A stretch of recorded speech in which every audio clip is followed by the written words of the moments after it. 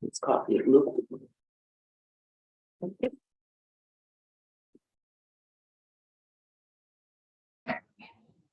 I know, right? Great minds think alike.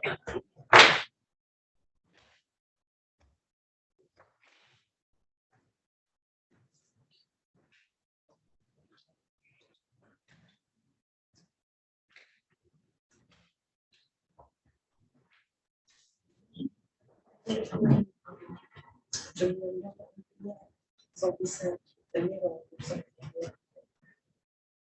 That's At 9 o'clock. oh.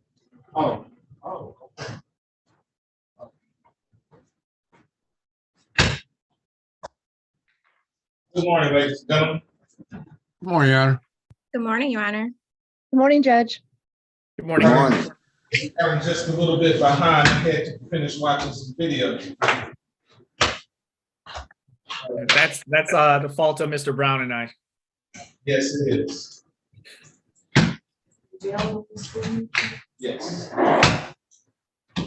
Ms. Bates, you hear on what that light up? Yes, Your Honor.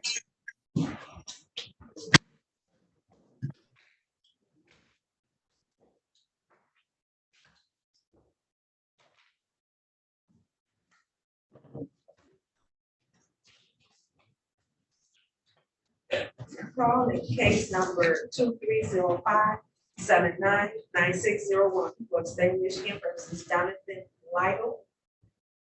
Defendant is charged in count 1, motor vehicle, unlawful driving away. Count 2, 3, and 4, assault with a dangerous weapon. Count 5, weapons from firearm. Count 6, child abuse 4th degree. Count 7, domestic violence. Count 8, malicious destruction of personal property less than $200. Appearances for the record, please. Good morning, Your Honor. Shelley Drain for the people, P number 60249. And good morning, Your Honor. Melanie Bates appearing on behalf of Mr. Lytle, P 76080. Your Honor, I believe that is him in the Wayne County Jail. Are you in his presence? Pardon? You say that's Mr. Lytle there at Wayne County Jail? It looks like that is. I went to see him yesterday. I can't, it's kind of far away. Mr. Lytle, is that you? Wayne County Jail, tell me your name. Marion Travis.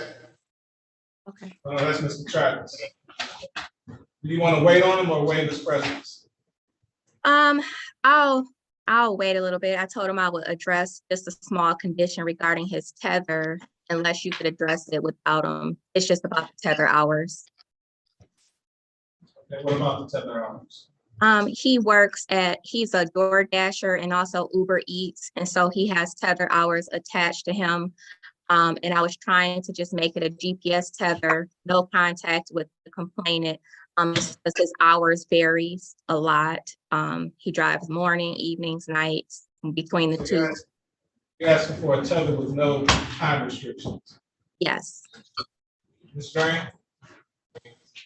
Your Honor, I don't have any objection to that with verification of work. Okay, Ms. Bates, send over an order to that effect, so long as it's verified. Okay, I will do that, Your Honor. Right. And what's your pleasure? We'd like to set the preliminary exam. Court will continue to plead of not guilty and set this matter for preliminary examination on House August 2nd at 10:45.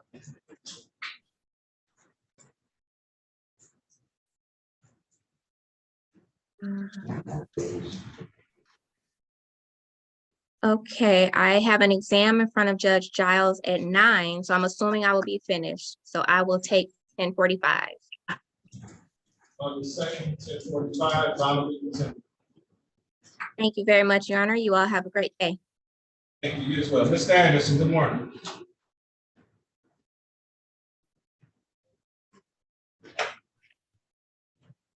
Good morning, Judge. Good I morning, sir. have Randy Jones. I couldn't confirm whether or not he was in the Wayne County Jail. His bond was 25,000 cash. I didn't hear you. He's out on the tether. He's on the tether. In that case, I have not had contact with him. I called the number provided. I'd ask that we set this matter, either adjourn the PCC or set this matter for a preliminary exam.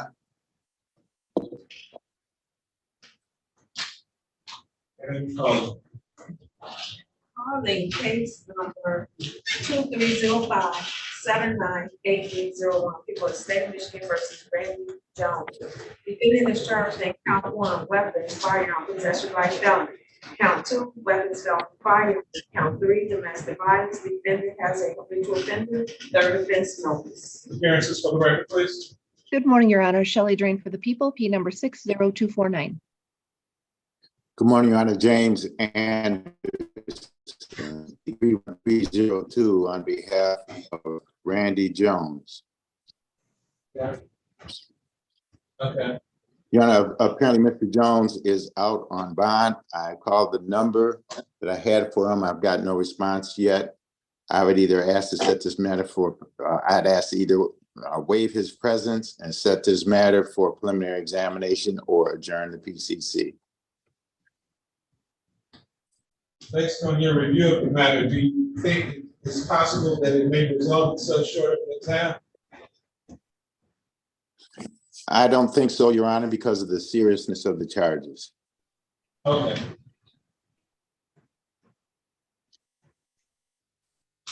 I'll set the matter for preliminary examination on August 4th at 9:30.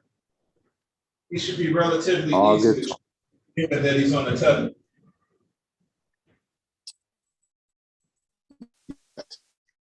I can track that now. Thank you. All right, Bob, we continue. Thank you. Okay, Mr. Brown. Thank you. Yes, sir. Ready on Travis? Yes, sir.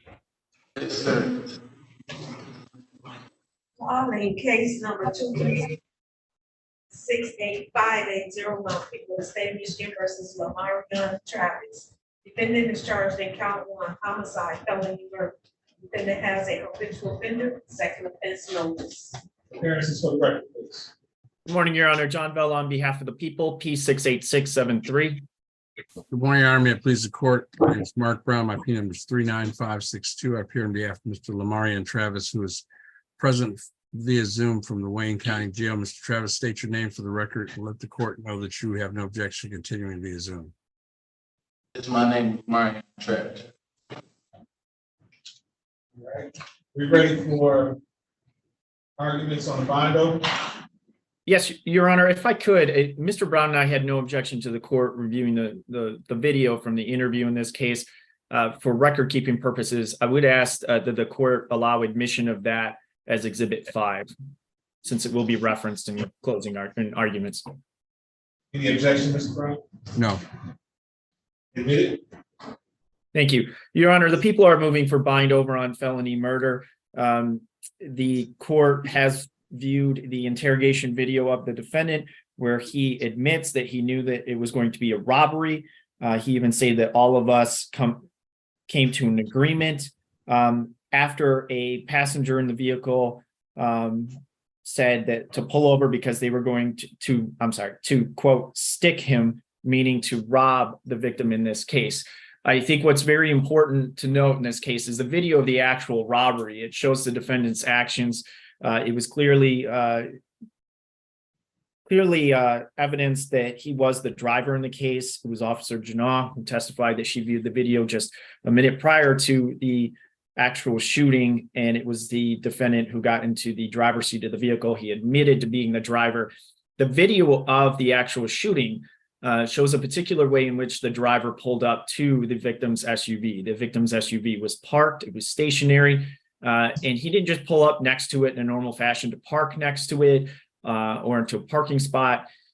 He pulled off of the road on an angle, kind of blocking in the vehicle from the back, abruptly stopped.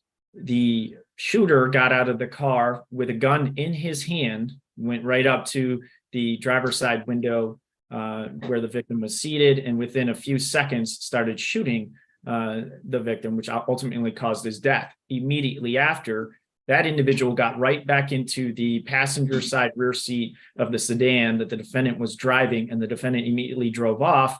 And as he stated to Officer Janah in the interview, he then drove the individuals back to an apartment. I certainly think that we have submitted sufficient evidence for bind over on felony murder, as the defendant knew that there was going to be a robbery and participated in it by driving and stopping and leaving the scene with the actual shooter. Mr. Brown? Well, the court had an opportunity to review the video of the interview, interrogation statement, whatever you want to call it. And I think that what we have here is a situation where we're using words to say Mr. Travis said X when Mr. Travis might have assented to X or Y, not necessarily fleshing it out. And I'm saying that because it's very significant in this case because of the necessity for an agreement. And I don't think that that was sufficiently shown by the evidence, including the video of the statement. And consequently, I'd ask the court not to bind over on felony murder. All right, so this is probably one of the closer calls that I've seen, because what I noticed from the interview of the defendant, first of all, he was not very forthcoming and was reluctant, probably for obvious reasons. He talked about how he's been shot multiple times in the past and that type of thing.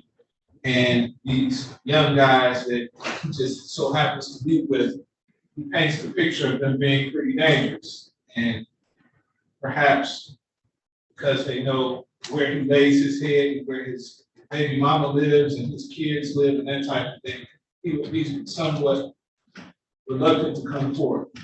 But ultimately, the tables turned and he did talk about the incident. What makes it a closer call, though, is that we all understand aiding and abetting, and that any amount of aid or encouragement one gives another in the commission of a crime, they're just as guilty as if they're the principal. But the defendant talks about just going over to his baby mother's house, seeing the vehicle parked in the driveway, and saying, "Who is that?" Then the other occupants in the car talk about sticking. And then he pulls up, but he positions the vehicle in a way to where that vehicle can't leave arguably. And then he says, and I rewound it a few times, he says something to the effect of stick 'em DT. So that would lead this court to believe that he knew a robbery was going to take place. But he didn't know that the homicide that ensued would. Which is key, because I think it's necessary that the defendant understands that the natural and probable consequences of doing a robbery, an armed robbery, is that someone could get killed. That's why it's very important that the people are able to establish that the defendant knew a gun was going to be used. Which leads me to the word stick 'em. So when we think of the word stick 'em, we think of the word stick 'em up, which is normally done with a weapon.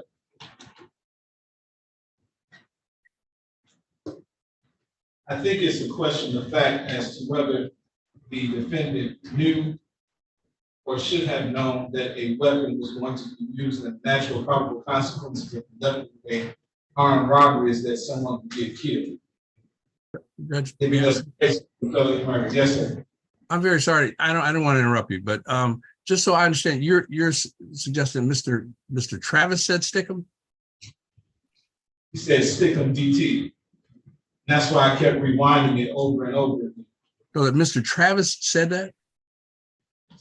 Based on the interview that I read, that I viewed.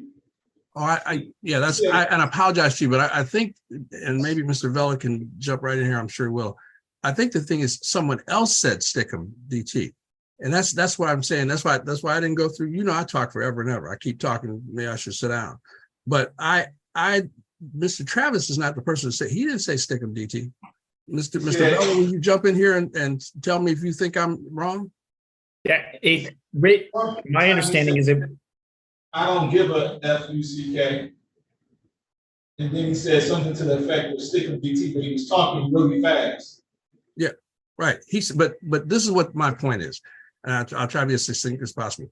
That when I was listening to your ruling, I got the impression that you were saying, and it makes sense, that if Mr. Travis said stick him DT, then it's a very different situation than if the dangerous guys in the car with a gun behind him and whatever else, if that person or someone else says to the other person, stick them DT, that to me negates the thought of an agreement. And that's really what my argument is that the question here is whether there's an agreement, consensus between the people who are the actors. We know what we're going to do.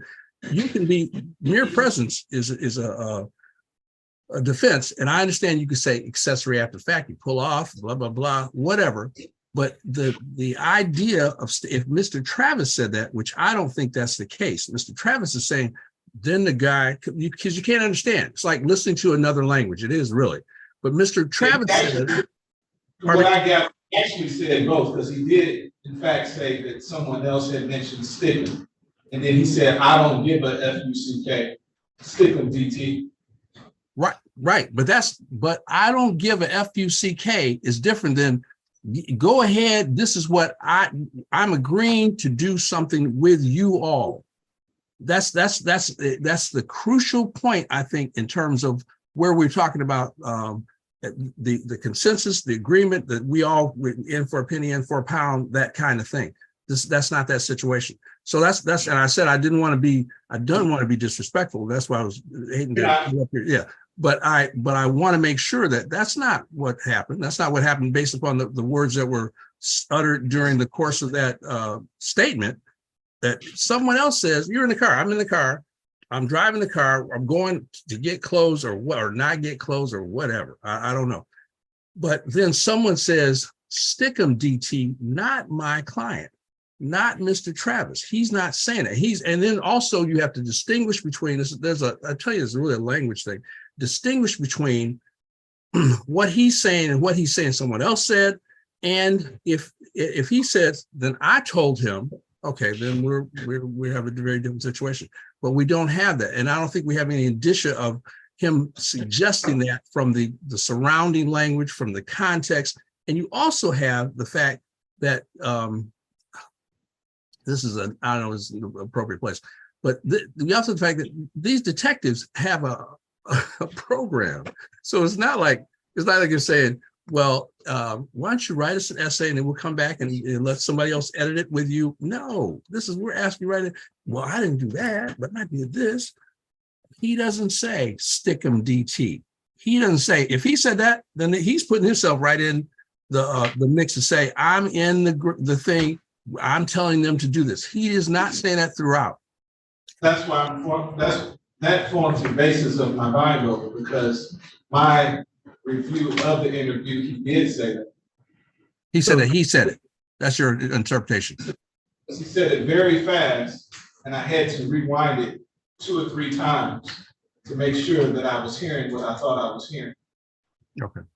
And for the record, in my view of the audio, and I've watched it several times, he did initially state that it was the individual in the car who said, quote, stick 'em. And then later on, he did say what the court just said and said, stick 'em DT. He also referenced it shortly afterwards as they were going to hit a lick. And at the end of the interview, they were using the term robbery, and he stated, all of us come to agreement, meaning that they came to an agreement regarding the robbery. And he certainly did identify that the individuals in the car, he knew them to be dangerous. And again, back to the video, the individual got out of the car with the gun already in his hand. So I just wanted to clarify that. And one thing, the individual got back, this is very important because otherwise you got to put things in context. Certainly the detectives elicited and or Mr. Travis volunteered the fact that the guy got back in the car and cocked the gun. You know, that we're not okay. We're agreeing to do this like this. We're in this. We're buddies. We're going to go take this money or whatever we might be taking from a person. But if that's the case, then what's the point of even talking about it? The guy gets in the car and cocks his gun to a person who's been shot 14 or 14 times previously. That's all I have to say. Thank you. Okay.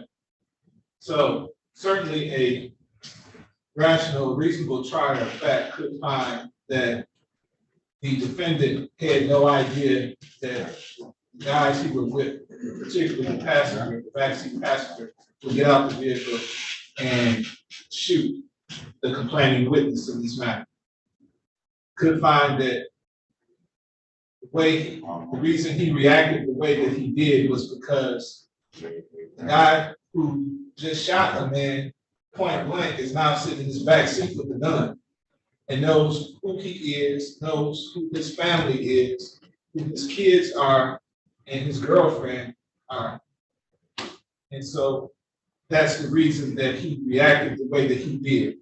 A rational trier of fact would also find that because he approached this vehicle and sort of blocked this vehicle in, and there's this talk about sticking or stuffing or whatever, sticking or stuffing, that a robbery was going to take place, and the natural and probable consequences of armed robbery is that someone could be killed, given this the basis of a felony murder, a murder taking place during an armed robbery.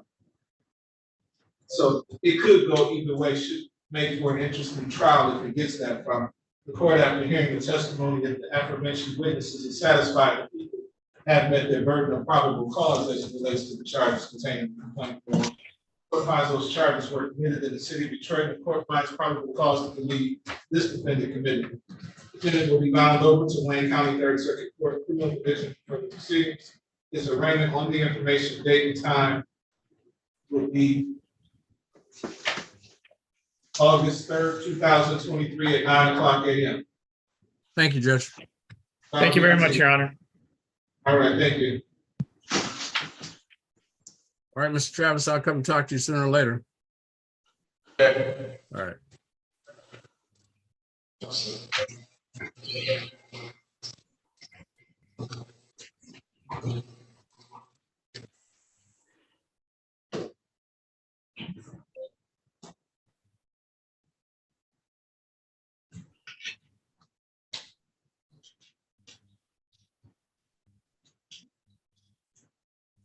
Okay, do we have the defendant on our exam here yet?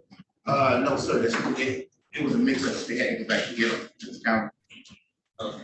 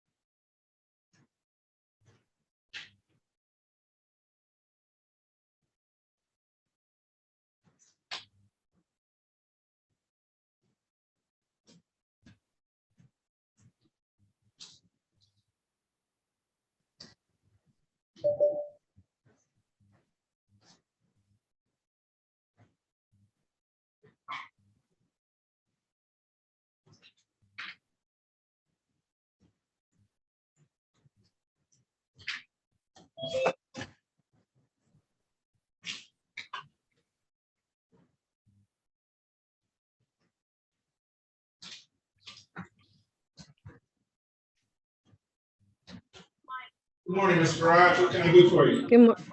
Good morning, Judge King. I have Brian Phillips up for today.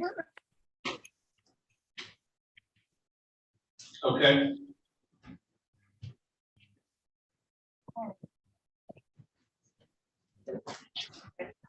Yes. Calling case number 2305-797701. People of the state of Michigan versus Brian Phillips. Defendant is charged in count 1, assault with a dangerous weapon. Count 2, domestic violence. Count 3, breaking and entering, illegal entry without owner's permission. Appearances for the record, please. Good morning, Your Honor. Shelley Drain for the people, P number 60249. Good morning, Your Honor. Excuse me. Attorney Sahar Faraj appearing on behalf of Mr. Brian Phillips, who appears via Zoom. Mr. Phillips, can you please state your name for the record, please? Phillips. I didn't hear you, sir. Say it again. Brian Phillips. Okay, what's your pleasure, Mr. Barrage? Your Honor, at this moment in time, we're asking that digital discovery be sent over, as well as set this for an examination. How is August 2nd at 11 o'clock? One moment, Your Honor.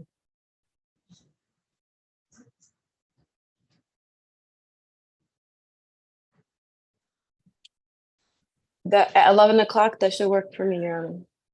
All right, August 2nd, 11 o'clock, file will be continued. Thank you, Your Honor.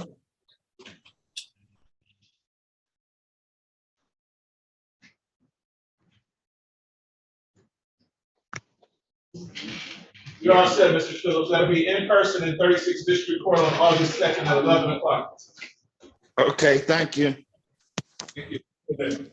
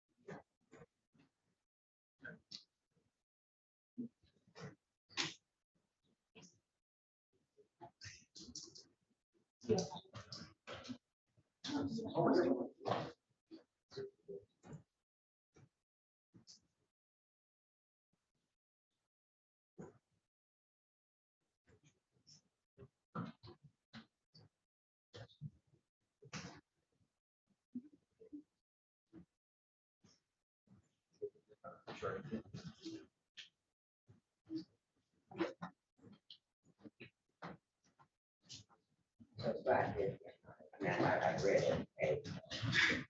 Kind of. Some stuff was memorized, where that. Yeah, the organization. Because the last one stuff, there have a bank number, so I start getting my own. Something about the bank.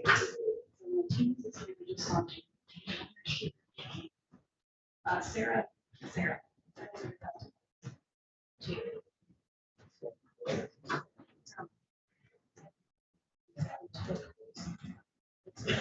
So unless you want to just say it like, Sarah basically takes.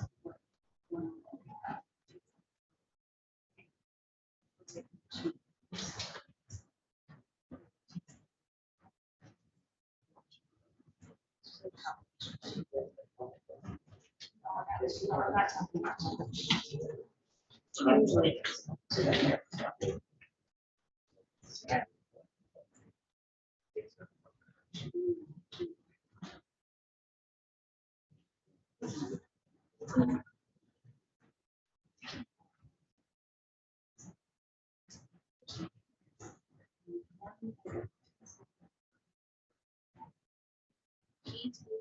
He takes that. Sarah and works back finally to that time.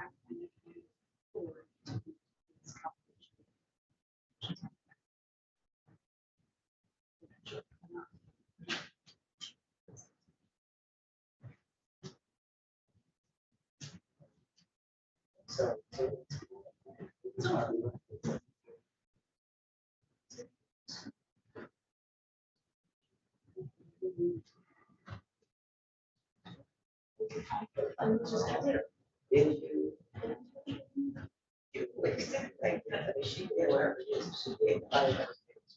Anyway. I know, I figured it out. What did you do? That's all you know. Yeah, but tell her she gonna have to read what she did. It's not. Yes. Okay. Whatever, they don't say they got it. She did something. Yeah. She did something like sort of like. She did, she did break something.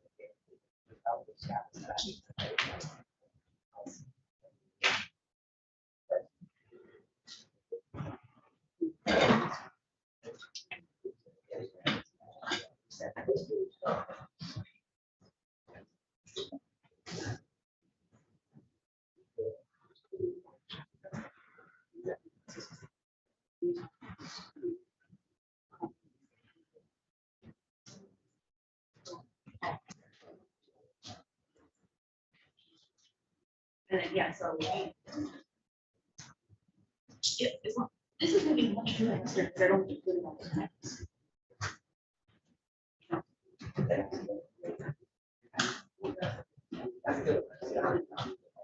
It's a tourist. These are the maps. These are the maps that want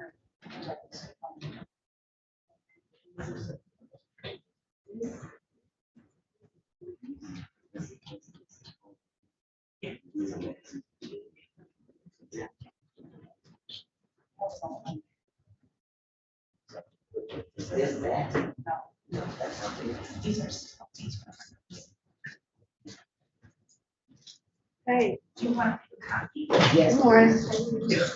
How are you? Look at you. Ready for reality TV. Okay, you put the expectations.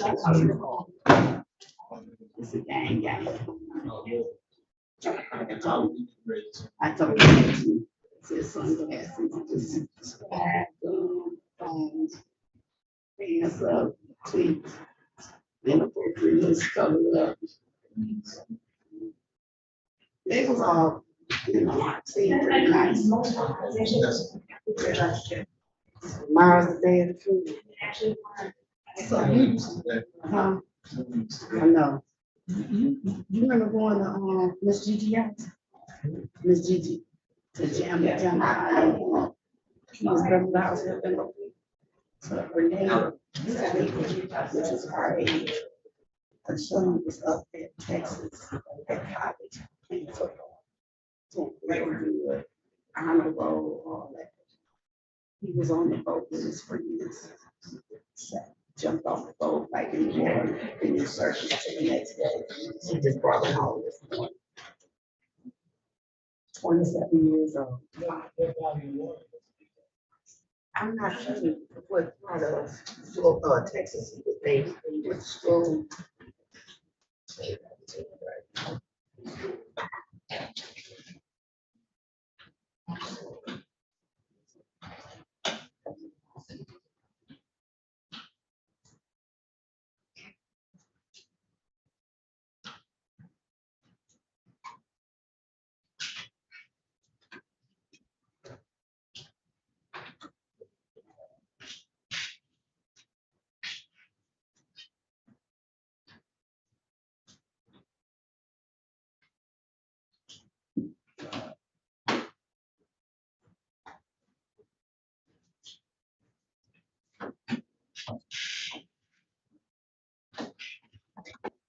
Austin.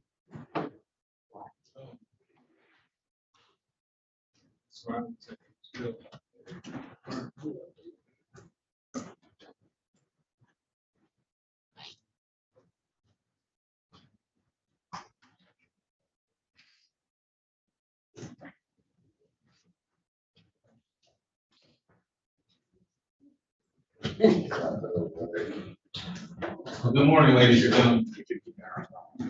Ground rules here. Good morning. Again, welcome to 36th District Court. I know that cases like these are sometimes emotions run high on either side. Quite frankly, I don't care who's here on behalf of who. It doesn't matter to me. If there are any disturbances whatsoever, then we'll make sure that you don't get to leave out the door that you came in and have plenty of room in the back. In other words, there will be no outbursts of any kind from anyone. Okay? If you fail to control yourself, or you don't think you can, excuse yourself until you get yourself together. Okay? Aside from that, I shouldn't hear anybody in here. I shouldn't even know that you're here. Okay? Thank you so much for your cooperation.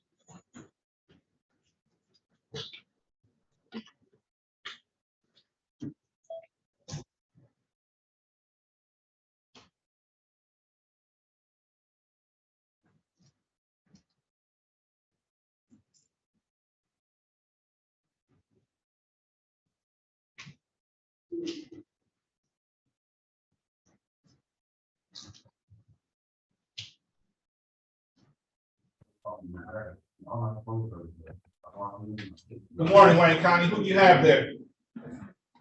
Hello, Your Honor. I have Mr. Jonathan Light here for you. Mr. Lido, we've done his case already. His next court date is August 2nd at 10:45 for preliminary exam. Okay, so we don't need him any further? Oh, you know what? We didn't do that, did we? Mr. Bates wanted to wait on it. So Yeah, I remember. I did that. Okay, yeah, it's August 2nd at 10:45. What was the date one more time? August 2nd at 10:45. Thank you, Your Honor. All right, you have a blessed day. Thank you, you as well. She wanted to address. Go out. Okay. I appreciate it. Thank you.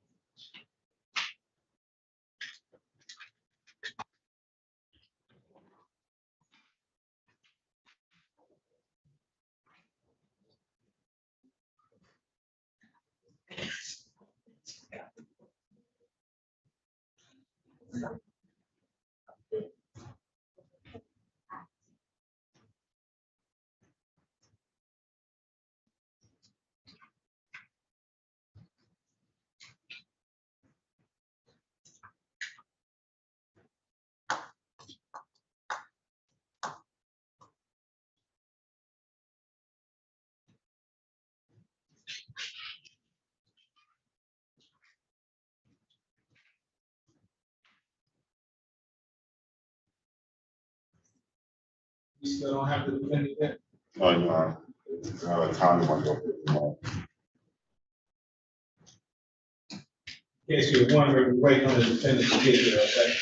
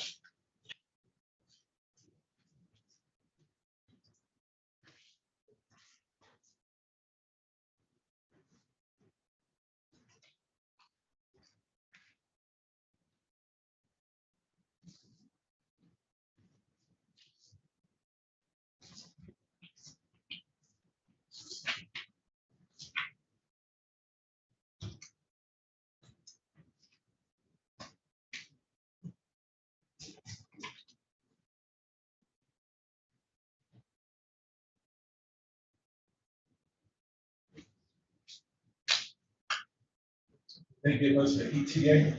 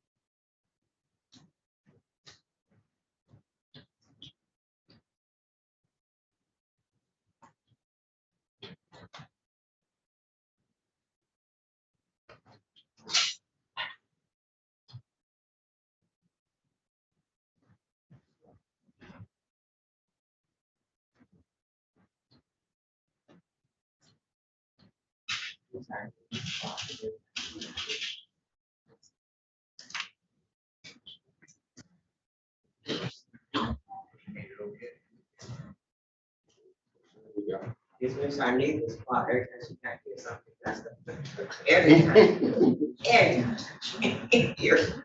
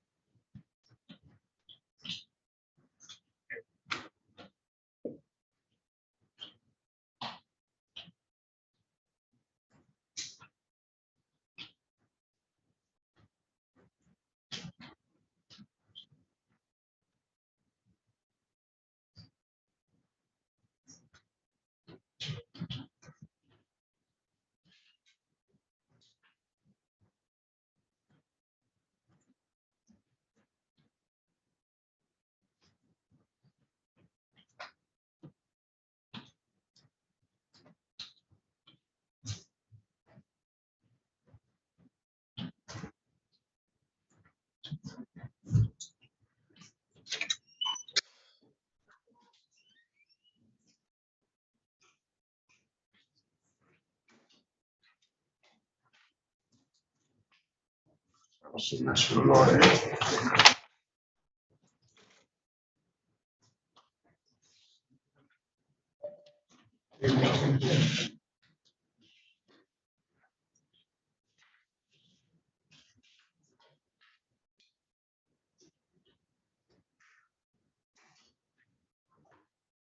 Calling case 2357155, People of the State of Michigan versus Jameer Michael Miller. Defendant is charged in count 1 homicide, murder, first degree premeditated. Count 2 felony murder. Count 3 carjacking.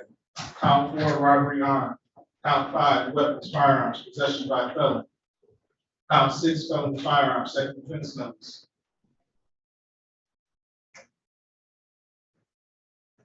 Count 7 felony firearm, second offense notice. Count 8 felony firearm, second offense notice. Count 9 felony firearm, second offense notice. Count 10 felony firearm, second offense notice. Defendant has an additional 4th offense notice. Appearances for the record, please. Good morning, Your Honor. Elizabeth Thorne, hearing on behalf of the people. Please have the mic. Very good morning, Your Honor, to you and your staff. And please now report Sheriff Carpenter here to Bill President and my left. Tell us your name for the record, sir. Today's the date and time set for preliminary examination. Are we ready to proceed? Yes, Your Honor. How many witnesses will be?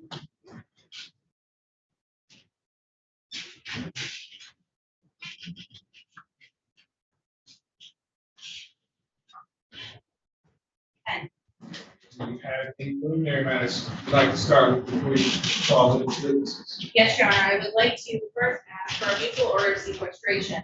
And just so everyone in the courtroom is aware, if they are a witness today or think they might be a witness in the future, they need to step out of the courtroom now. I would ask for an exception for Detective Lane to see through the counsel table as my officer in charge of this case. Any objection to Officer Moore? No, Your Honor. Again, ladies and gentlemen, if you are a witness or a potential witness, you need to step out now. If you remain and you are in fact a witness or potential witness, you may prove yourself and testify at a later date. Also, people out there in YouTube land, if you are a witness or potential witness, I'm ordering you to log off at this time. Anything else before? Nothing with regards to that, Your Honor. I would start with People's Exhibit 1 in this case, which is the medical examiner's report for Patrice Wilson, number 233262. Okay.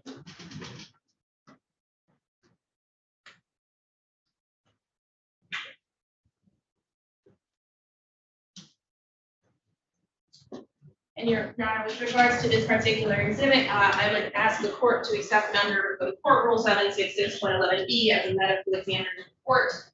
Hang on a second, Ms. Woodside. I do, Your Honor. I mean, I have to ask him to step out. Oh.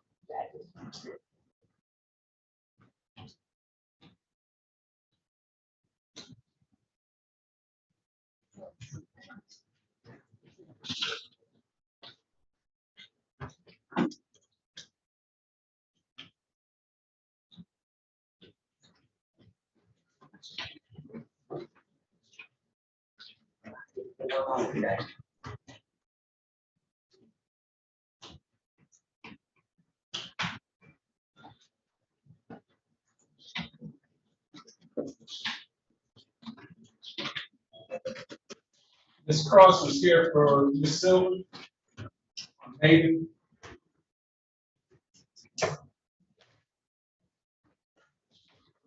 Sarah Cross, are you there?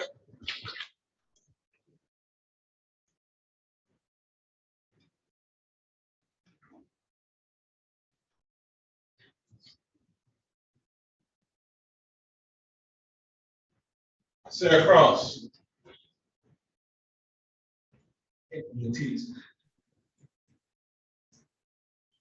There she is. You ready on David? Yes. Okay, we're ready on David. Oh, is Rose there? No.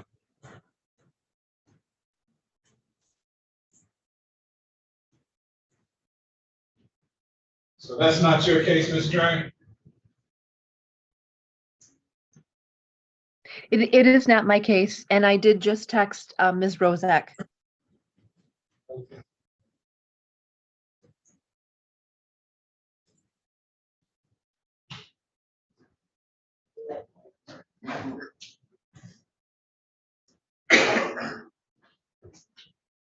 You ready now, Ms. Woodside?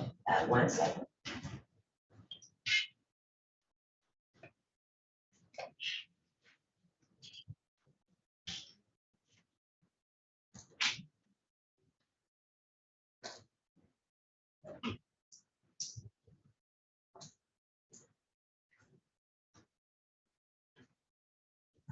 And to get all the rules required to one place. Ready? Back on the record on People versus Miller. Your Honor, I moved to admit People's Exhibit 104. Any objection? I missed, oh, what I think, oh, yeah, I'm report. No objection. Admitted. For exam purposes only. And Judge, I would just like to read a couple of parts, please. Please proceed. Your Honor, this is a medical examiner's report authored, excuse me, by Dr. Dragovic from the Oakland County Medical Examiner's Office. On page 2, as follows: evidence of injury, multiple gunshot wounds. Gunshot wound A, there is a gunshot wound of entrance in the left upper chest, situated 3.5 inches below the top of the head and 1 3/4 inches to the left of the front midline. The trajectory of the gunshot wound is from front to back, slightly left to right, and downwards. Gunshot wound B, there is a gunshot wound of entrance in the right upper mid-back area, situated 14.5 inches below the top of the head and 7.5 to the right of the back midline. The trajectory of this gunshot wound is from front to back, slightly right to left, and downwards.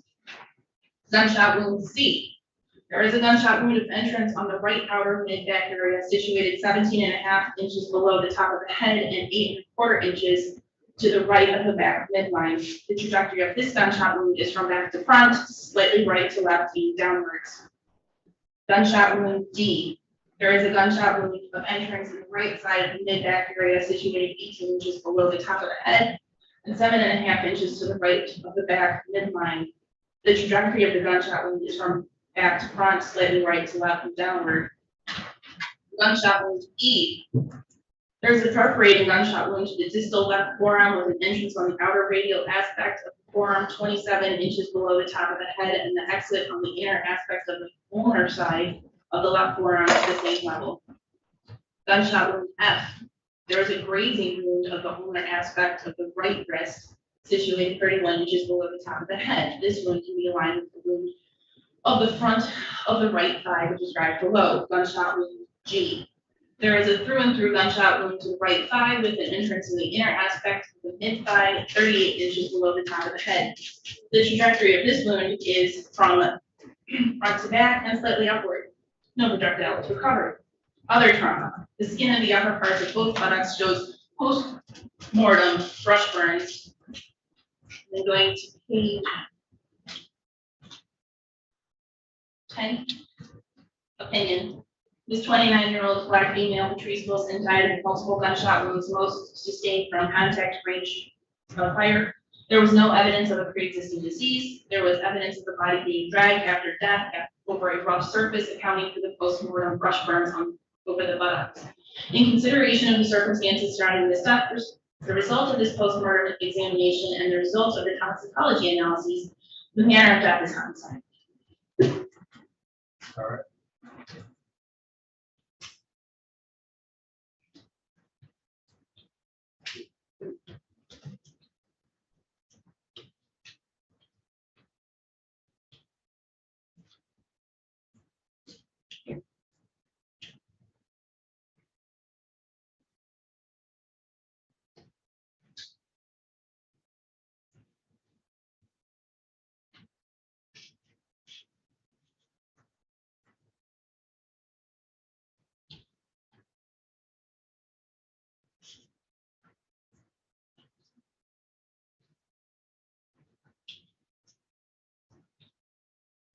While you're doing that, I'm gonna change gears for a minute. Okay, Ms. Cross, Ms. Rozak, are you ready on Maven? Yes. Okay. Case number 2305-799001, people in the state of Michigan versus Jesse Bates. Defendant is charged in count 1, assault with intent to murder, count 2, robbery, count 3, assault with intent to do great bodily harm, less than murder or by strangulation. Defendant has a convicted defendant for defense notice. Appearances for the record, please. Good morning, Your Honor. Elena Rozek on behalf of the people, P78815. Good morning, Your Honor. Sarah Kraus, P81830. I am standing in for the attorney of record, Gabby Silver, for Jesse Maven. What's the question? Your Honor, at this time, we are requesting another PCC date. Ms. Silver has her first visit with Mr. Maben today, and we have not received any discovery in this matter, so we are asking for another PCC. Are you waiving your client's appearance? Yes, Judge. Ms. Rozak, what are we doing about that discovery? My understanding, according to PBK, it was sent. I don't know if it was opened, but I did see that it was sent. So I can verify if they received it and resend it if necessary. All that being said, the court will adjourn the probable cause conference to August 3rd, 2023 at 8:30. Will be continued. Thank you, Your Honor. Thank you. Okay, we are back on the record on People versus Miller. Yes. Hancock, Yes.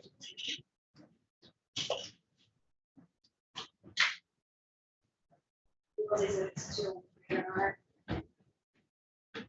For their admission. Yes, Your Honor, under the courtroom rules, 7611B, Michigan State Police Crime Lab. Any objection to this time? None for, no.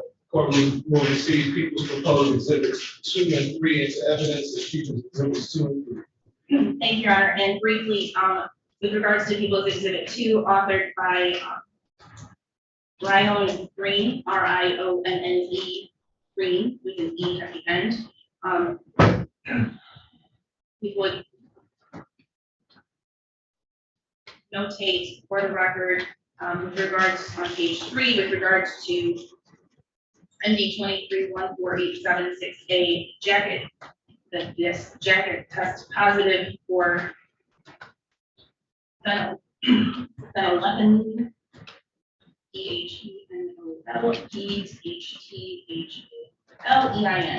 indicating the possible presence of blood. Also, with regards to MD 23-14876B pants, again testing positive with phenylephrine. With regards to People's Exhibit 3, the report is authored by Jennifer Jones, the Michigan State Police Biology Unit, as a forensic scientist.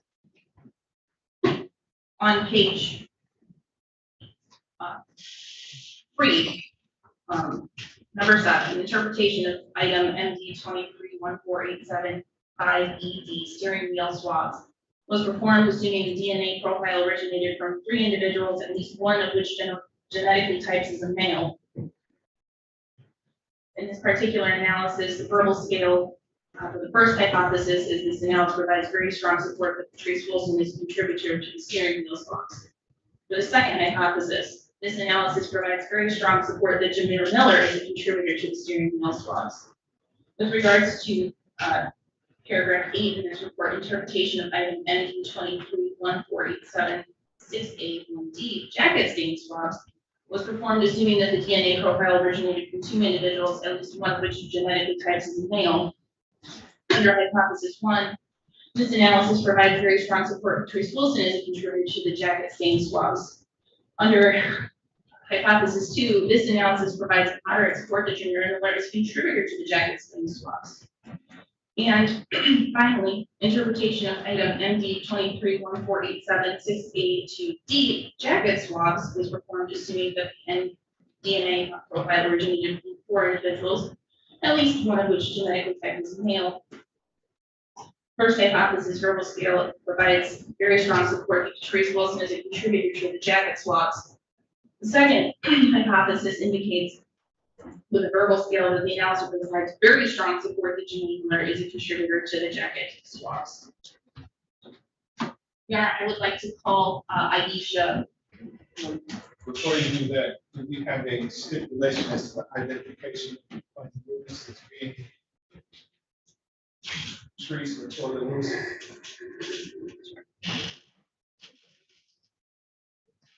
Yes, Your Honor. Yes, Your Honor. All right, before we see that stipulation.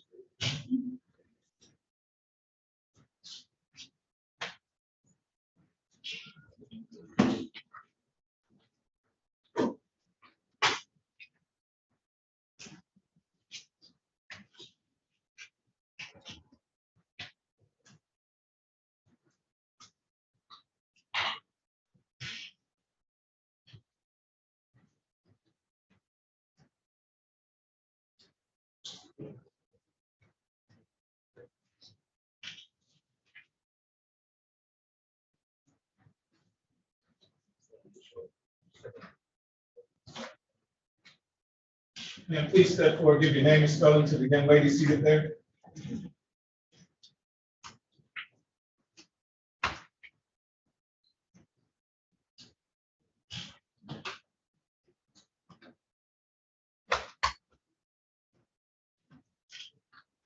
Please raise your right hand. Do you swear or affirm to tell the truth, the whole truth, and nothing but the truth, so help you God?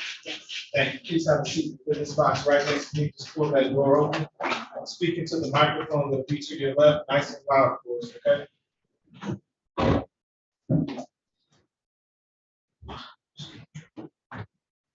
You may begin when you're ready. Thank you, Your Honor. Could you please state your name for the record? I'm sure.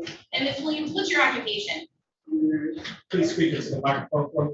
I'm a nurse. Where do you work as a nurse? Detroit receiving. And did you work as a nurse at Detroit Receiving Hospital on May 13th of 2020? Yes. So on that day, what shift did you work? I was 7, 8, 7 P. You say 7 a.m. to 7 p.m. All right. So that morning, how did you get to the hospital? Well, All right. And where did you drive when you got to the hospital? around. You say up in you? Yes.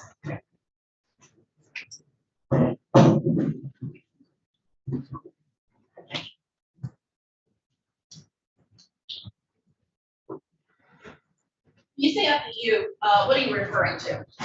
The entrance to Detroit Receiving Hospital is like a whole street. All right.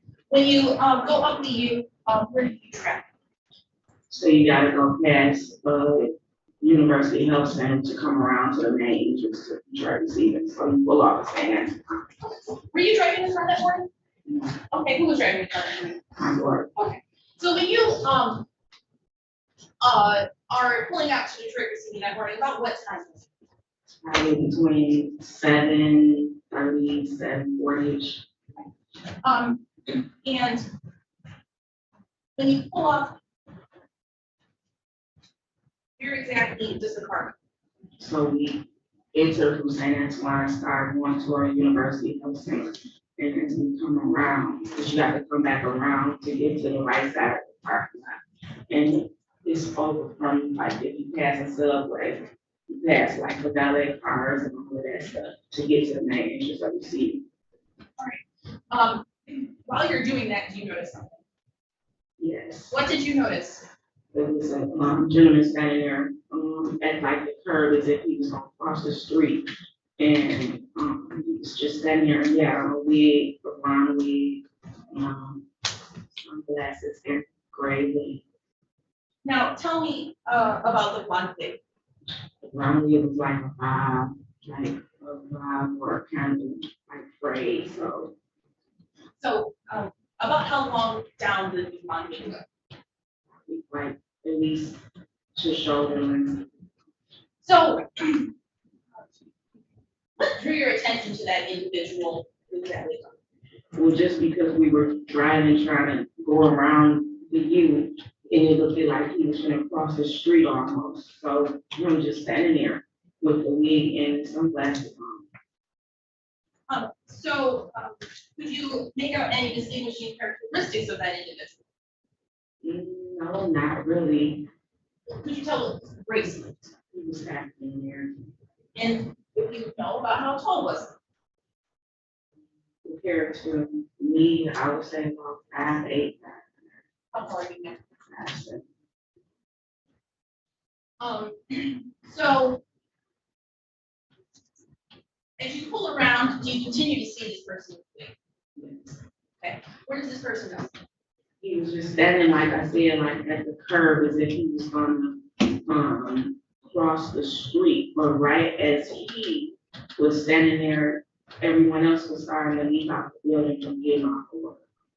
So, what happens at that point? I seen a young lady leave and she went to get into her vehicle and from him, he was at the back of that vehicle. Tell me, if you recall, what type of vehicle was that? It was a Lincoln black. And did you see this young lady get into the car? Yes. Okay, what seat did she get into the car? She got into the driver's seat. At that point, did you see anything else? When she got into her car, she hit her lock, threw her bag in the car and got in the front seat. She jumped in the back seat of her passenger side. When you say she threw her bag in the car, where did you see her from?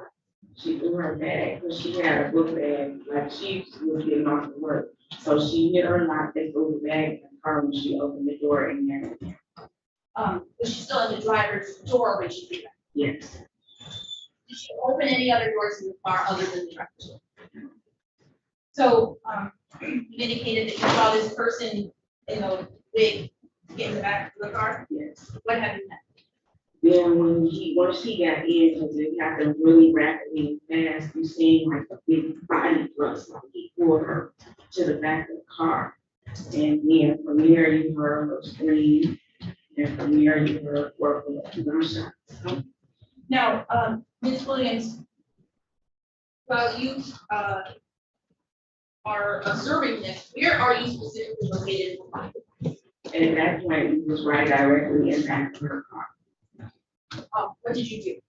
At first, I was kind of shocked. I started yelling to my brother to pull off to take me to the front of the building. And so, about how long did this, the sequence of events last from when the young lady got into the car to when you heard the gunshots? Not really long, maybe 3 minutes. And so, what do you do after that 3 minutes?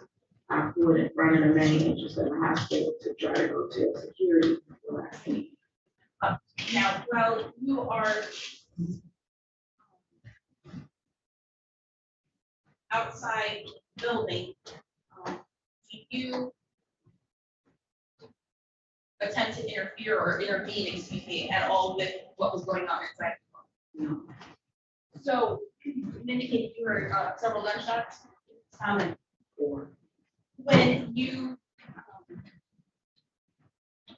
heard the gunshots, were you indicated earlier in the parking lot?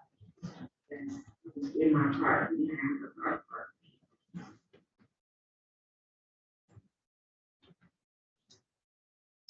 Now, did you see the Lincoln go away? Yes. Where did it go? After my daughter pulled into the front of the building, I got out to go to security. What had happened? You just seen the Lincoln pull off, the Lincoln just pulled right past us. Pulled off the front.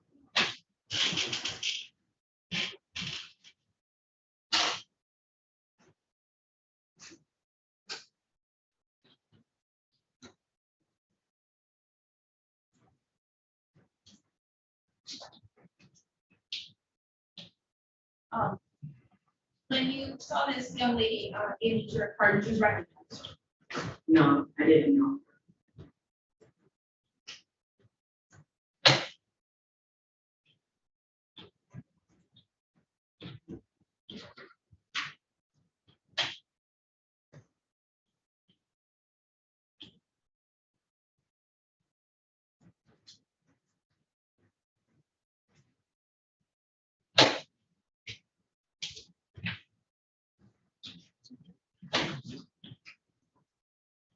No further questions for this witness. Cross examine. Thanks. Good morning, Ms. Williams. Good morning. I ask you some questions, and anytime I ask you a question that you don't understand, please let me know you don't understand the question. Taking me back to this particular day, we did really found that this would have been a very startling event. Yes. When you're employed with the DMC, is that right?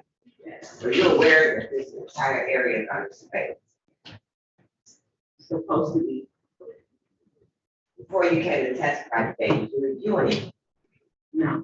Who have you spoken with about it? No. You're not spoken with the prosecutor? One time, she did basically tell me about court, which was yesterday. But when I asked you, you spoken with him? I mean, anyone, Ms. Dornick, Detective Lane, who have you talked to? Just one time, not ever talked to Detective Lane. He dropped my subpoena off. Any colleagues at work? My nursing supervisor that morning. And you also talked to some police officers on this particular day, is that right? Yes. And at some point, you actually give a statement, is that right? Yes. So you say you coming off St. Antoine on to the U where the subway is, that's a tinted, like burgundy, plastic walls, that's the entrance you can go into, ways to come in and go out of. No, I was going into the main entrance of the hospital. In the front? Yes. So you drove down back past this particular area though, come back to the front, is that right? You have to drive in on your right side to get to your left side of the complex to get into the city. And we agreed on the right side would be the underground parking lot, is that right? On the left side, and the right side is where the hospital is. The underground parking lot is in the middle. But is the hospital on the right side? The hospital from the entranceway will be on the left. So if you come off of St. Antoine, come around this U, the hospital is not sitting on the right. The hospital then will be on my right. Okay. But as you enter St. Antoine on the U, it will be on your left. Okay. So you come into this particular location, you're being driven by your daughter, is that right? Yes. And you said, today you told us it's somewhere between 7:30 and 7:40. Yes. Is that right? And were you having a conversation with your daughter, doing anything in particular? No, not really. No. Okay. And you say was the vehicle you were in, ma'am, was it a blue vehicle? Yes. And you were the passenger, is that right? Yes. Waiting to get dropped off, is that right? Yes. And when you say today, you noticed someone that you thought could have been crossing the street, is that right? Yes. Did the person actually cross the street? No. When you saw this particular person that today you say appears to be crossing the street, you didn't think anything about that, did you? No. And then you continue to, I want to know exactly what the person is in relationship to the vehicle when you say saw this person trying to looking as if the person was going to cross the street. From the way that the U is made, you have like a curve because there's really nowhere to be. So you had a curve and then you have us crossing. You had that person standing here. So they were standing here, like on my side of the passenger car. And right there, parked was the vehicle that he jumped into. Okay, so the person is standing next to the vehicle.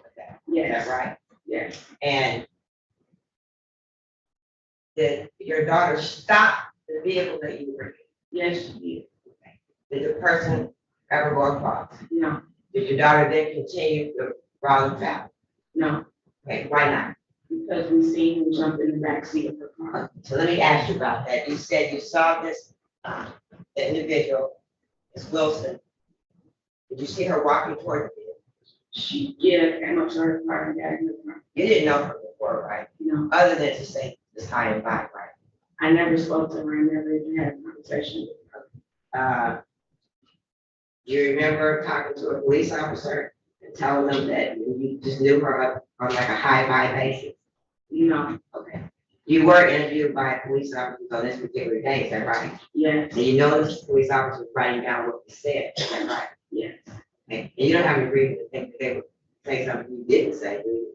I mean, no, I've never met the truth. Okay. Never knew her. Okay, so on this particular day, you say you stopped behind the vehicle because you say you saw her come to the vehicle, open the door, and throw up her bag, is that right? Yes. So can you tell me, at this point, is your vehicle directly behind the vehicle or passing for the street or back for the hospital? Our car was positioned at this point right now, her vehicle. Okay, and you stopped, Yes.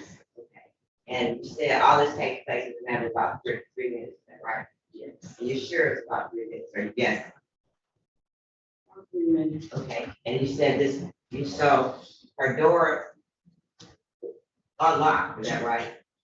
Her doors was locked. Yes. Okay, did you see her do something to unlock the She door? hit her key. Okay, and when she hit her key, you don't know if all the doors are open or not, do you? No. And then you said you saw this person throw something in the back seat, is that right? No, she threw her bag into like the passenger seat in front of her. The passenger seat in the front of the car? Yes.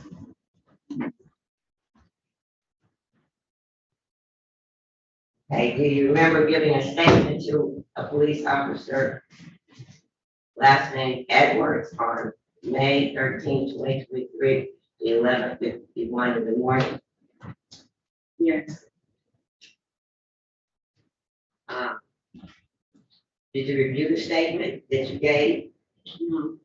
Did you sign the statement? Yes. Did you read the statement before you signed it? They can't vote it out as we was talking. But did you ever read the statement itself? No. Let me ask you. Do you remember a question that had you respond as I was coming in the drive to be dropped off at work? I noticed a guy wearing a brown wig, brown hat and glasses, sitting on the side of a black SUV. Remember saying that to me? I never said the same. I didn't think about it at the time, but then I noticed another nurse walk up to the same SUV on the other side from the guy. Remember making that statement? Yes. As she walked up to the SUV, she threw her bag in the back. Then she hopped in. You remember saying that? I didn't say that. I believe it's here. But as she got in, he got in the back. Yes. I stopped and saw a thrust like, it looks like, does that look like no? Or is that supposed to think it might be two? No, grab her?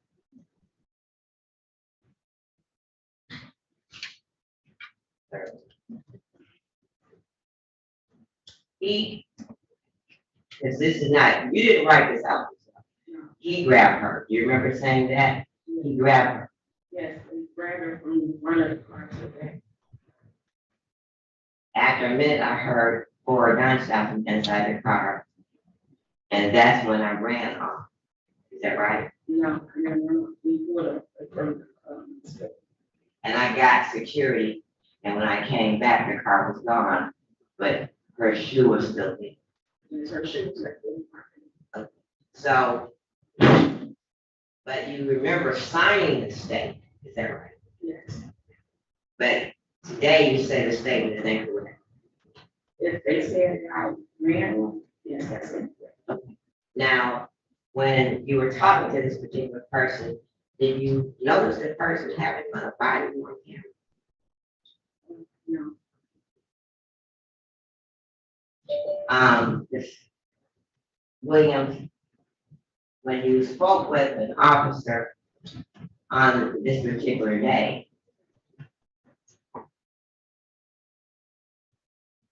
did you tell an officer that you saw this person putting someone in the back seat? No, I told them we pulled her from the front seat of her car to the back. Do you remember telling an officer that you continued to slow roll? No. And her work. You remember telling the officer that you continued to roll, slow roll and her work on starts. And that's when you told your daughter to walk.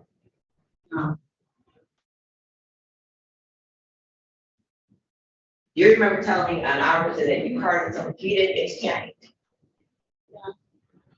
And you spoke with, you remember speaking with two different officers on this particular morning?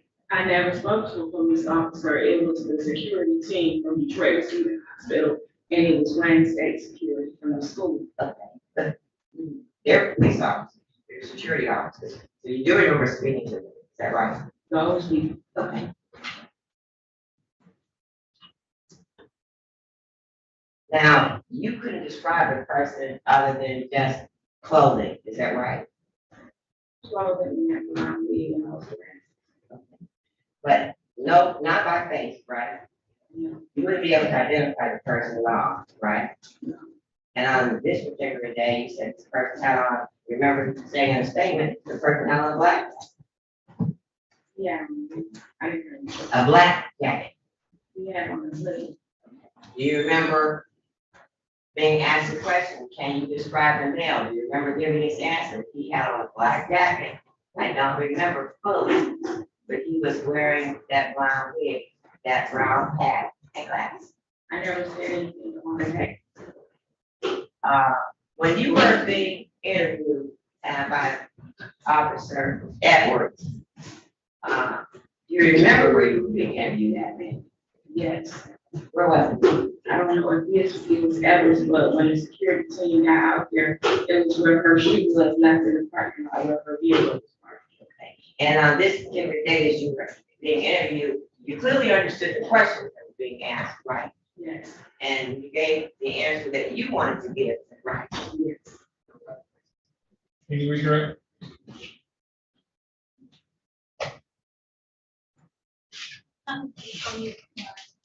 I just have one question for you, ma'am. Do you recall how the young lady that you observed was dressed? Yeah, the nurses were in this one. Okay. Any questions based on my question? I know you're right. Thank you, ma'am. You may step down. Let me pause for a second. Ms. Gay Robinson. Yes, Your Honor. Are you ready? I am ready to proceed. Can you please excuse my picture for the more battery life is taken when I turn the video on?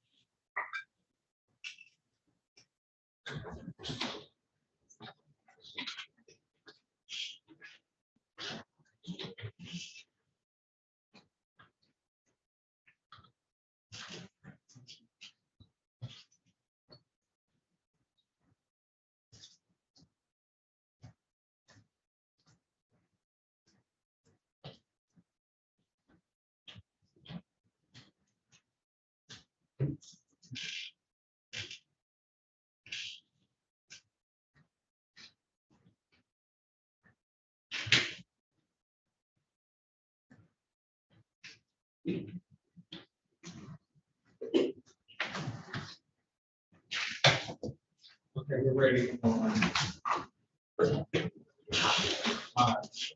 Calling case number 2305-783-701. People of the state of Michigan versus Terrell Miles. Defendant charged in count 1, larceny from the person, count 2, police officer assaulting, resisting, obstructing. Count 3, domestic violence. Appearances for the record, please. Good morning, Your Honor. Shelley Drain for the people, P number 60249. Good morning, Your Honor.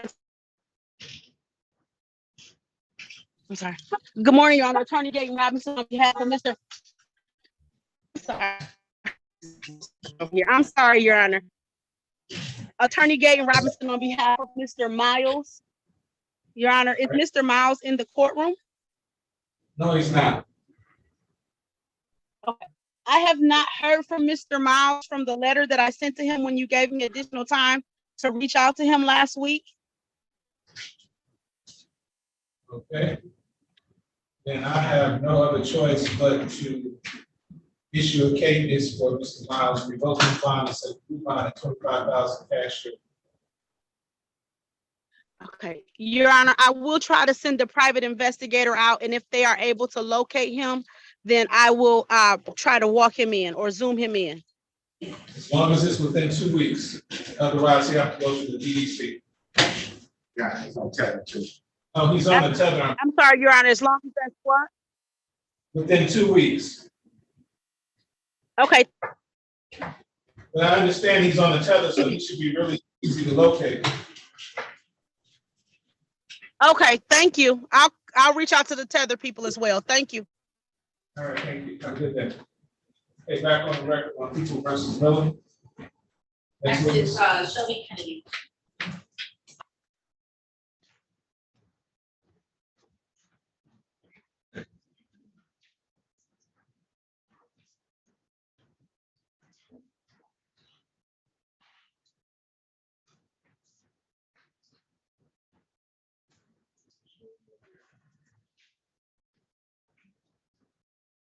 Morning, ma'am. Please step forward, give your name and spelling to the young lady seated there.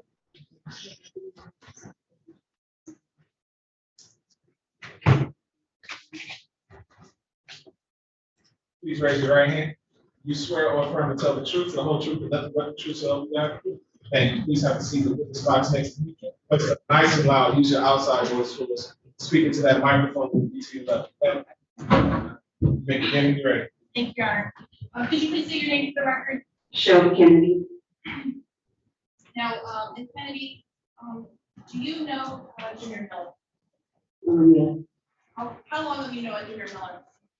I know my family years, long time. I was a kid. About how old were you when you first knew Junior Miller? 12, And how old are you today? 32. You see Mr. Miller in the courtroom today? Yes. Point him and describe something that he's wearing. Thank you. Guys are to reflect the identification of the defendant by this witness. So no. Ms. Kennedy, you also know Patrice Wilson. Yeah. How did you know Patrice Wilson? We went to high school together. Could you describe the relationship you had with Patrice Wilson? We was real close.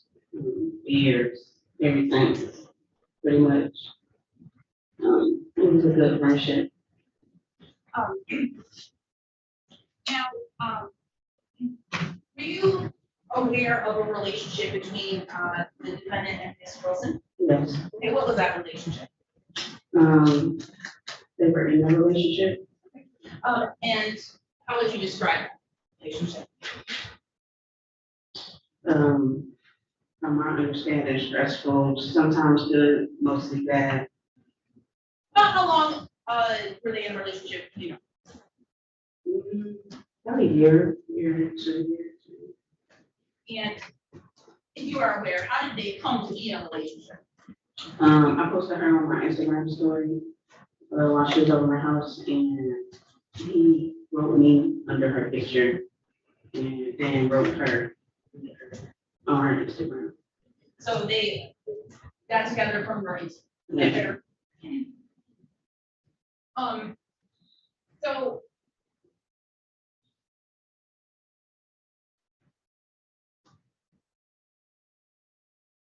are you aware, excuse me, of their relationship status on 13th of May of 2023? No. When was the last time you had talked to Ms. Wilson prior to May 13th? It was April 26th, it was 2 days after my birthday. And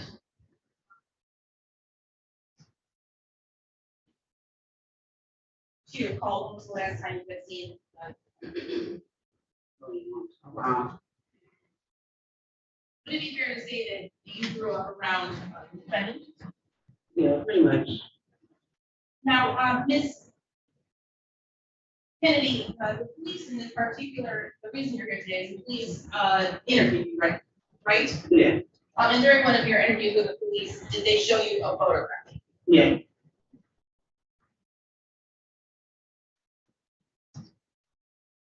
Yeah, question on it? You may. Ms. Kennedy, can you tell me, this is People's Exhibit 4, what's this? The picture of Jermaine. And take it from me. That's a 2-page document, correct? Mm-hmm. Picture of Jameer, and then look on the second page.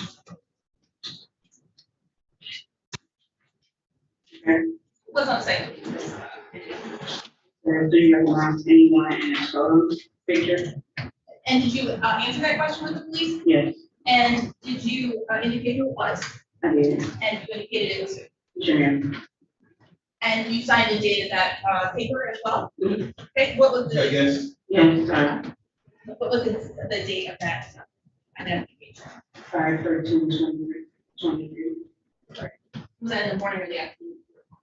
Evening, 5/21. And is this photograph a fair copy of what you were shown by the police that you? Yes. Okay, I know some it was exhibit 4. any objection? No, for them, for no. They did it? Any question? Ma'am.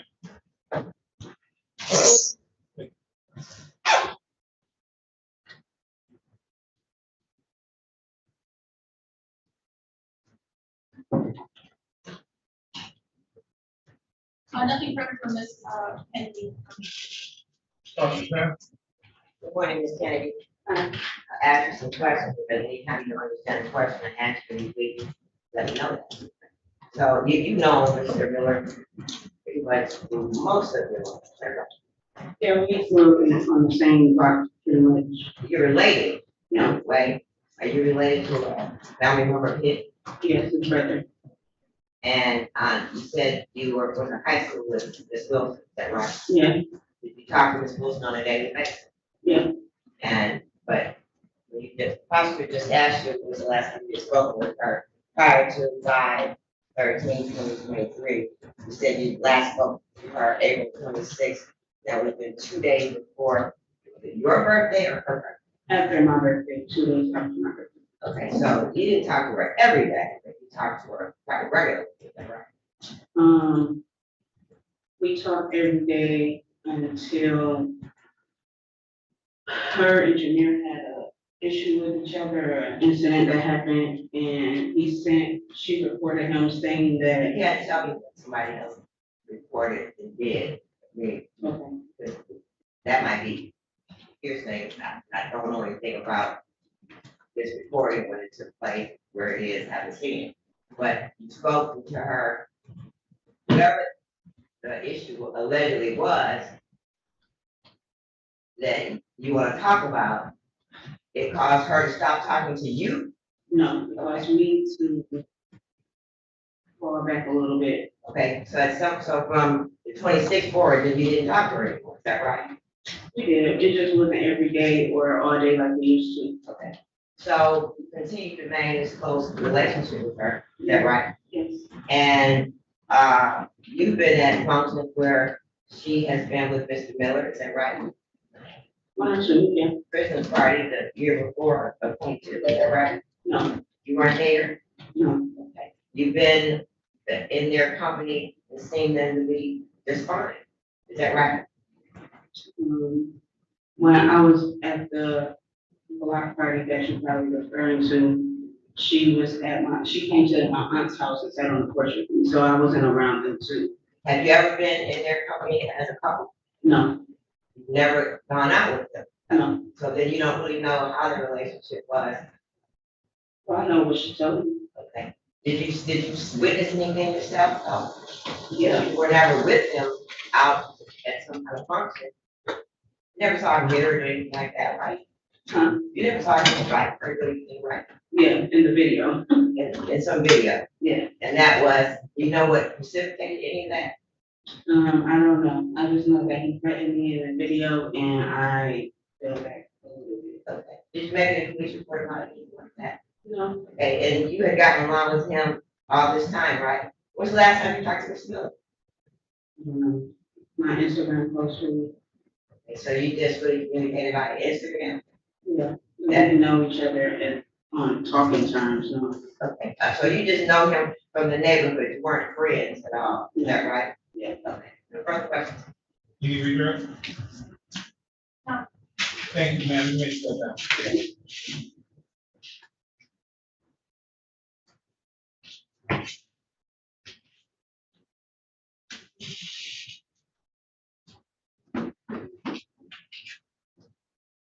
Our next is Ms. Rosalind Livingston.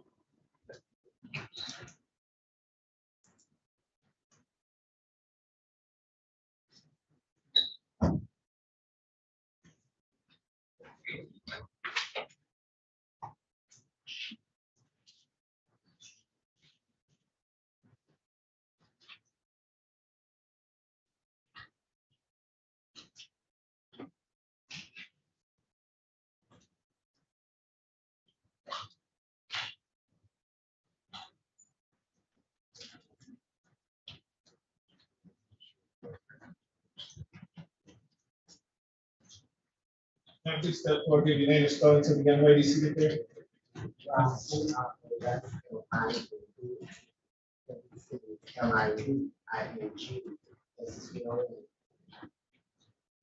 Please raise your right hand. Do you swear or affirm to tell the truth, the whole truth, and nothing but the truth, so help you God? Thank you, ma'am. Please have a seat. The witness box right here next to me. Voice up nice and loud and speaking to that microphone. Make your ready. Thank you. Ms. Livingston, can you tell us who Patrice Wilson? First, let's get your name for the record. Sorry. My name is Rosalind Livingston. Okay. And Ms. Livingston, tell us who is Patrice Wilson? Patrice Wilson is my daughter.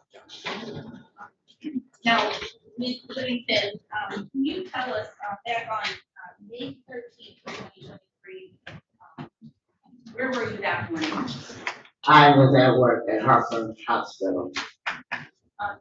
And while you were at work at Harper Hospital, did you, what time was it? I clocked in at 6 o'clock. I spoke with my daughter. She works the midnight shift.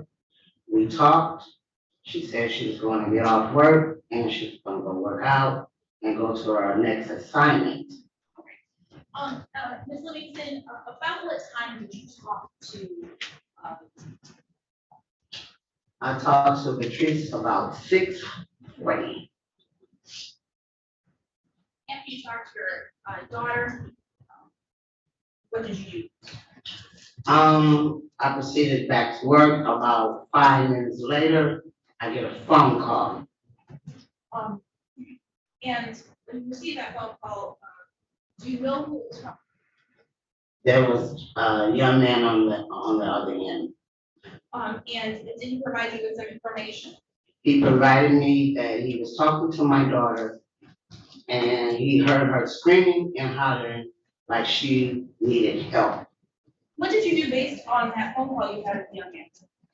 I proceeded to tell my supervisor that I was on my way up to Harper Hospital at the front desk so they can come and pick me up to take me to receiving.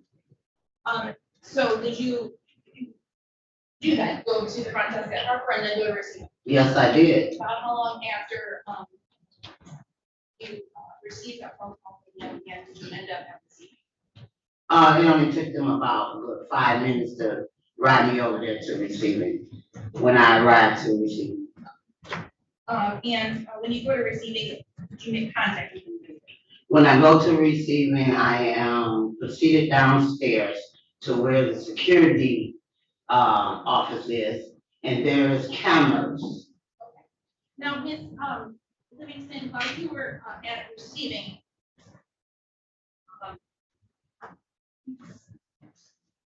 did you give the security officers information? I told them what I heard someone told me on the phone. While I'm sitting down there receiving in the security office, there are CEOs down there. There's securities from the GMCs down there, and there's cameras going on.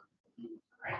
So, Ms. Livingston, did you at that point, what were you advised of by the security officers? You were right. Well, when I got there, security officers, it looked like they were trying to figure out what's going on. Okay, that's the first thing. I observed the cameras. So I see what's going on. And you were saying you observed the cameras because they were playing what had happened? They are replaying the cameras. Now tell me what type of car did Patrice have? Patrice drove a Lincoln. And what color was it? It was black. And when you say a Lincoln, what type of car is it? Is it a car, an SUV? I would call it a SUV. Do you know what, the badge of it is? I think it's a 2.0, something like that. And, when, you are at the security office, get them, Patrice's phone number. Yes, I do.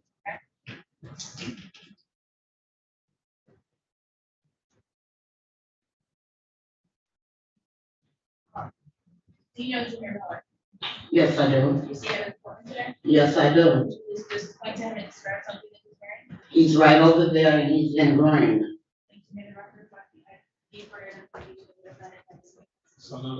How do you know Junior Miller? He dated my daughter How long did you date your daughter for? about 2 to 3 years. Right, and during the time that he dated your daughter, did there come a point when they broke up? Yeah. When was that? A couple of months ago before May. Okay, so a couple months before May? Yeah. All right. And when you went to the hospital, did you mention Junior Miller? When I seen security cameras, and there was a young man standing out there with a wig, a mask, a hat, with some cardiac glasses on, I knew exactly who he was. Why did you think? His face, I can see it. I can see his face. I can see the glasses. I know what kind of glasses he wears. Does the defendant, wear cardiac glasses regularly? Oh, when I seen him, he has his glasses on. Now,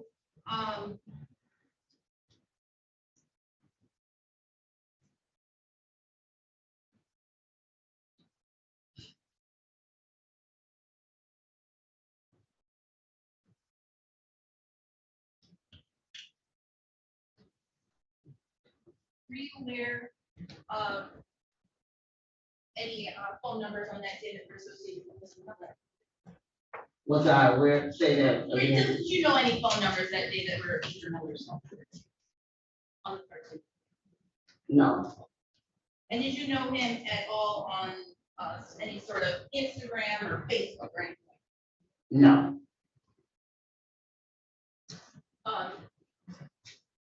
Later on, 13th of May, did you go to medical examiner's office? Yes, I did. I had to identify my daughter. And Patrice is on with the state. Patrice is not here today.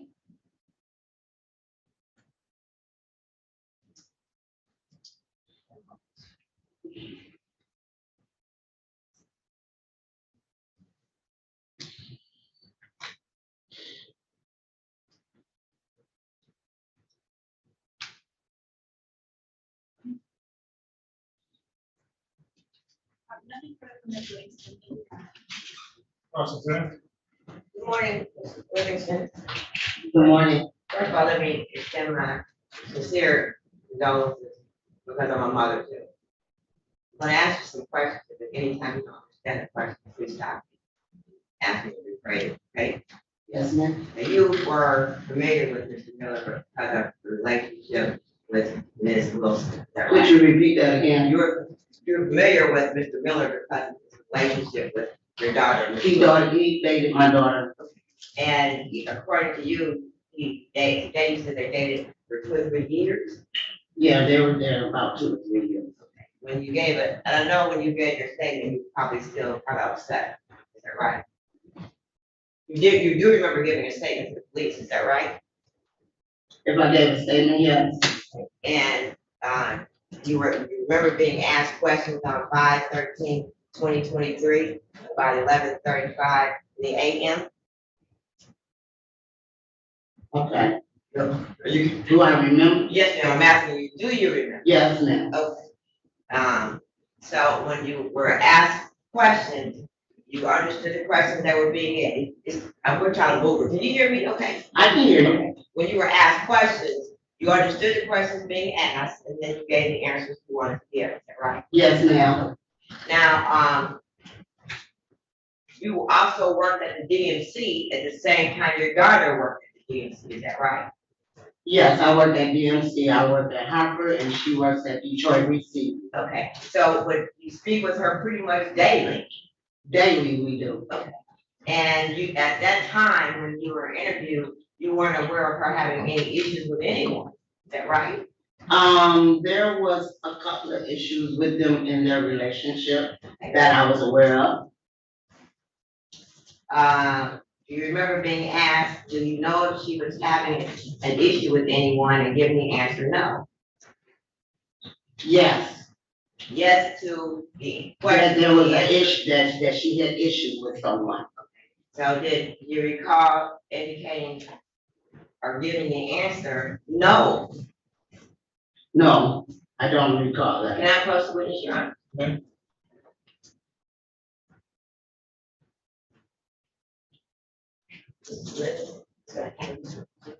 Actually, please take a look at that. Tell me if you recognize.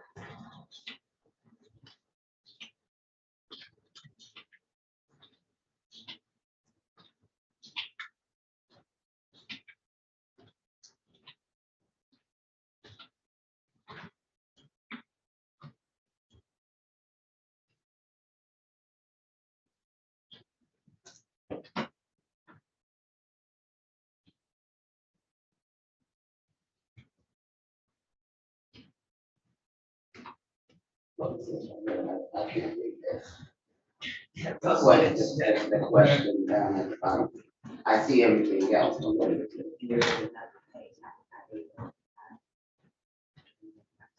Just look on your page and tell me if you recognize it.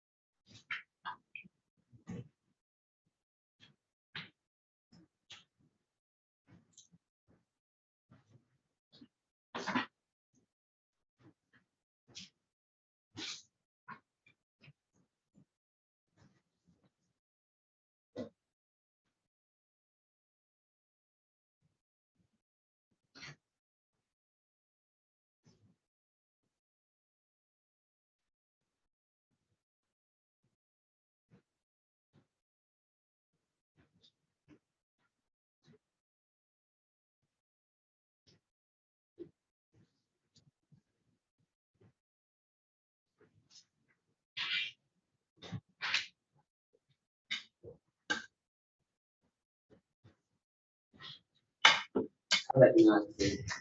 Can you tell me what they are, ma'am? There was questions that someone was asking me. And the questions that were asked and the answers you gave, were they accurate? I wouldn't say, maybe at the time. Did you ever have an opportunity to go back and review your statement? No. Before you came to court today, did you review any? No, ma'am, but the Bible. And would it be fair to say that you discussed this with me? Say it again. Would it be fair to say you discussed what's happened with me? You said this morning? This period. I discussed what happened to my daughter with many people? Yes. Yes, ma'am. And I want to go back to you said when you went to the DMC security, you were actually able to review the surveillance footage, is that right? Yeah, I was watching the cameras while they were looking at it. Okay. And today you believe that this person had on cardiac arrest, is that right? Yeah, I seen them. I seen the glasses. Now that you had a chance to review the statement that was written, you signed these three pieces of paper, is that right? Yes, ma'am. And in the statement, you indicated you weren't aware of having issues with anyone, is that right? Yes, ma'am. You weren't aware of her seeing anyone that you knew of, is that right? Yes. The person that called you that morning, you know that person's name? Do I know the person name? Yes, ma'am. He indicated who he was. Do you know if that person was in a relationship with your? No, I don't. Did you have, for lack of a better way of putting it, personal conversations with your daughter about the personal life? No, I did not have personal conversations with her. But you knew at some point that she was in a relationship with Mr. Miller and that they had broken up, is that right? Yeah, she had expressed a couple of things in their relationship that, to me, that, Mr. Miller, was in common with her. Okay, but you're also aware that they broke up and they go back together? You aware of that? Yeah, they was off and on, I should say. That was regular for them to be off and then on, and off and then on, is that right? I wouldn't say they were more on than off. Okay, so more on than off. So,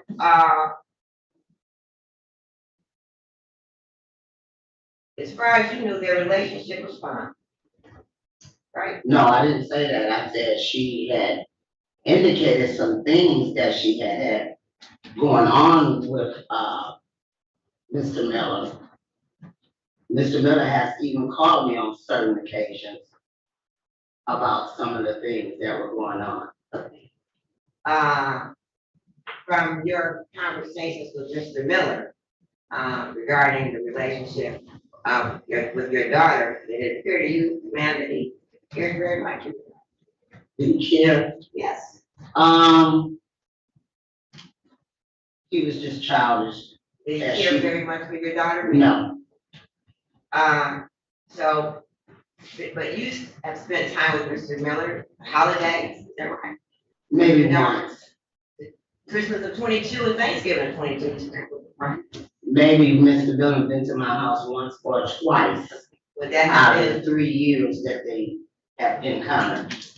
Would that have been Christmas and Thanksgiving? The last Christmas, yes, Mr. Miller was there. And did you know Mr. Miller to be very generous with your daughter? Say generous? Yes, ma'am. As well as she was? And I'm just asking you what you knew of his generosity with her. Well, it works both ways, yes. Okay. And so as far as you know, your daughter cared for Mr. Miller. Is that right? Well, not if she says she knows about her daughter's relationship. She can't testify as to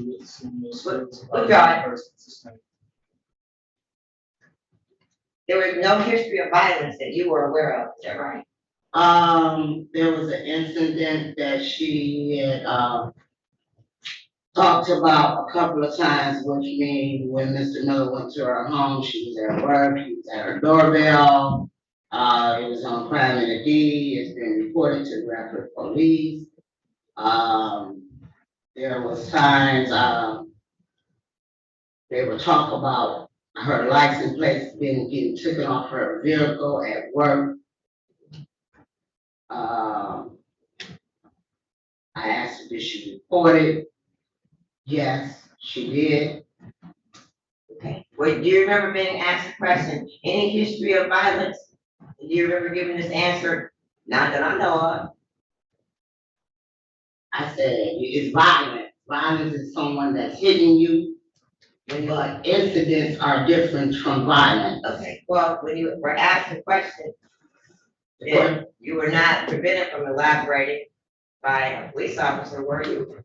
No, you said violence, right? Okay, but if you were not prevented from elaborating on any answer that you wanted to give, were you? Well, he asked about violence. He didn't ask about incidents. Did you volunteer any of the information that you gave us today? Did I do what? Volunteer any of the information that you gave us today? Did I volunteer? No. Volunteer to wherever the officer you were speaking with, did you volunteer any of the information? No, I didn't give him no other information than what he asked. Okay. You've never been to my client's home, is that right? No.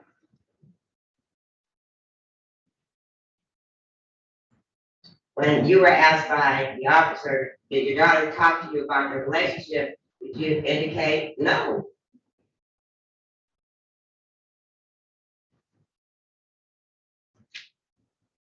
Relationship? Yes, ma'am. No, she didn't talk to me personally about what she felt about the young man, but when things happened, then she indicated some things to me. Okay, so for the answer to the question that you were asked, did your daughter talk to you about their relationship? And your answer was no, is that right? That's right. Thank you, yeah, no further questions. Can you redirect? Yeah. Thank you, ma'am. Thank you so much.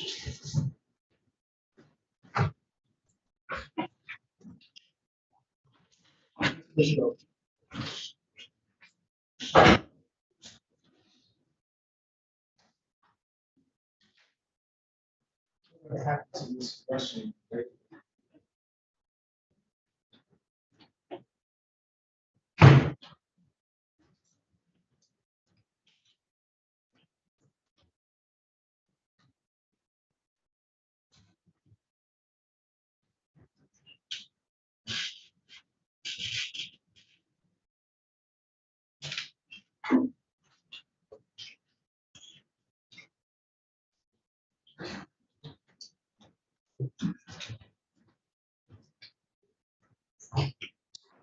Please give your name and spelling to the court.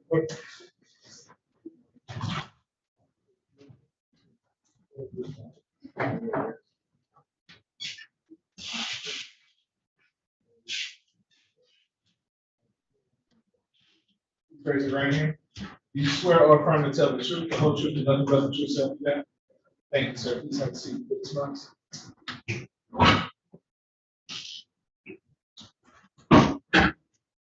Make your name ready. Thank you, Your Honor. Could you please state your name for the record?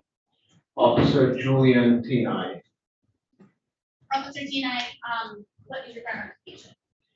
police officer patrol, And what? Department? Wayne State University Police Department. Officer T9, on May 13th of 2013, did you receive a dispatch to go to Detroit Receiving Hospital at 4201 St. Antoine, City of Detroit? Yes, And about what time is that? 7:50. And that's in the morning? Yes, ma'am.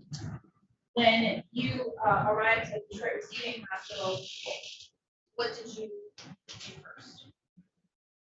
I first made the location of the north side of 4201 St. Antoine and made contact with a witness. Who was that individual? If I recall it correctly, Ms. Williams. And Officer T9, do you have your police report with you up there today? Yeah, yes, ma'am. If you need to refer to it, just let us know, we'll let you do that, okay? Thank you. Okay, so you met with Ms. Williams, correct? Yes, ma'am. Where did you meet with her? On the north side of 4201 St. Antoine, Inside or outside? outside. After you met with Ms. Williams, what did you do? Once I met with Ms. Williams, I gathered some information of, she stated that, would you like me to tell you what she stated? You got that information from Ms. Williams? Correct. Okay, what did you do with that information? I relayed that information to my dispatcher as well as other units on the scene. Okay, at this point, how many other units were on the scene? At least another, if I recall this correctly, 3 other units. What did you do after speaking?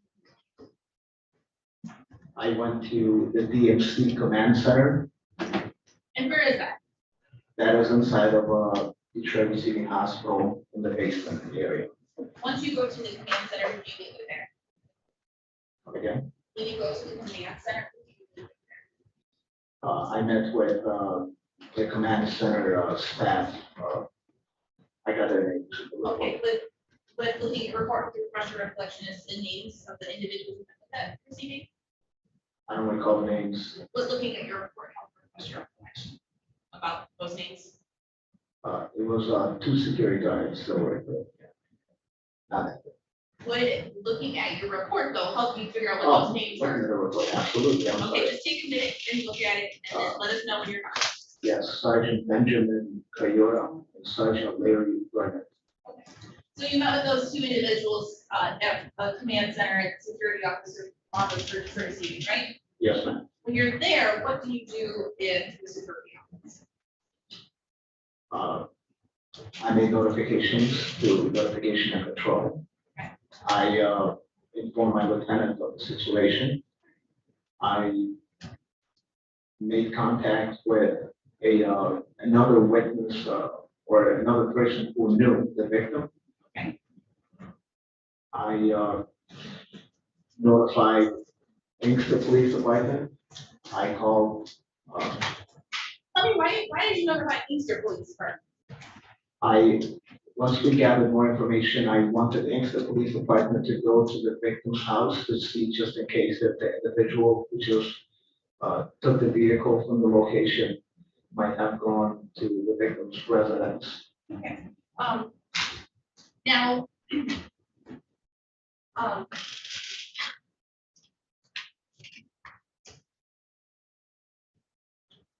what else did you do while you were at receiving hospital and security center? I'm sorry. What else did you do while you were at the hospital? I contacted Garden City Police Department. And why did you do that? At one point of time, the phone was pinging in an area of Helen and Ford. Okay. This area was outside of Inkster, and therefore I contacted Garden City. You said the phone was pinging here. What phone? The victim's phone. Okay. And you had received a phone number from somebody for the victim? The mother of the victim stated that her phone was pinging at this gas station, I'm sorry, at this car wash located at Helen and Ford, called Lacey's Car Wash. So you sent Garden City out to look too? Correct. All right. At some point, after all that happened, the Detroit police started to get involved in the situation. Yes, ma'am. Notifications were made to Detroit Police Department, homicides, missing persons, commercial auto theft unit. When this first started, you believed it was just a missing persons report, correct? Objection, Your Honor, you can't tell them what he believed. I'll rephrase it. When this first started, what type of call was it? It was an abduction, kidnapping. Upon further investigation, upon further making contact with the initial witness, she stated that 4 shots were fired. Whether this witness is saying it's gonna be suspended. Let me, okay, please try to understand. Let me ask you a different question. Based on the information you received from the first witness, did the abduction missing person status change to something else? Correct. What was that change? Possible murder, kidnapping.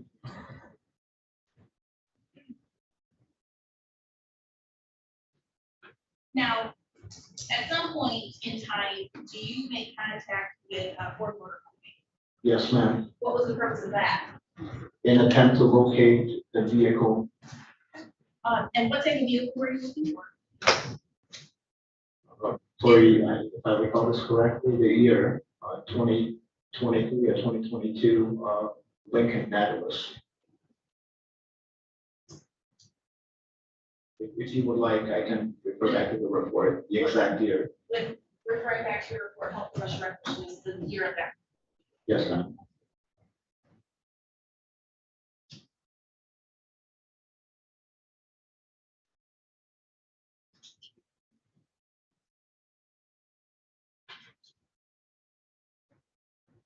Uh, 2020. 2020 Lincoln Nautilus. Yes, ma'am. Was Ford Motor Company able to provide you with any sort of contingency information? At that time, they were unable to.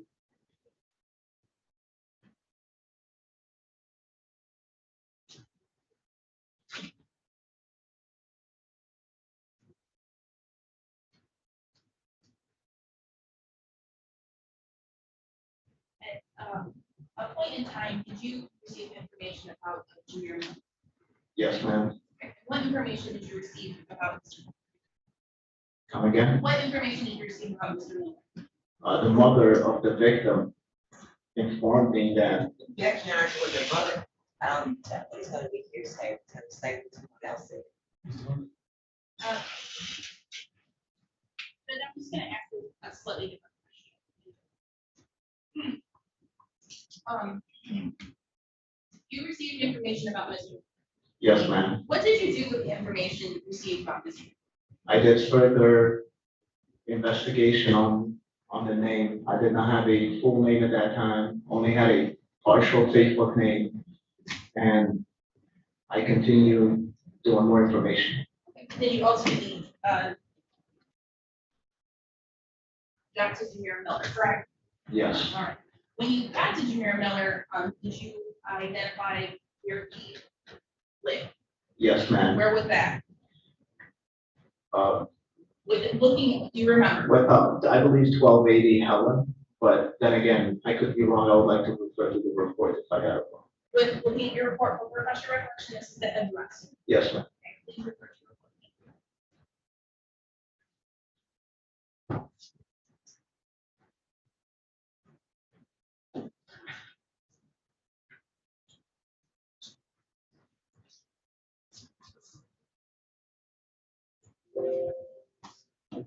It is 1280 Helen, And what city is that Inkster.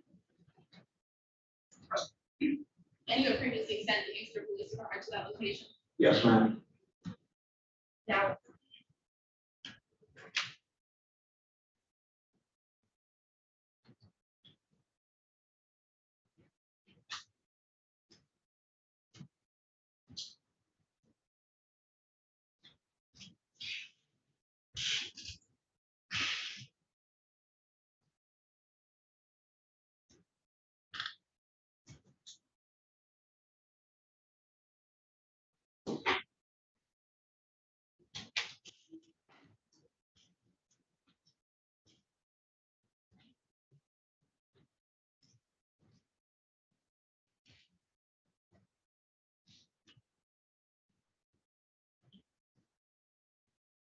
I think really can be. Thank you. Morning, tonight. P9, good morning, ma'am. Tonight, because we've been saying it wrong. I've been calling you Tinder. That's all right. So, on back on this day, you guys have body worn camera. Yes, ma'am. Okay, when you interview people, you had your body worn camera on, is that right? Yes, And ma'am. you took notes as well, is that right? Yes, You ma'am. retain those notes. Yes, ma'am. Do you still have those as of today? I could probably have some of that information in my notepad, but the notes were transferred into a reporting 3-page report for sure. Okay, if you still have your notes, I'm gonna ask you to provide a copy of it to the prosecutor. I will look at my notepad and I will get that to you. Okay, now, when you were interviewing people, you asked a question and they gave you an answer, is that right? When you say people who Whoever you're you referring interviewed. witnesses, Yes, whoever you interviewed that day. yes, ma'am. You interviewed Miss Williams, right? Yes, ma'am. And the information is contained in your report is the information that she gave you, is that right? That information she gave to my partner. Were you present when the information was given to your partner? Yes, ma'am. You heard it yourself. I was next to my partner when she was given that information. Okay, so you didn't make up anything else other than what she told you, is that right? I'm sorry, come again? You didn't make up anything other than what she told you, is that right? What did she tell me? No, I'm asking the general question. You wouldn't make up anything other than what No, she ma'am. actually told you, is that No, right? Correct, The same thing would be for Ms. Parksville, is that right? correct. No further questions. You revert? No, Sir, you said that you were standing next to your partner. Your partner was writing the information down. Yes, sir. Did you check the information that you wrote down to see if it was accurate with what was told to? The only information that he wrote down was her name. I heard the whole conversation of her stating that she witnessed the male subject, everything that from what she had witnessed. I heard her giving the description, and I was right here the whole time. The only thing is that my partner got her name that gave me her name. So she was the witness. So he Okay, so wasn't- you said that notes were taken, and a report was made, so who wrote those notes and detailed the report? I did the report, so I will write brief notes on my notepad, and then I will transfer all that information into my report. Any questions based on my question? Thank you, sir. Thank you, sir.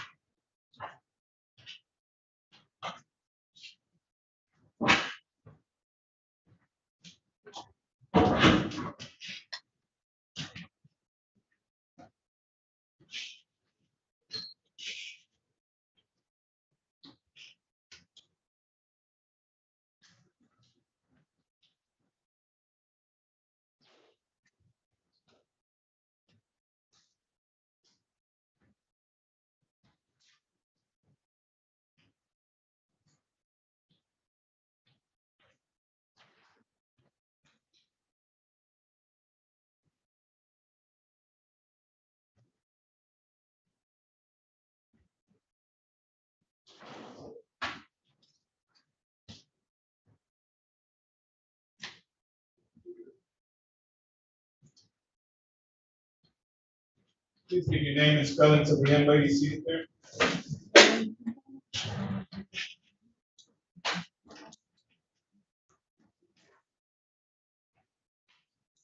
Please raise your right hand. Do you swear or affirm to tell the truth, the whole truth, and nothing but the truth, so help you God? Thank you. Please have a seat with the spots next to me. Voice of nice amount of speakers, that microphone is to your left.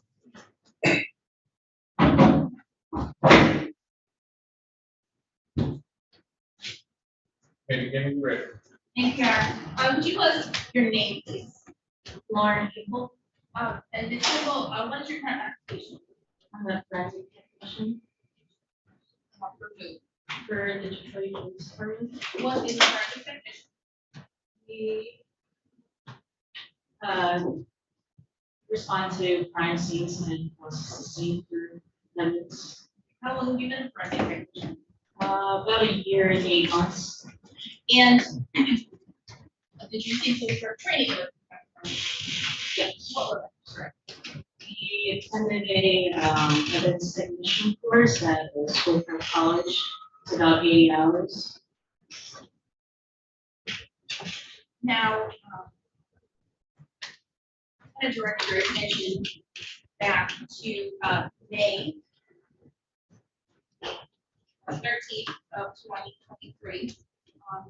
Did you have a partner you were working with that day? Yes. Okay, and who was that? It's forensic technician Darren Tran. And did you and forensic technician Darren Tran go to a number of locations in Detroit and in Houston? Yes. What was the address of the location in Houston? 1280 Helen. And while you were at 1280 Helen, what part of the home on the 13th of May did you investigate or collect evidence? Collected evidence from the living room and the second floor bedroom. Now, what type of home is the house at 1280? It's a single family dwelling. And how many bedrooms were upstairs? One bedroom. And that bedroom upstairs, when you went into that bedroom upstairs, tell us what your observations about that bedroom. The bedroom appeared to have been searched. I believe a search warrant was executed prior to our arrival. And when you went to the bedroom upstairs, did you collect any evidence in the bedroom upstairs? Yes. Can you tell us what you collected? On the 13th, we collected the driver's license for Jameer Miller, a social security card for Jeremiah Miller, as well as a prescription pill bottle for Trace Wilson. A piece of mail for Miller Jameer at the address of Lady Helen. A parole ID card for Jameer Miller, as well as a reflex sight box that contained a live round and some batteries.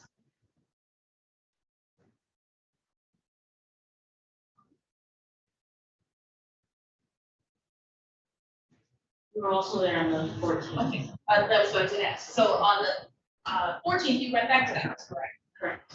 And you went back to the house, what did you search then? We searched the second floor bedroom and again, as well as the back room. When you searched the second floor bedroom on the 14th, what if anything did you observe? We observed that there was clothing that we did not see the previous day that was now in the bedroom. Now, what time did you go back to the house on the 14th? On the 14th, we arrived at 20:35 hours.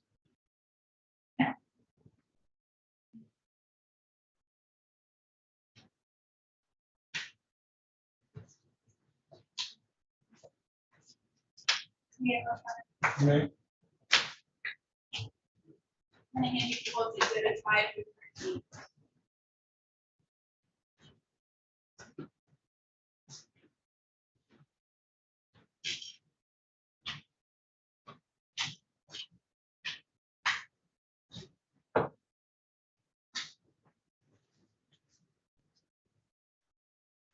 Okay, and when you looked at 5 through 13, what are those?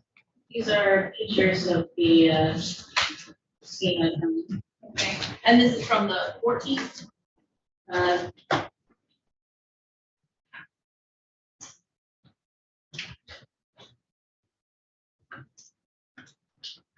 Yes. And if you pictures for your family, the scene at Helen on the 14th of May. Yes. And Luke said that it was 5 through 13. Not objecting for now, personal number. All right. Ms. Kimball, can you tell us what People's Exhibit 5 showed us? This is 5 shows the second floor bedroom. That was the stairwells. What People's Exhibit 6 show us? This is showing the dresser that was in the middle of the living room with the jacket on top of it. People's Exhibit 7, what is that? 7, it's showing the jacket as well as some mail for Jameer Miller. What's 8 of that show us? This is showing a New Balance jacket. And that was upstairs in that bedroom? Correct. Okay. Now, People's Exhibit number 9, what does that show? It's showing another jacket. When you look at People's Exhibit 10, what's that? This is the jacket showing the suspected wound. Okay. And that's a black jacket, right?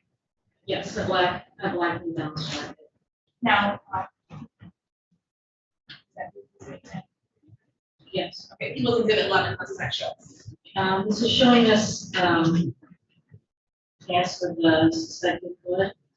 And People's Exhibit, Or sorry, a jacket. People's Exhibit 12, what's that show? This is the fan switch one. And then People's Exhibit 13. This is a white shirt that also has some. Okay.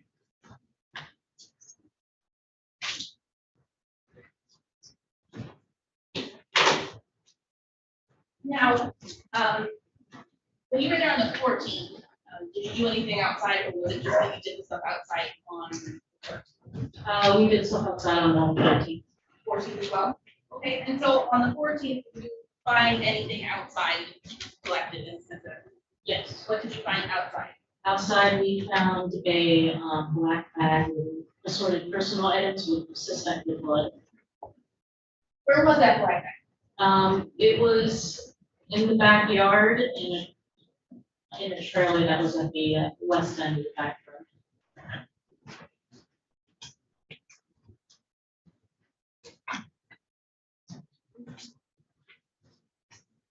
May I approach it now?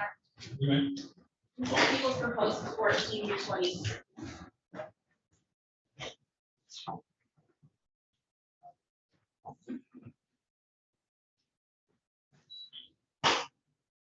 What are those? These are photographs from the 14th of the backyard in the Evans County. And do those pictures fairly accurately depict the scene and items at the scene as you observed? Yes. Nothing that these exhibits as well. For example. You may. So starting with people's exhibit 14. What is that? This is a photograph of the driveway and the garage in the backyard. As you go towards the backyard? Yes. Okay. And this is all at 1280 Helen, right? Correct. People's exhibit 15, what is that? It's a closer view of the backyard. What about 16? What does that show us?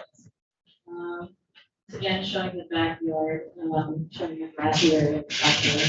As we move to people's exhibit 18. 18? Yes. This is showing the black bag that's on the trailer in the back. And people's exhibit 19 from that. 19 is a closer view of the black bag. I'm sorry. Showing more of what's inside the bag. When you look at 20. And showing more of what's inside the bag, the little letters on top of it. And we look at 21 like that. 21 is the front of the bag, showing the name. On the bag. And people's exhibit 22, what is that? This is the items that are inside the bag, you know. And finally, people's exhibit 23, what is that? This is a pill bottle that was inside the bag for Patrice Wilson. Thank you, Mayor Pro Tem. You may.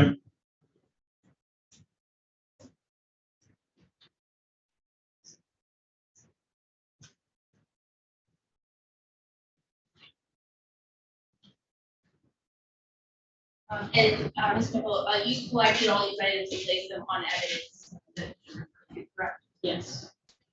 Okay, nothing further for example. Thank you. Cross examine. I don't have a question. Thank you. You may start.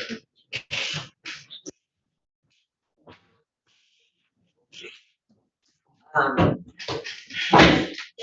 Prosecutor and I probably. Okay. You can go to the bathroom now with JSO.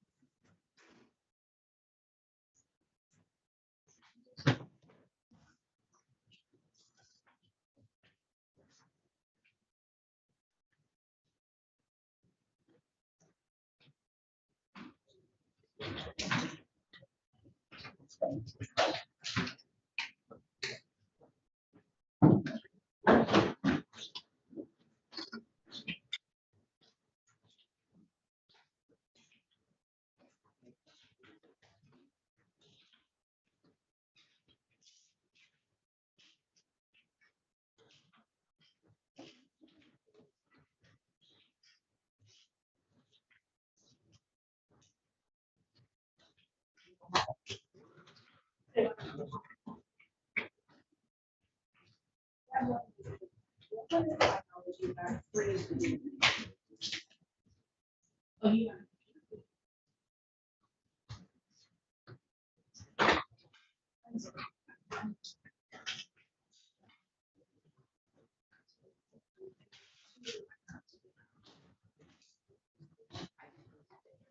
I know, sorry.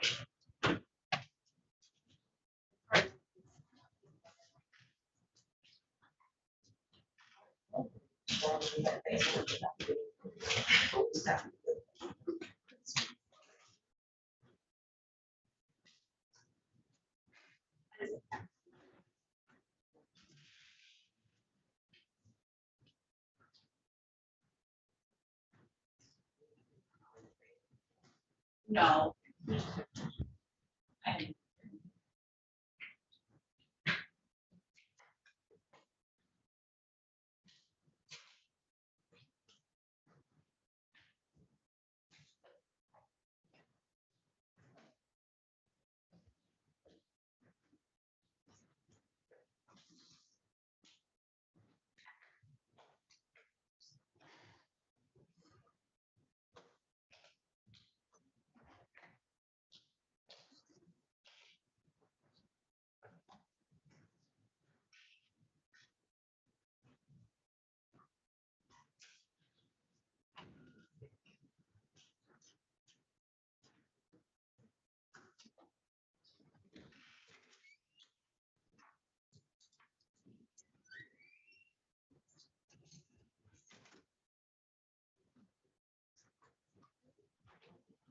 Yes.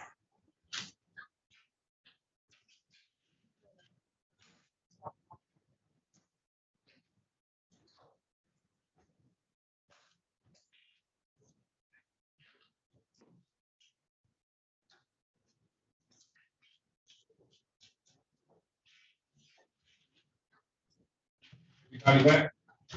Just give your name and spelling to the young lady there, so.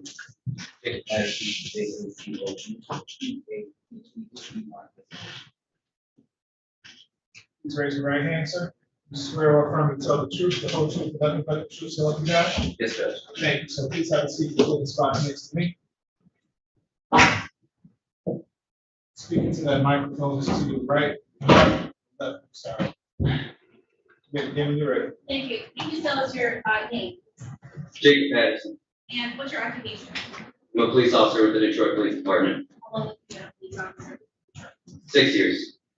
Officer Patterson, I want to direct your attention to May 13th of 2023. Did you participate in an investigation for Yes.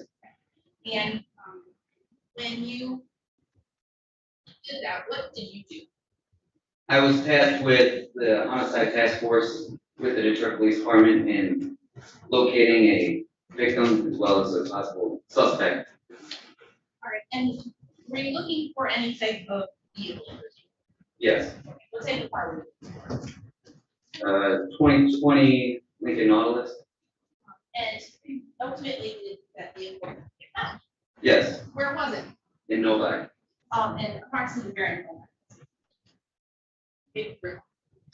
May have to refer to my report. We're looking at your report, multiple pressure recollection of city of West. Yes. Okay, Officer.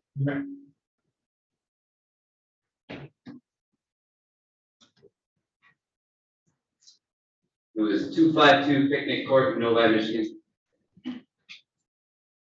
And where was that car when you found it? It was parked in a parking lot. And were there other vehicles around? Yes.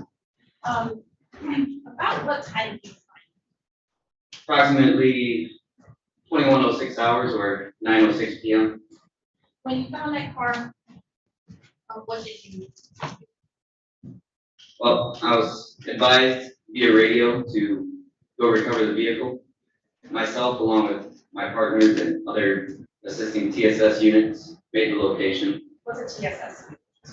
Tactical Services Section. All right, so you were advised to do that, what did you do? I checked the vehicle from the outside. I looked in the front and back seat. I was advised by another TSS member that, sorry, Who was that? This other person? I can't exactly recall who, but they advised me that they observed a body in the trunk. What did you do when you heard that information? I illuminated my flashlight into the trunk and observed a hand protruding from underneath miscellaneous items.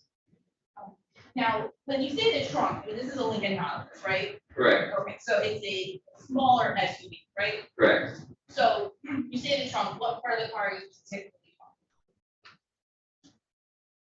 The very back. Very back, okay. And when you saw the hand protruding, what did you do?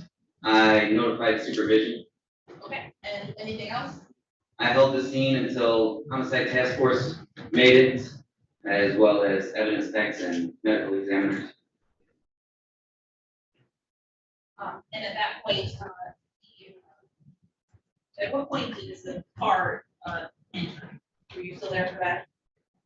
Does it enter? At what point did somebody enter? As I was standing by, I believe after the investigators made the location, I observed that the trunk was open and that there was a female in there lying motionless.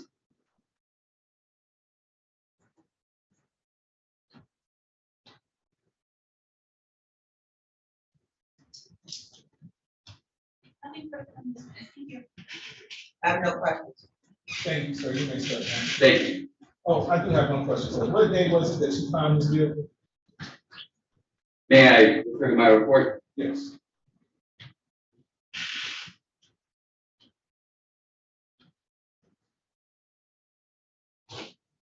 It was May 15th, 2023. Okay. I'm sorry, not May.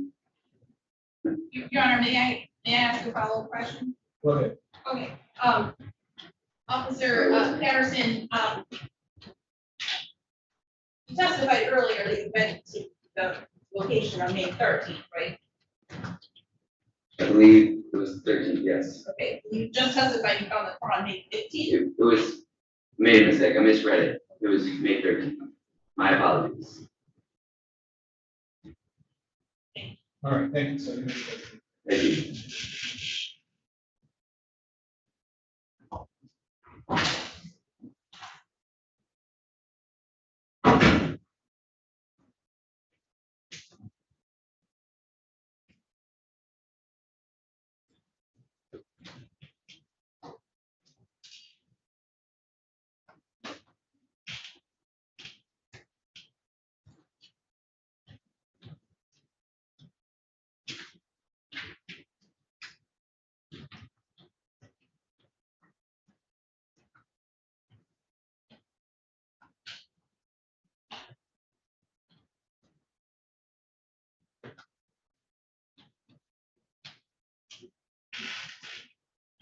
Sir, please give your name to the court reporter.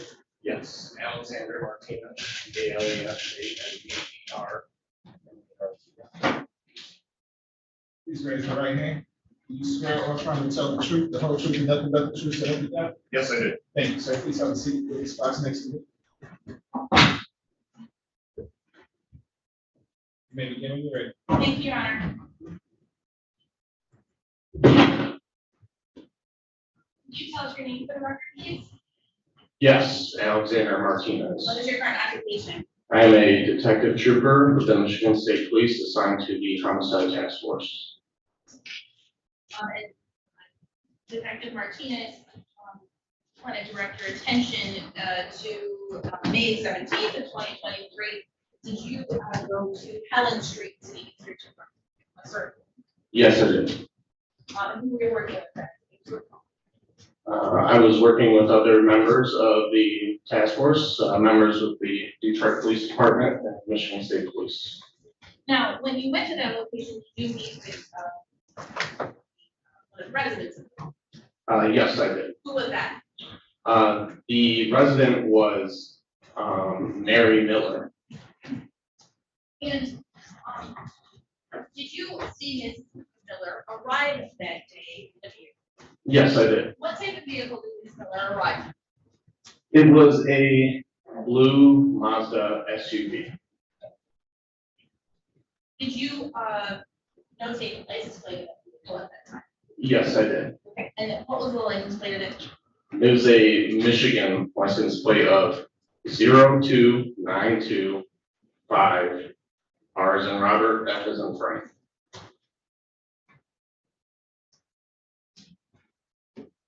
May I approach, Your Honor? You may. Trooper Martinez, I'm thinking she was exhibit 25. What's that? This is the blue Mazda SUV with that same Michigan license plate. And did you take that picture that I just handed you? Was exhibit 25? Yes, I did. And you took that on the day that you went to the house? That is correct. All right. May I move to admit this vehicle was exhibit 25? Any objection? No objection. Admitted. Now, Detective Martinez, you were also involved in the investigation of this particular case, is that correct? Yes, I was. Now, as part of the investigation in that case, you received another photograph from Sergeant Ford, correct? That is correct. Any question? Yes. This is People's Exhibit 26. What's this? This is a photograph of a blue Mazda SUV with a Michigan license plate. And this photo was provided to me by Sergeant Ford of the Detroit Police Department. And what did you do with People's Exhibit 26 when you received it from Sergeant Ford? I examined the vehicle and found it to be similar to the blue Mazda SUV that I photographed at the previous search warrant, and I ran the license plate. Okay. When you ran the license plate to the vehicle, what does it tell you? It confirmed that it was the same vehicle that I saw at the search warrant in Inkster on Howard Street. And did you eliminate other possible license plates? Yes, I did. Why did you do that? Well, the photograph that was provided by Sergeant Ford was slightly blurry, and I conducted a search in lean of the vehicle and on license plate readers to confirm that it in fact is the same vehicle, to eliminate other possible vehicles that may be similar, to be in fact sure that it was the same car. And so People's Exhibit 26 is a very accurate copy of the picture that you got from Sergeant Ford, right? Yes, it is. That makes him his exhibit. Absolutely. Absolutely.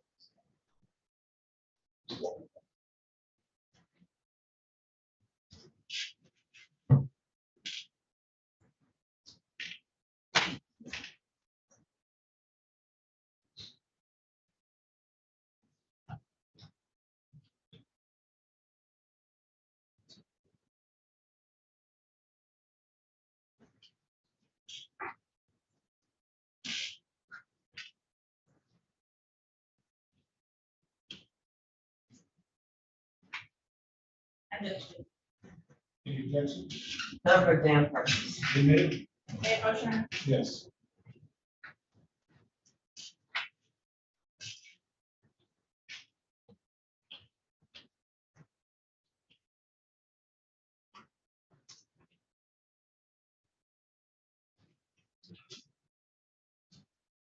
All right, nothing further from Trooper Martinez.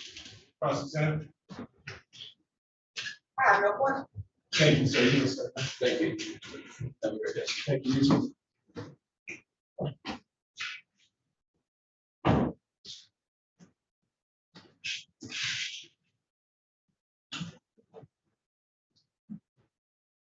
Judge, may we approach for your plea?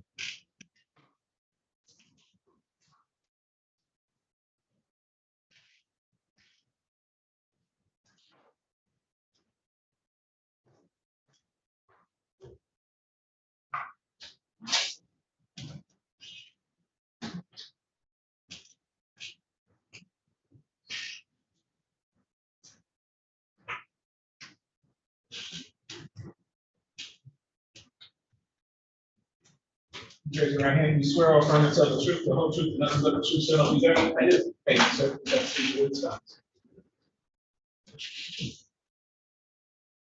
When you're ready.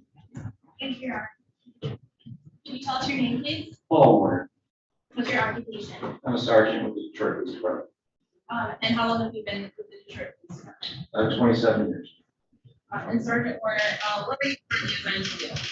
I am a sergeant over fatal squad. What's fatal squad? Fatal squad investigates all fatal crashes, critical crashes, operating while intoxicated cases, and assist homicide with vehicles whenever needed. Now, as a part of the sergeant of the fatal squad, you received specialized training in automobiles, correct? Yes. One of the technologies in automobiles is something called. Yeah, she's not objecting to forming the question, she's actually telling him what he knows as opposed to asking him, having him answer the question. Rephrase. Sergeant Warner, in regards to this particular case, what sort of evidence did you obtain? I was asked to do a Burla download.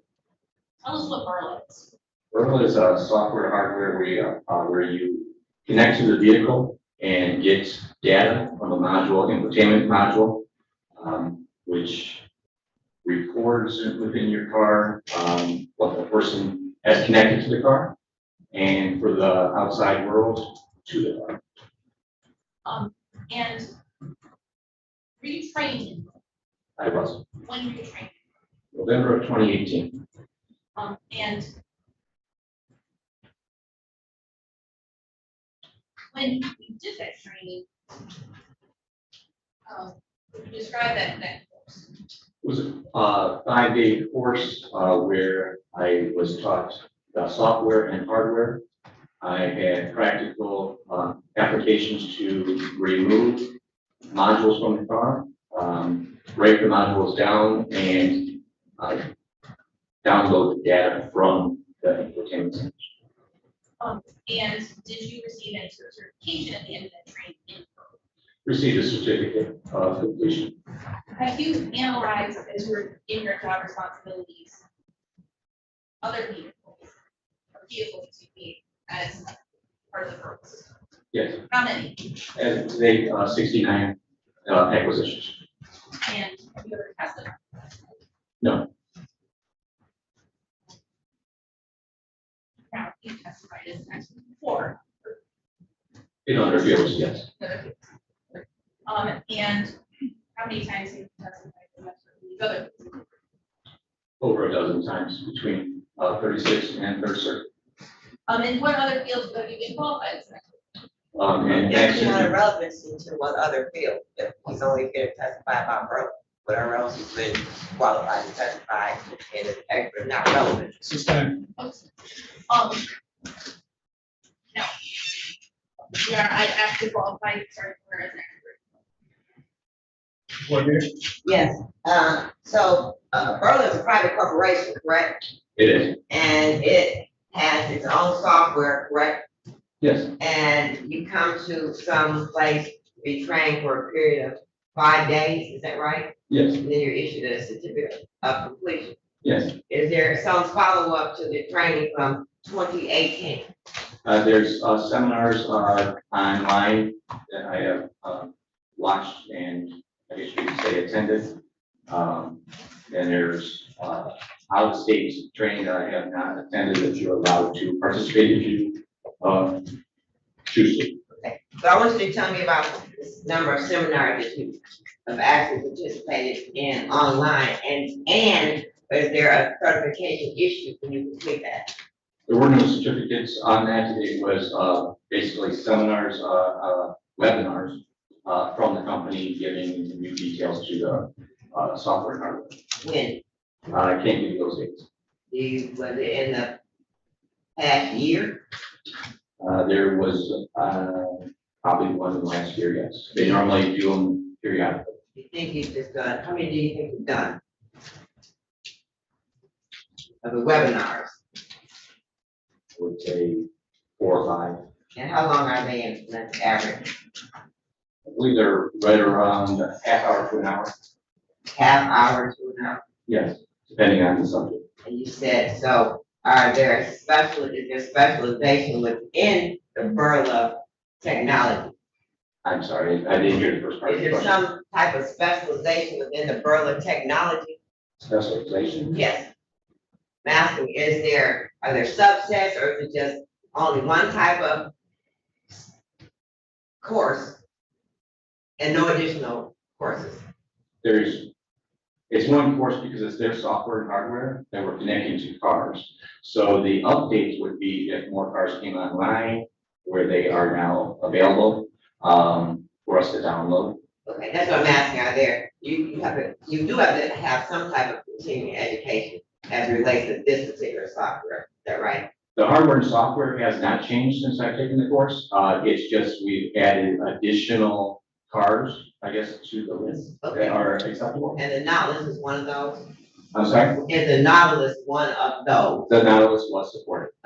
Anything other than these webinars, because you indicated you didn't attend any out-of-state I did. seminar? That's correct. How many were available, do you know? I don't. The ones that were out of state, were they more than a half hour to an hour? I would assume. I can't tell you the details of those. Okay, and you've done 69 acquisitions of using the Burla technology? Yes. Do you use any other technology other than Burla to make the same type of acquisitions? No. No further questions.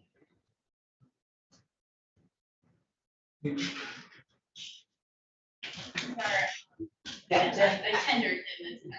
And I'm gonna leave it in the court's discretion. And I have obviously looked up some information about Burla, but not enough to stipulate. An expert. Find that the witness may testify as an expert in Burla. Well, this is his first one, you gotta start somewhere. Right? May proceed. Thank you. So Dr. Warner,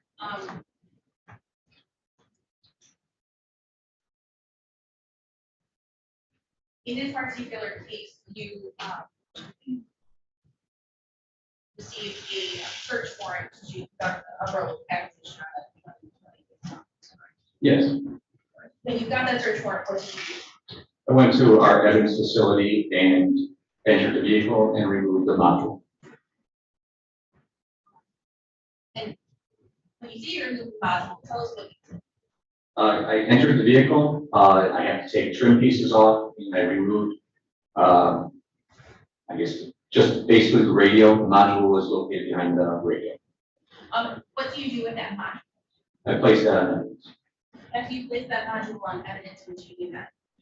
That's when I begin the acquisition process. I take the module apart.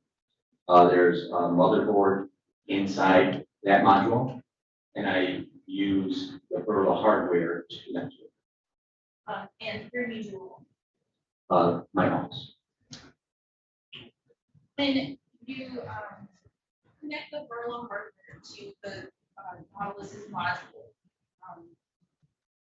how does that provide you? Using the software and the hardware, it takes the acquisition from it, the data from it, and goes to my computer. And does that essentially appear all as one download, or how does that appear on your? On my computer, it's a workstation. It's a software that is within the Burla licensing, and I'm able to work with it. Yeah, Yes. What's on that? This is my writing on the disk for a Burla acquisition of the Lincoln. And when you did the Burla acquisition for the Lincoln, you basically consolidated down to the information contained on that disk. Yes, this is everything that was downloaded from the vehicle. And in addition to the downloads from the vehicle, you took a series of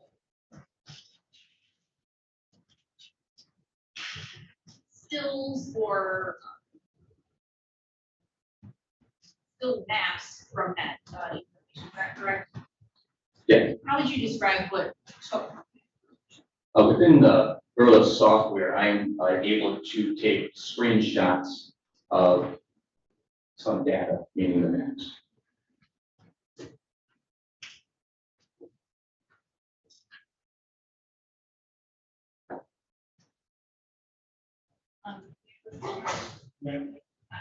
Sorry, I'm going to give you what I marked as 2480 kids.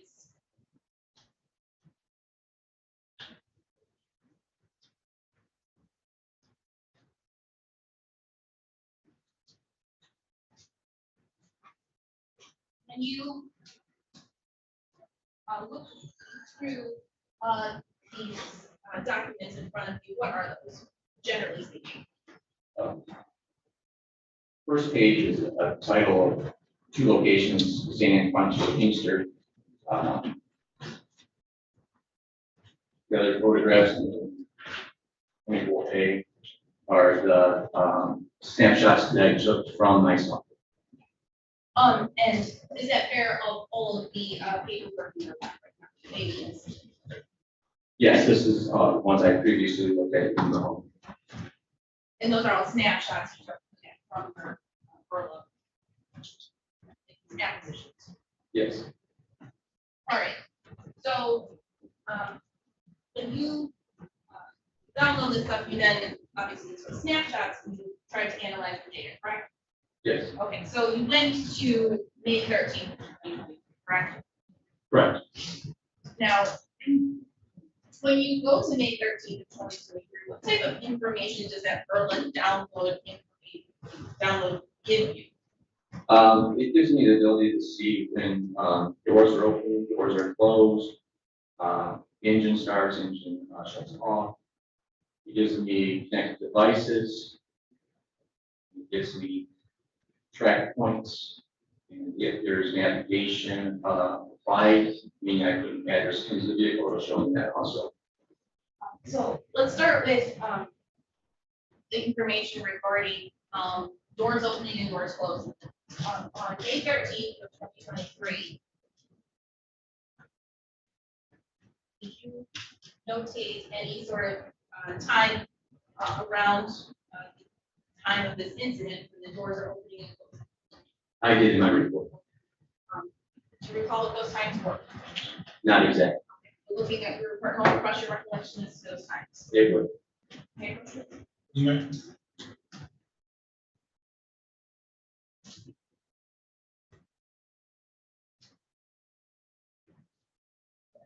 Sergeant Warner, what time does the door open that morning? It was 7:39. And when you say the door opens, does the Burla tell us which door opens? No, just the door. Does it identify all of the doors opening or just the driver's? It just tells me a door is open. Door open at 7:39. What other information about the doors that morning were you able to observe in the Burla information? Again, not in order. I know the door opened, door closed, the door again. I believe they actually told me a buckle was applied at one point without looking at my report. Just looking at your report from perspective recollection is of those specific times. Yes. Sergeant Warner.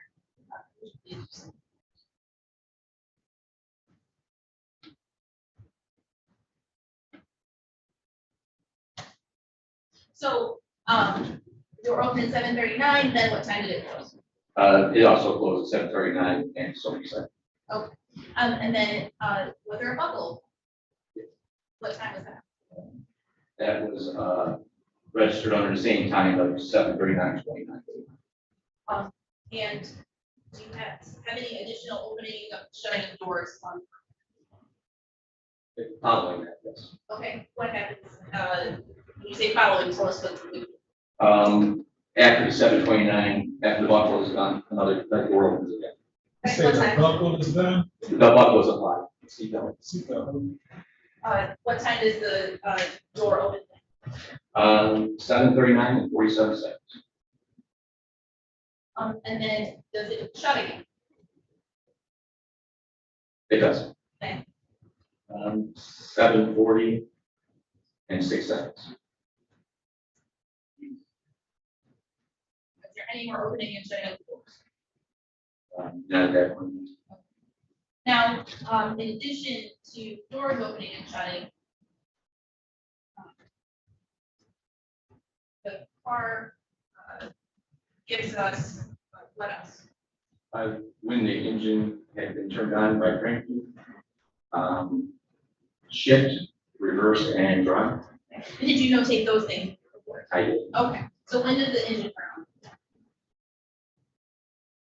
The engine is cranked at 7:40 and 10 seconds, and the ignition isn't run at 7:40 and 16 seconds. When you say it didn't run, does that mean it's going to drive or just run? Normally on our car, we have an accelerator, like, accessory mode, and then we have a run mode. And that's when we are in the run mode. Okay. Now, the car is in the run mode, at what time? 7:40 and 16 seconds. Then what happens? The gear shift and then push to reverse. When the gear shift is put into reverse, what time is that? 7:40 and 12 seconds. And then what happens after that? The gear shift is put into drive. At what time does it get put into? That's 7:40 and 19 seconds. At that point, are there any additional notations you made about the gear shift and the running of the vehicle? Yeah.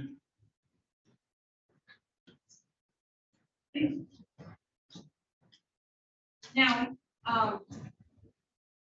at the 7:40, if you start taking snaps, you have in front of you with regards to where the building is located.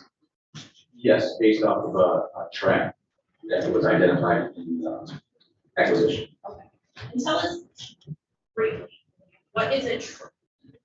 Track is track logs of the vehicle, giving locations periodically to GPS location. So looking at people's employees 24, well, actually 24A, part of work, part of exhibit 24. When you look at people's exhibit 24A, starting with the first photograph in that series, what is that?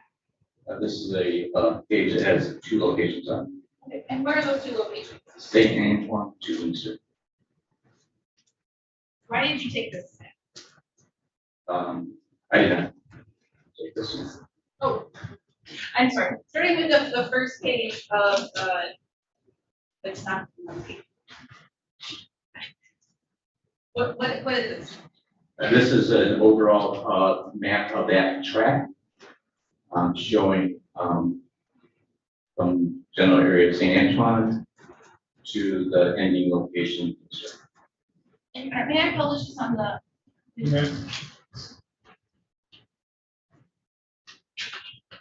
That's already been agreed. Yes, the rules exhibit 2480 and CR are actually in or on rules exhibit 24. That's it.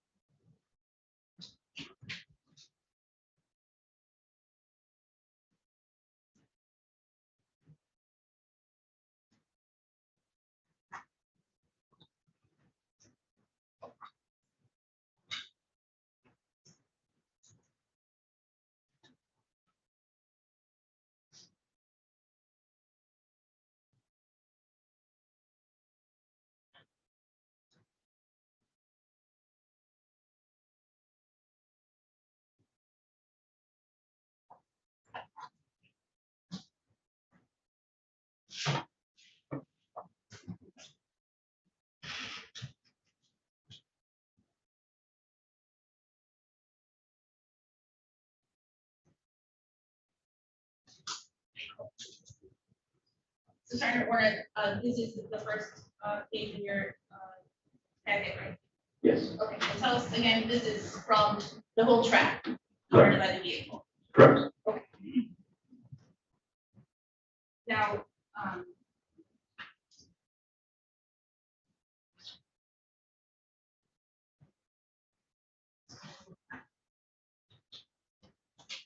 So the next page in your documents is the track. Describe the next page. The next page is a satellite view with the same track, just a satellite photo behind it. All right. And if you go to the next page in your document, what is that? This is a satellite view with the track marks leaving St. Antoine, going to south on the map to I-75. So is this photo up on the screen and that one you're referring to? Yes. Okay. And you see these little blue dots, right? Yes. Tell us what those are. Those are our track points. And then if you move on to the next photograph or snap, what does this show us?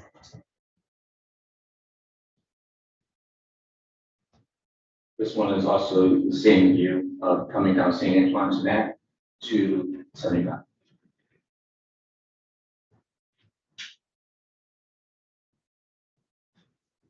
And then if you move on to this next photograph, This is a satellite view of the track points leaving 75 at Warren and then getting back onto the freeway and heading west on 94.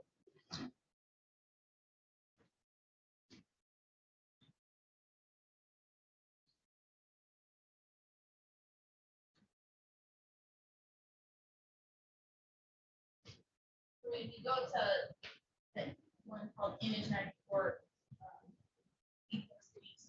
what's that show?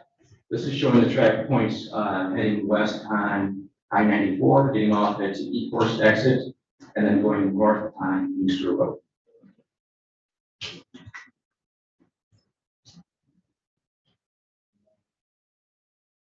This one's called Easter to Colonial. What's the show us?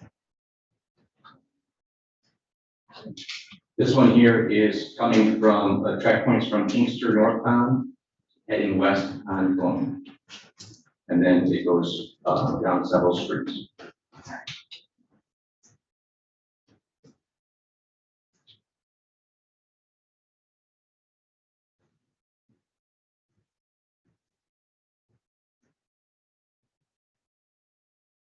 Look at the image called neighborhoods and Helen put that. This is a overview of the same going north on Inkster to Colonial. And then it goes around the neighborhood.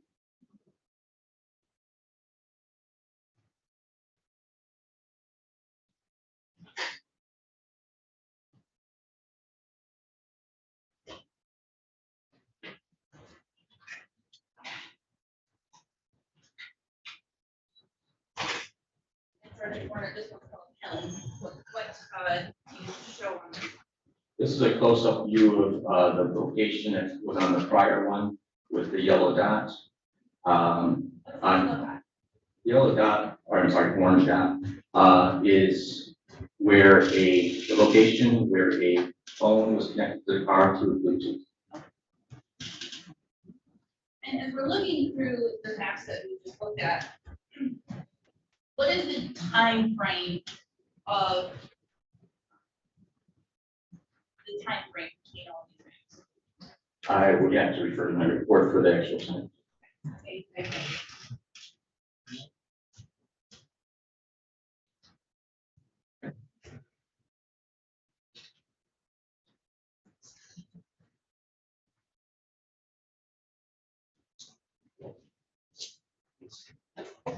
Sergeant Warren, looking at your report, refresh your recollection. What is the wide time frame between when you start seeing the blue track in Detroit going to The entire track is from 7:40, 41 seconds to 8:13 and 24 seconds. And does the track tell you exactly where that corner ends up? It gives me the last point on that track, which was at residence there. Okay. And that's 1280 Helen. I couldn't tell you the address, I just know it's on there. You just know it's on Helen and you know it's portrayed here in this particular stamp, correct? Correct. So you just also indicated the orange dot indicated when cell phone connected. Yes. Or device. There was a difference. Oh, can you tell us what type of device connected? Yes, according to the software, I can tell you what was connected. What's connected to the car at the orange dot? It was titled AKJ, that was the name of it. It was a unique number of Adam, A, Boy, Edward, 273, Boy, Charles, 125, and it was an Apple iPhone. And did you identify the subscriber number? Yes, that the acquisition showed a number that was a subscriber. Okay, and what was that That was a 1313-424-0823. and at what time did that device connect to the 8:04 and 10 seconds. now? Moving on, then the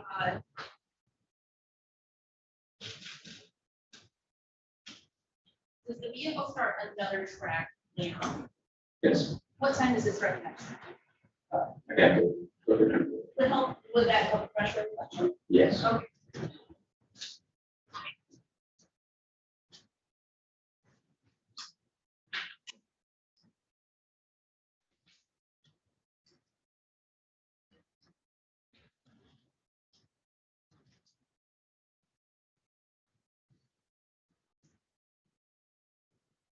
Oh, did it help the pressure reflection? Yes. Okay, what time did it start its next track? 8:40 and 34 seconds.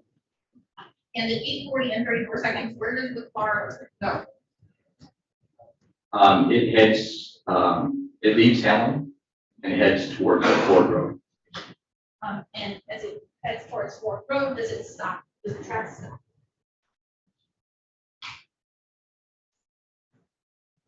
Yes. Where? It's a business at the corner of Helen and Ford Road. What time? That was at 8:44 and 34 seconds. And when that track stopped, was there anything else that happens on the car for a period of time? Let me rephrase that. It just does. When the car stops, how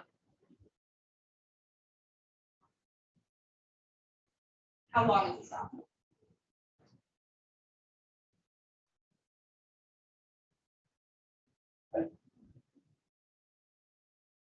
Right at the time of the departure.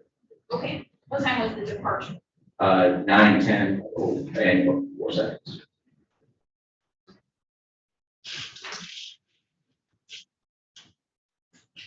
Now, did you take snaps of this particular event going to Helen?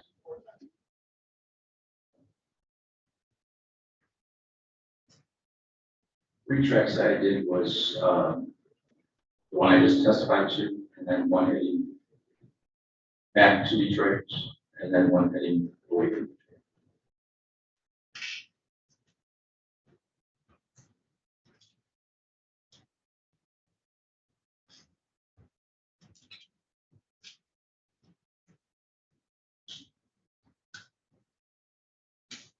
I'm gonna draw your attention to the screen here.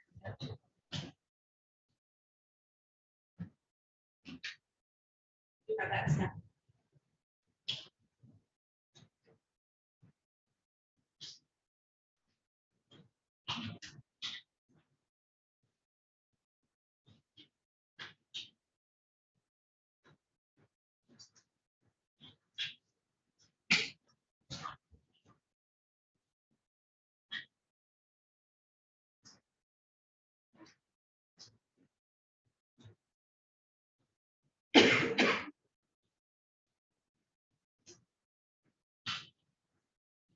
I, Is it fair to say this snap is from the period where the car is? yes,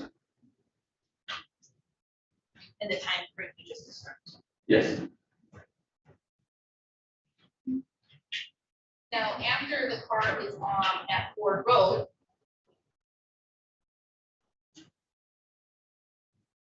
In Helen, can you tell where it goes next? It's back to Helen. And subsequently, leaves and heads back to Detroit. So when we look at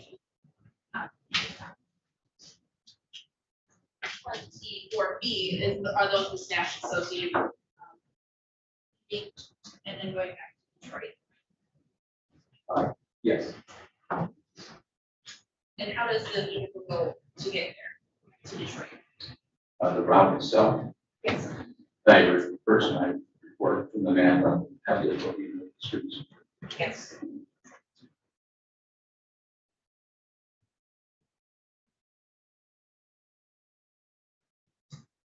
When it leaves the Helen location, it hits east on Warren, then north on Inkster, and then travels east on I-46.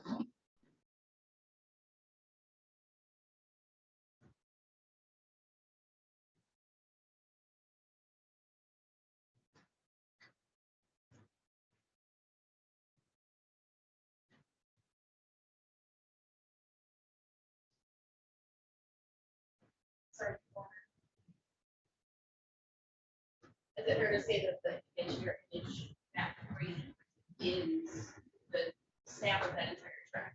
Correct. And what was the time frame of that track? That was the time frame I gave earlier from the 8:40. 8:40 to 9:50 in 37 seconds. 37 seconds.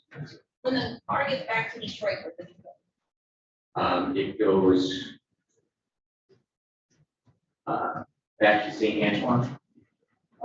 Goes through several driveways on the east side of the streets near Detroit receiving, and then comes to a stop in the fourth driveway closer to Warren.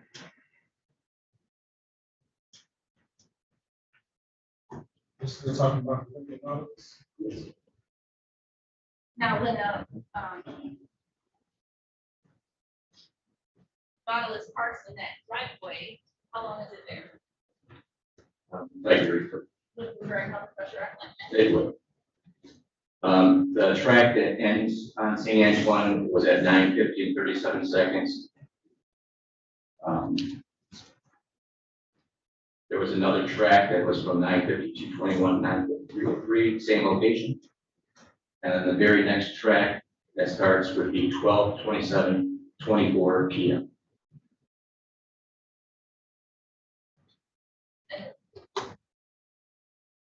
Package you described is shown here. Correct. Yeah, so the driveways, it's going in and towards the top of the street. Now, the Nautilus doesn't have another track for quite some time, for some time, right? Yes. All right. And when is the next track? That was at 12:27:24 p.m. And at 12:27, where does the Lincoln go? It leaves the city. It's north on St. Antoine to eastbound Warren, and gets on the freeway.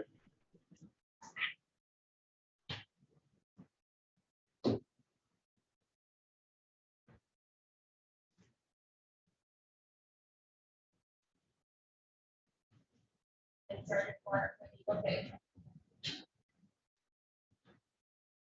It's called the Detroit Fifth Lane. Oh, right. Is this the entirety of that track? It is. Approximately how long of a time frame was this track? You're talking. Yes.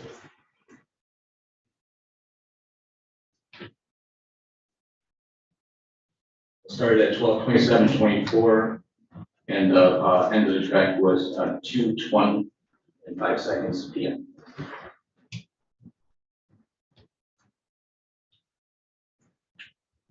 And based on your observations of acquisition, does the Lincoln go anywhere else after it ends?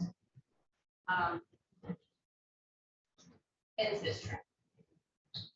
Not that I'm aware of. Based on what I was looking at for this date, that's where the vehicle was. Can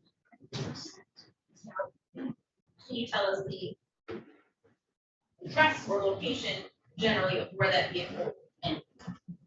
If I can remember correctly, I notated cross streets. Yes.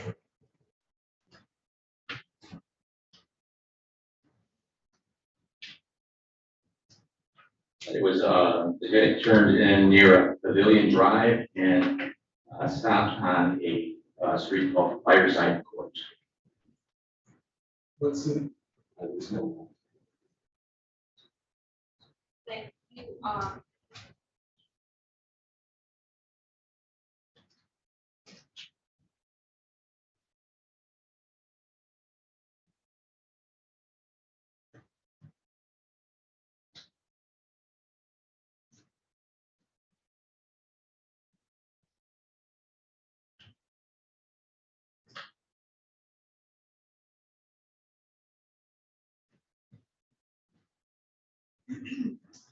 Nothing further concerns or yes.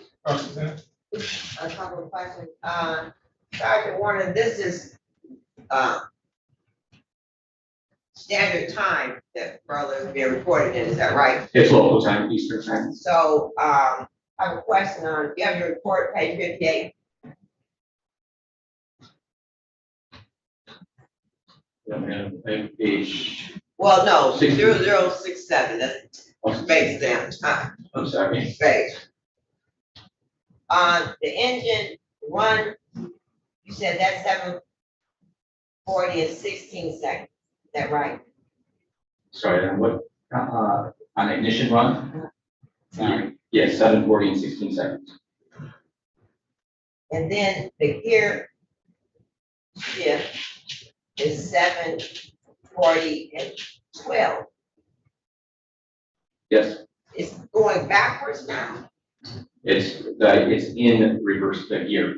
Doesn't mean the car's traveling in reverse. Okay, but the time, just kind of makes this time make sense to me. The ignition one time is 7:40 and 16 seconds, right? Yes, And then the gear shift to reverse is 7:40 and 12 seconds. and that may be a typo on myself. I'd have to look at the software. Because the next gear shift is to 7:40 and 19 seconds. Correct. Okay, so if you think that that's an error, It could be, yes. can you get back with me to give you the correct information if that is an error? Definitely will. Are there other tracks that were not downloaded? Yes, this car had a lot of tracks prior to this event. No, on this day, I should say, strike that. Let me ask you specifically on this May 13th day, were there other tracks that were not downloaded? Well, everything was downloaded and it's on the disk. This is what I identified and made snapshots of. Anything other than what you identified and made snapshots that is available, you just didn't put it in map form? Correct. Okay, thank you. No further questions? Can you redirect? No. Thank you, sir. You may step back. Thank you. How many more witnesses do we have left? I have Sergeant Ford and Detective.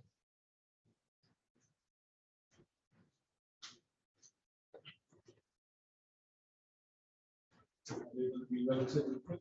Should we wait for lunch? Sergeant Ford said he could take.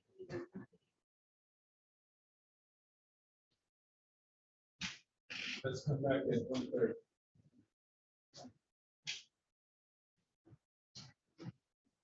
Lunch until 1:30. Is that okay, Ms. Woodside? Yeah, I don't know that, I thought that she had, I do, but kind you of know, accommodate that's, you, we come back at 1. the viewing is from Oh. 2 to a period of time, so that'll be okay.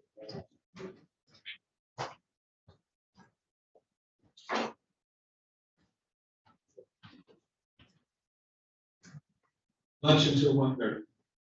Thank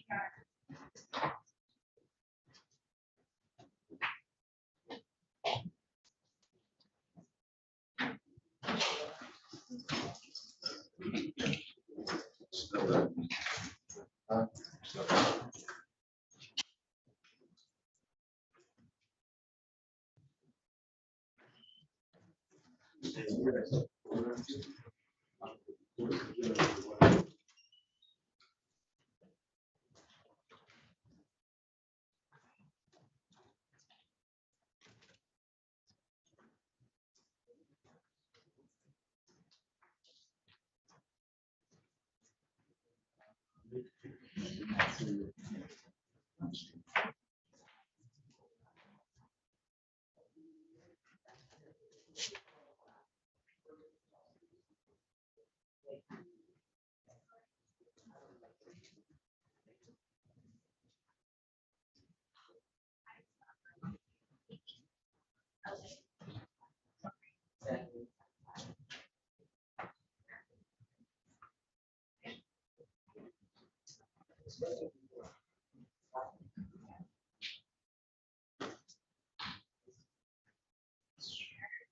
Guys, grab something to eat. Yeah. You know, stuff is around, I'm trying to get some consistency. Yeah. Put it in the comments, sir. Okay, thanks.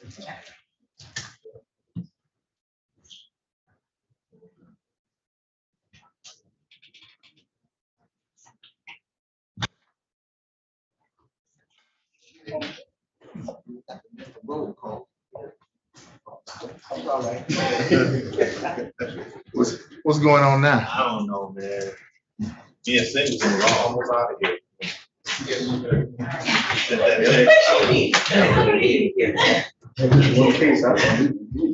Okay, fine. Okay, fine.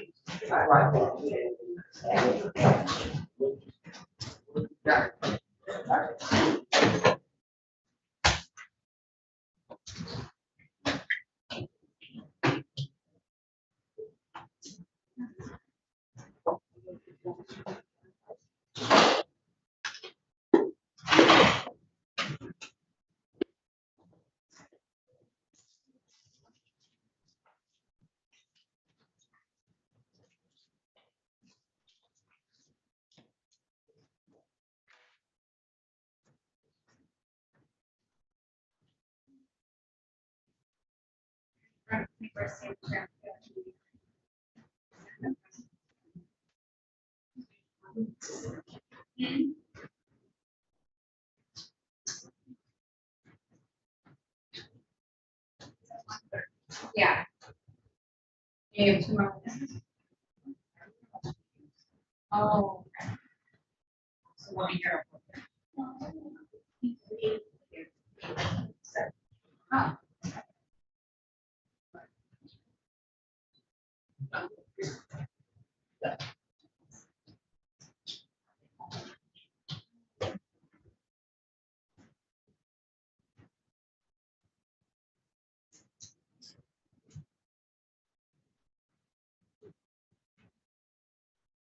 That's happening.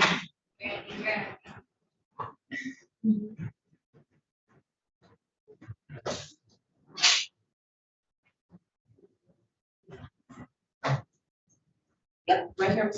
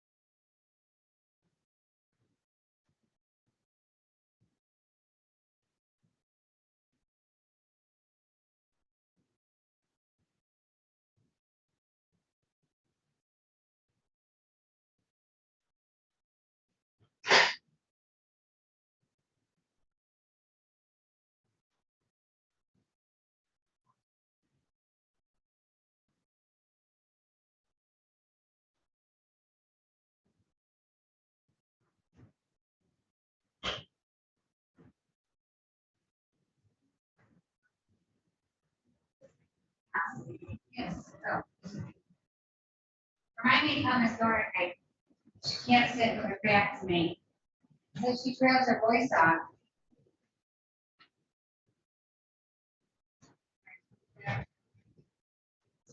Oh, you know what? I forgot to call, sure. Peterson? Remember for the 25th? Oh, I yeah. forgot to call her. Yeah. All right, I'll be back. Can't reach the remote.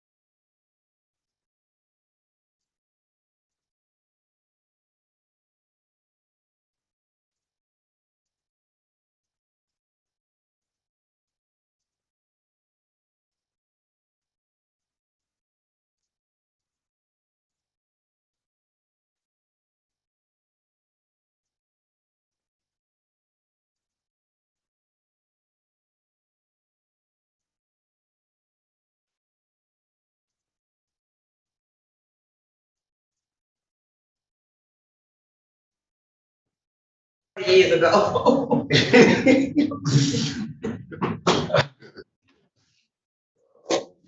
I can't hear you. 41295. Thank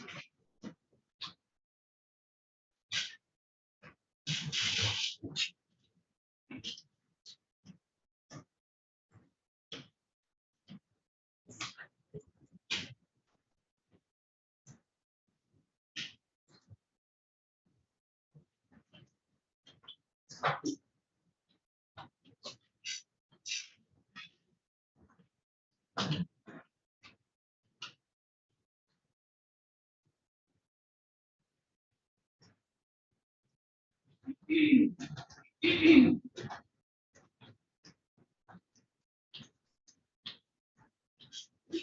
He's real close. Yeah, those are terrible. I can't balance that. Well, and it's so. But those are.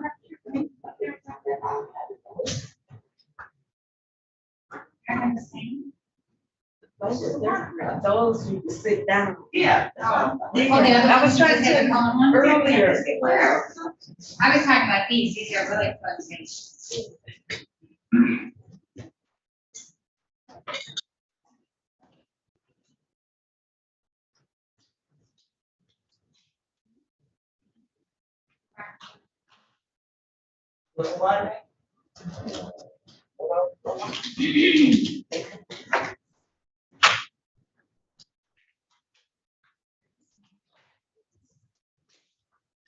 If I need to find out, be mad at the time I have to go to find it.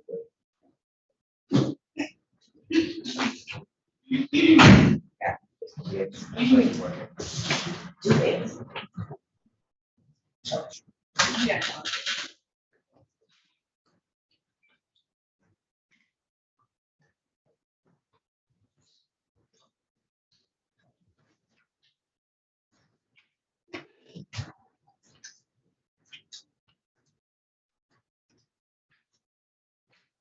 Okay. Let me know when you guys are ready. Okay. I'm gonna walk back.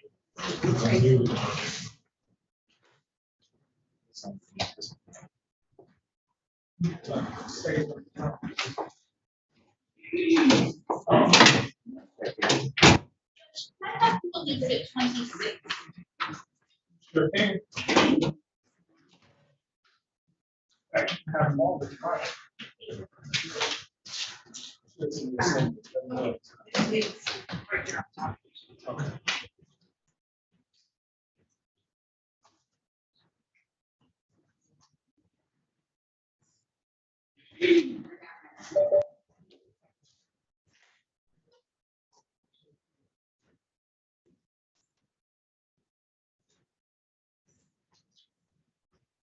Okay. I thought they were mixed.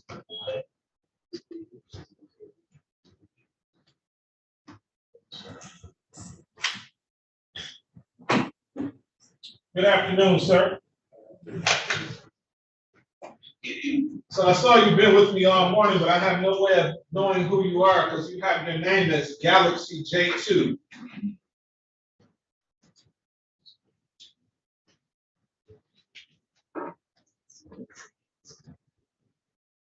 Can you hear me, sir?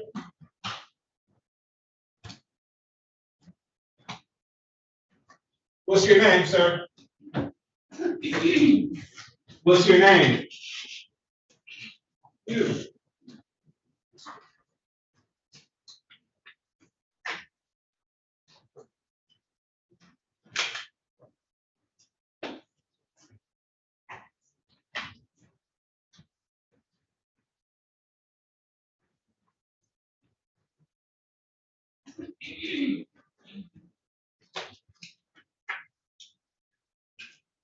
Let me know when you guys are ready. I'm ready. Okay. Recalling 2357155, people of the state of Michigan versus Jameer Michael Miller. Preliminary examination in progress, appearances for the name, for the record, please. Good afternoon, Your Honor. Elizabeth running on behalf of the people, P7942. Again, very good afternoon. Judge, you and your staff, and please tell the court, Sharon Park, we got a period of time. Miller, my phone number is 41295. We ready to proceed? Yes, Your Honor, I'm gonna call Sergeant Ford. Okay.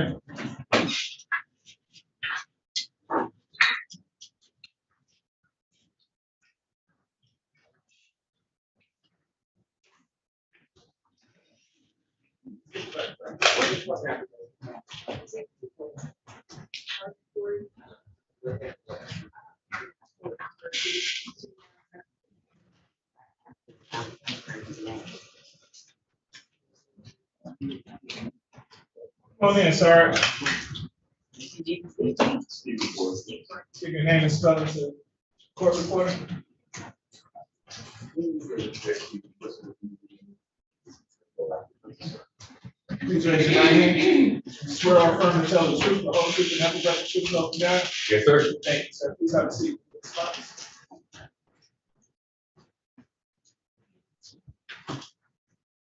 Ready, hear me, ready. Thank you, Your Honor. Can you state your name for the record? Sergeant Stephen Ford. And Sergeant Ford, what's your current occupation? I'm from Trade Police. How long has it been with the Detroit Police? 29 years. Where are you currently assigned? Homicide. And what in homicide are you specially responsible for? Video extraction. Okay, now, you've been trained in video extraction, correct? Yes, ma'am. And how long have you been a specialist, if you will, for video extraction? 12 years. In the case we're here for, you went to Detroit Receiving Hospital, is that correct? Correct. And did you obtain video from Detroit Receiving Hospital? Yes. May I approach your honor? Okay.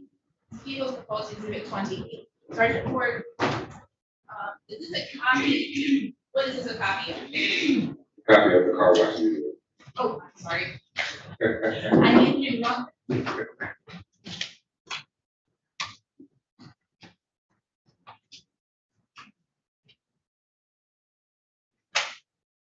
I was gonna hand you a copy of this flash drive. I apologize. That's people exhibit 27. What's that? Copy of car wash video.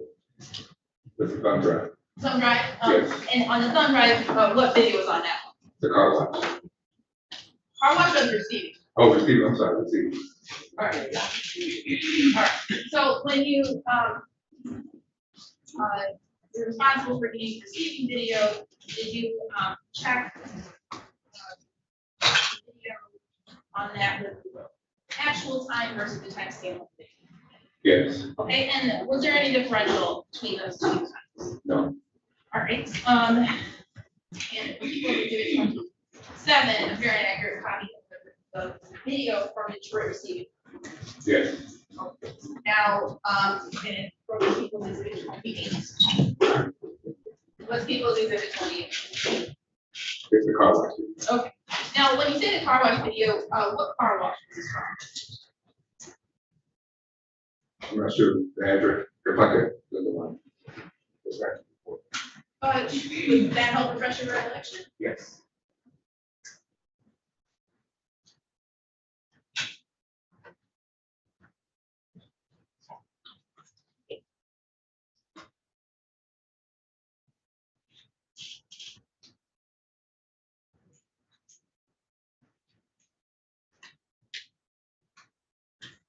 Two 7845. Ford Road. And then the correct. Correct. All right, and is the video on people's exhibit 28 a very accurate copy of the video? Yes. Now, was there a timestamp on that video? Yes. How, was it aligned with the current time, or was there a time difference? There was a time difference. And what was the time difference? It was an hour and 5 minutes. Slow. All right.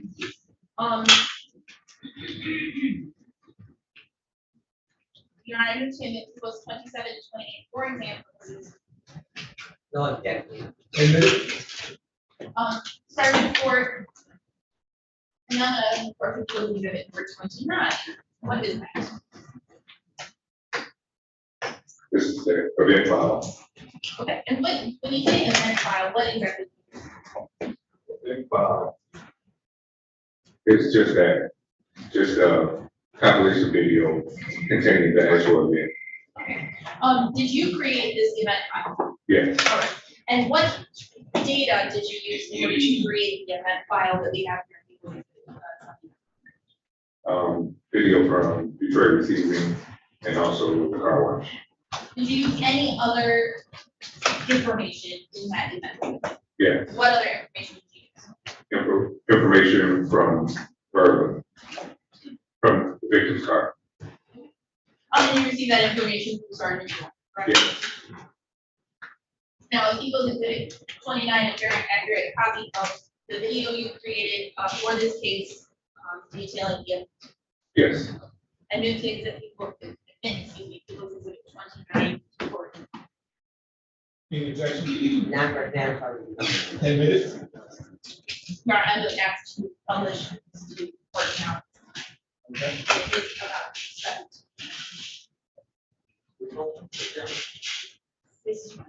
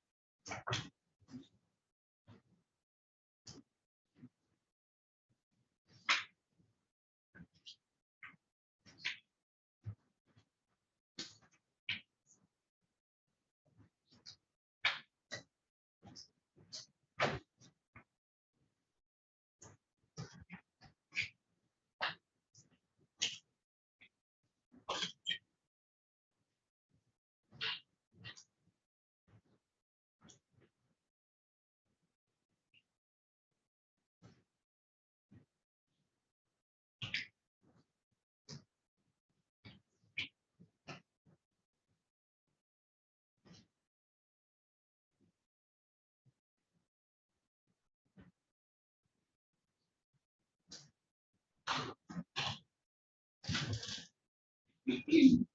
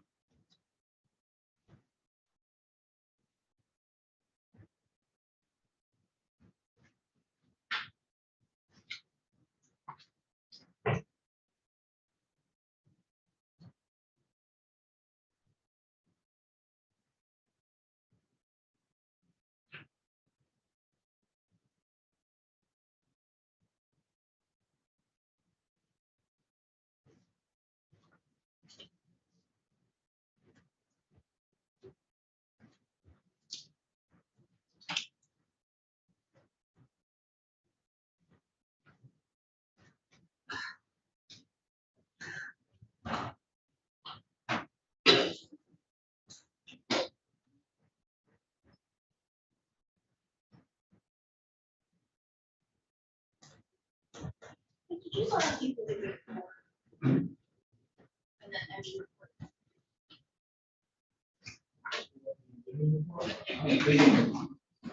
Sorry, I hate that too.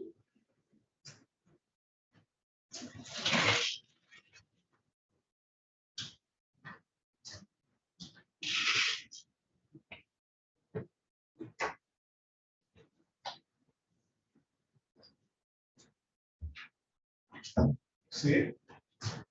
No. Oh, I'm sorry. Yes, I do. I have one extra.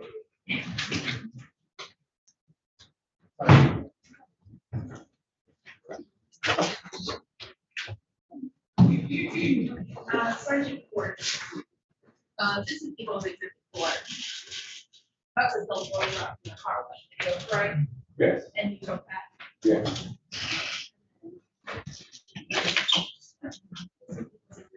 Six. What's that? This is a steal from the DRH video. And then still you gave to Trooper Martinez, correct?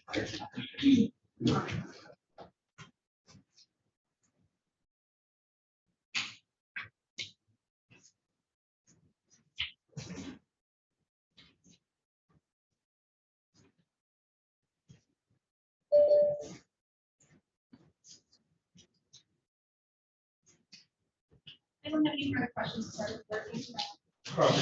This one, Sergeant, for the event video, is that, it's a compilation, Yes, ma'am. but all the raw video is available, is that right? Correct. 1 second.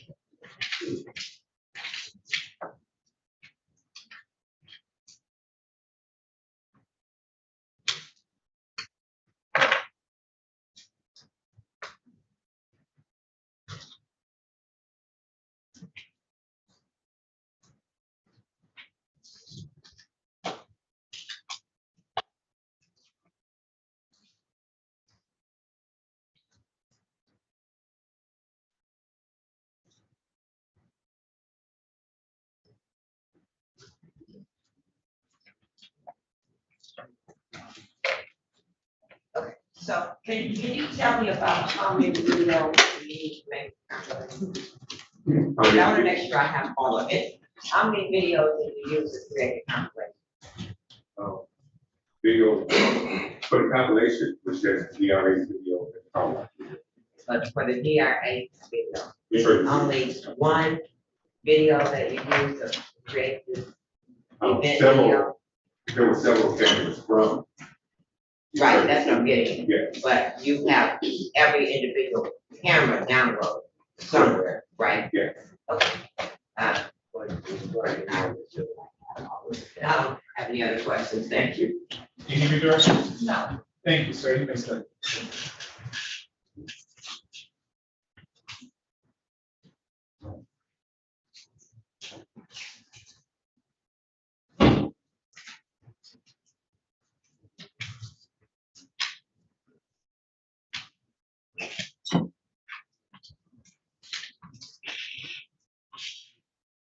I need to call the check for it.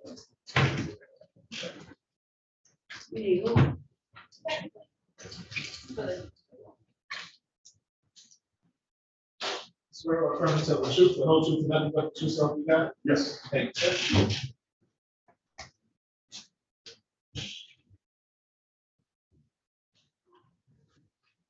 Thank you, when you're ready. Please state your name for the record. Patrick Lane, And what is your occupation? I'm a detective for the Detroit Police Department Homicide Task Force Unit. And are you the officer in charge of this? Yes. What does that mean? So as an officer in charge, basically get a case assigned to you, they take it from start to finish, which involves pre-interviews, collection of evidence, any kind of investigation or research that needs to go on. That's also directing my team to do the same thing. And in the end of it, I prepare an investigative report to present to prosecutors to determine whether or not charges are warranted. Detective Lane, in this particular case, you also are responsible for submitting evidence to the Michigan State Police Crime Lab for analysis, correct? Yes, In this particular case, you submitted the items listed in those exhibits 2 and 3 as criminal. yes, And also as a part of this case, effectively, were you able to look at phone calls from the Detroit Detention Center? yes. Okay. How did you go about doing At the Detroit Detention Center, inmates are not given an account. So since I knew a few phone numbers that Mr. Miller made contact, I searched for those phone numbers, including his mother, Mary Miller's phone number. The phone number you searched for Mrs. Miller? Would it be fair to say that was 313-215-3377? Yes, And we're able to access a phone call from that phone number at the Detroit Center, or to that phone number to get the Detroit Center. yes. I want to make, can I just ask a question? You said it was 313-215-3377? Did I hear something?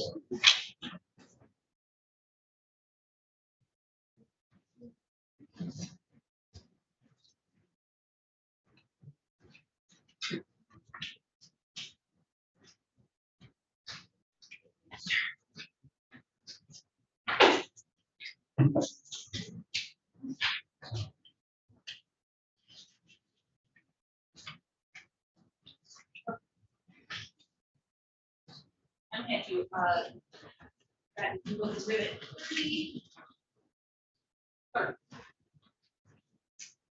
What is it? Some extraction report. And the extraction report details the phone calls you pulled from the Detroit Detention Center, is that correct? Yes,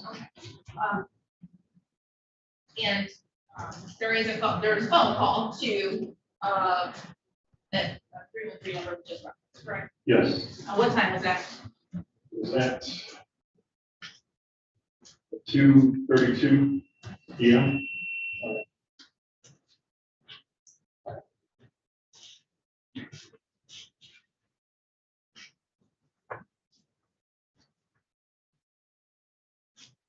I think it's 2:32. Okay. And it was on what day?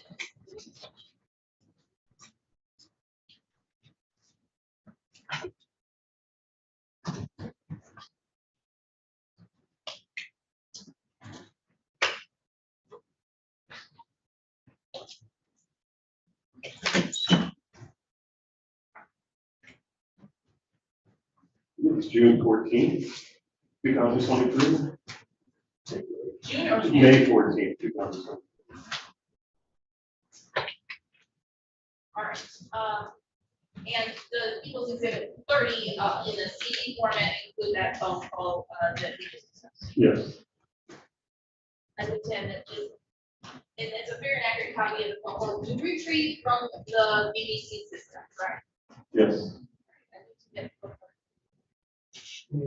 think that my question is, what ties this particular phone number to Mrs. Miller? I can ask a couple follow-up questions. Now,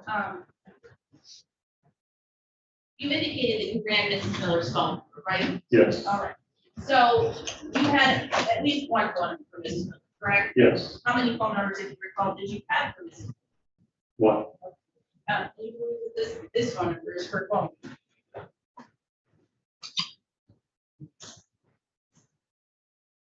I think so. Well, let me ask you this. After you pulled phone numbers that you thought would be associated with Mr. Miller, did you listen to these phone calls? Yes. Why did you listen to the phone calls? As I said, the UBC does not give account numbers for phone calls like the Wayne County Jail does. So you have to search for like numbers, listen to that call, like numbers being phone numbers that you would think that the inmate would call. Listen to the voice, determine whether or not through the conversation that this is in fact the person that you're trying to listen to phone calls from. And then just search for other calls that may be using that same voice, same phone number. And did you do that here? Yes. So when you listen to this particular call, we're looking into this. Had you talked to Mary Miller, before you told me so? Yes. And where did you meet this? At her home. How many times did you meet this? I talked to her at least on 2 separate occasions. All right, and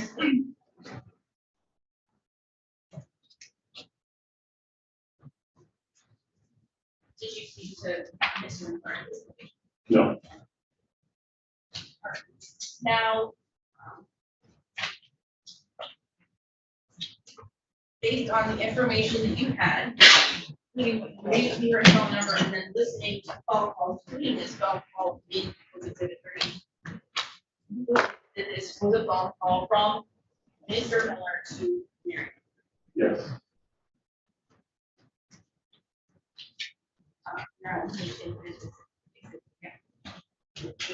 guess they're not gonna object because, my objection will be foundation, the witnesses indicating that he talked to Mr. Miller twice. He never spoken with Mr. Miller. He believes, not even certain, he believes this is a number of blank. So my question still is, what ties this particular number to Mr. Miller? Does he have a phone record from a phone company that ties this number to Mr. Miller? Because otherwise, I don't know where this number is coming from. So I'm gonna object. Lack of foundation. Right, so you said that you believe this was a phone call from the defendant to the mother, Ms. Miller, is that right? Correct. The only thing I'm not clear on is that oftentimes inmates will have another person call for them on a third party line, so to speak. I don't know if that was the case in this or if that person, Mrs. Miller, was there with the person with his phone number. I recall hearing her voice and Mr. Miller's voice. Okay, so you listened to the content of the conversation? Yes. And based on what you heard of the content of the conversation, it appeared as though it was there something about the content of that conversation that further makes you believe this was a defendant? Yes. What was that? The things he was referencing, she was telling him that the police were here, they found something. She referenced what it was that they found. She was reading the return or the tabulation from our search warrant to them. I think that's enough, Ms. Woodside, and furthermore, I think the argument furthermore goes more to what weight I should attribute this testimony as opposed to his admissibility. The objection is noted for the record. Thank you, Your Honor. Admitted. You may proceed. I'd ask the public to this report.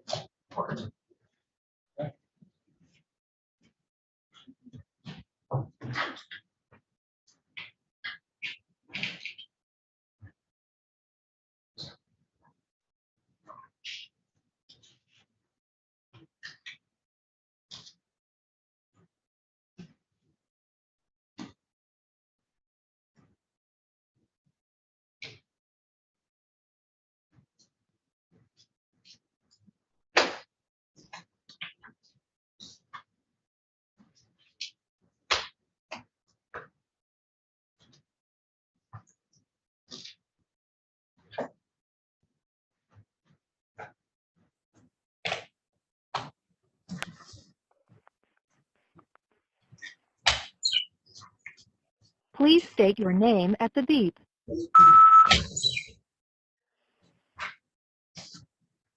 Please hold. Please wait while your call is being connected.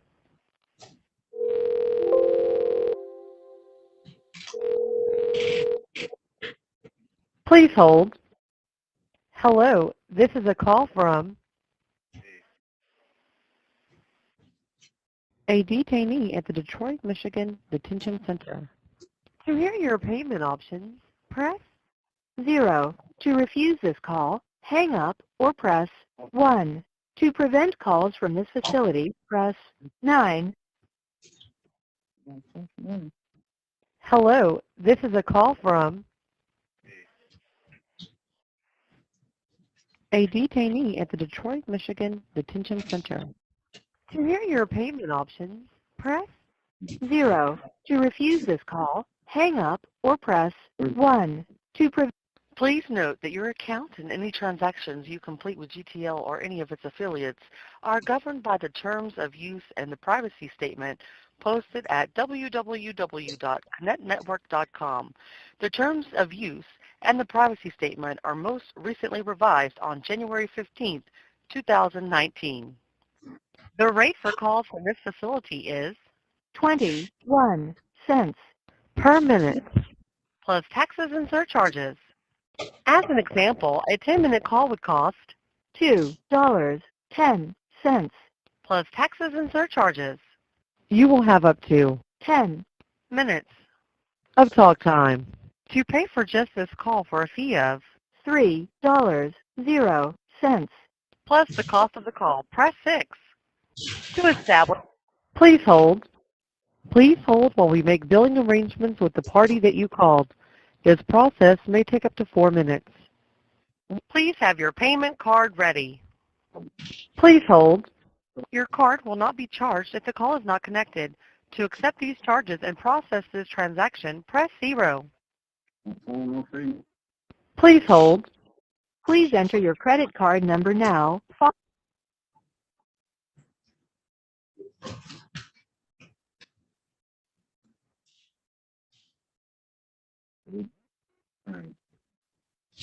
Please hold. Please enter your 4-digit expiration number now, followed by the pound sign.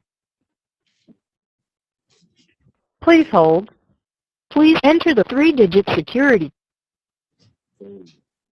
Please hold. Enter the 5-digit billing zip code now. Please hold. Please hold while we process your credit card payment. Please hold.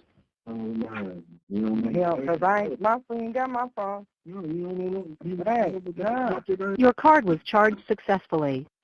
This call is from a correction facility and is subject to monitoring and recording. Thank you for using GTL. Hey. Hello. They came back. Yeah. What happened? Nothing. What they come back for? I thought they was outside in the yard. What you mean outside?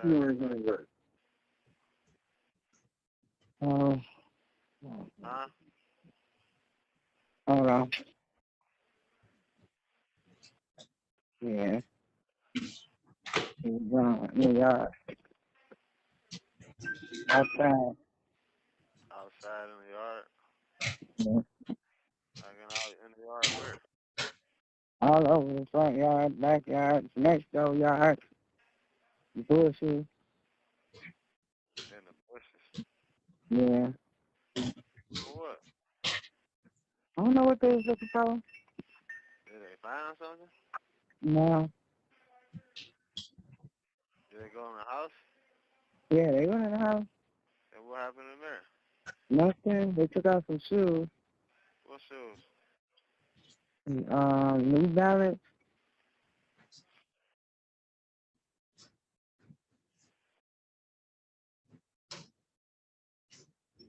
When did you get there? Yeah, I was here and they called Steph and I had to go back.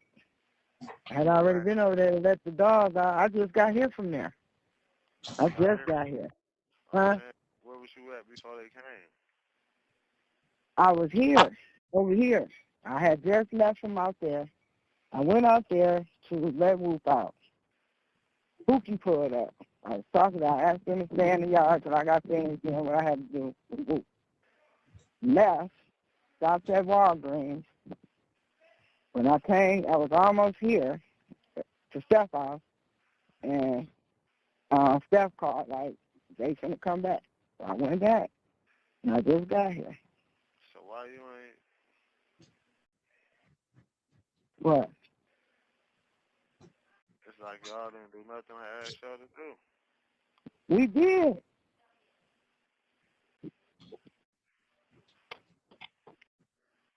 We did. I did. How they taking stuff, man? You know, they took a pair of shoes And nothing else. Some bag, What bag? nothing. Some kind of purse, like a tote bag or something. What color was it? Brown or I think it was brown. Brown. That's Tote bag.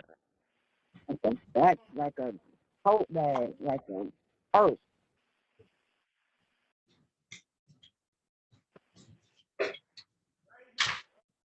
Tote bag.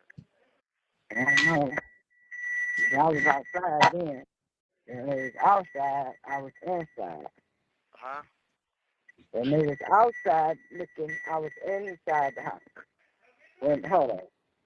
You said when you was outside, what happened? I was inside.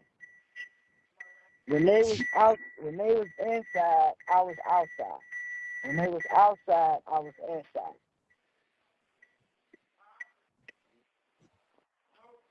You go right here, bro. Huh? What you say? And I got a new phone, but I don't know the phone number. Why you ain't get your same phone number? I can't get it till tomorrow. I had to go through, because Metro was closed. So I went to Metro, and they was closed. Then I was coming back, and T-Mobile was open, so I stopped in there, and they couldn't switch it, because I couldn't tell the man at Metro when I got my phone. I don't know when I got that phone. Yeah, I'm stressed out. I'm stressing, and my head hurt, I ain't ate. So I got to do it tomorrow. I got to switch it. I'm switching it back tomorrow. I can't believe y'all ain't do what I asked y'all to do. What? We did.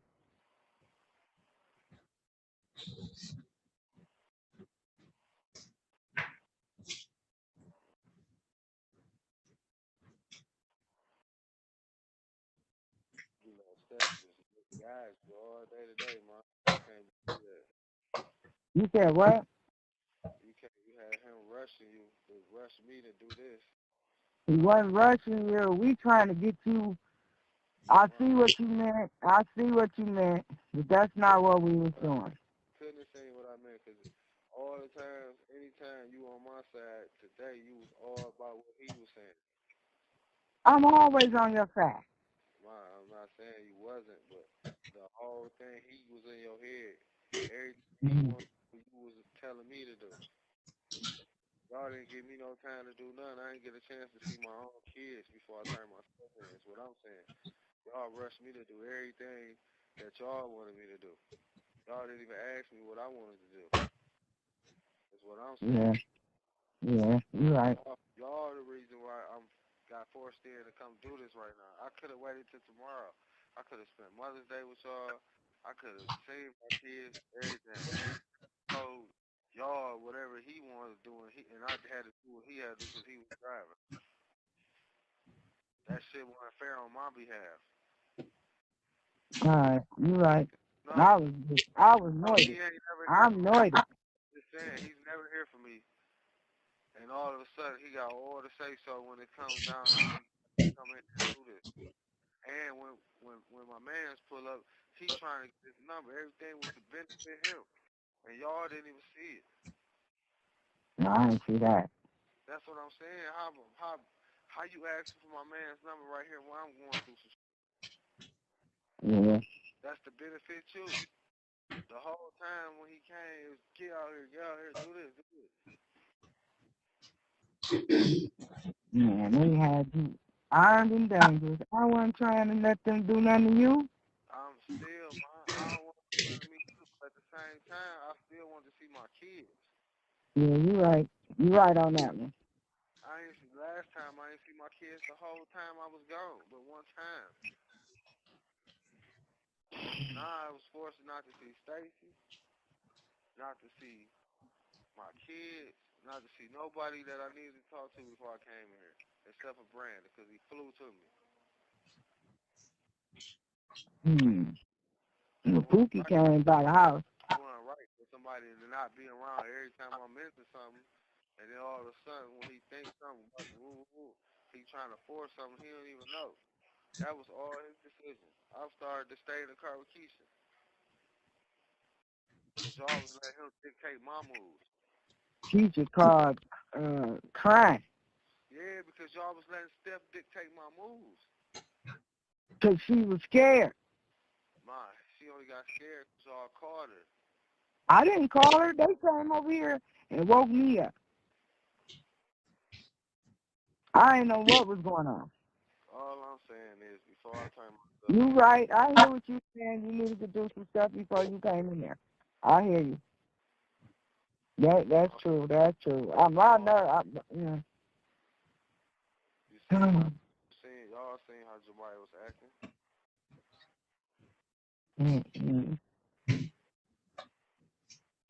I ain't call. I called Lil J. He didn't want to come out here. Mama, she probably come over tomorrow, Tuesday. I'll probably go back home Tuesday. What my lawyer say? Oh, I got to call her back tomorrow. They won't give us no blankets, no jumpsuit, no nothing up in here. I'm freezing. You have 1 minute remaining. Well, I don't know. I'm gonna call you. Like I said, I wish you would have did everything I told you. Parking lot. I asked you specifically. It's like when I be saying I be needing to move, but I asked you specifically what to do. I couldn't even do it. That's because you letting Steph drive the damn car, and he driving what he want to do. You was supposed to leave straight from here and do what I asked you to do. You had like 5 hours before they came. I didn't know they was coming. It don't matter, man. It don't matter. You gotta think like that. You gotta think like that. It don't matter. That's why I say stuff not to be like to talk at you. I'm telling you for a reason. Like I said, y'all let Steph dictate everything today. King wasn't even feeling that.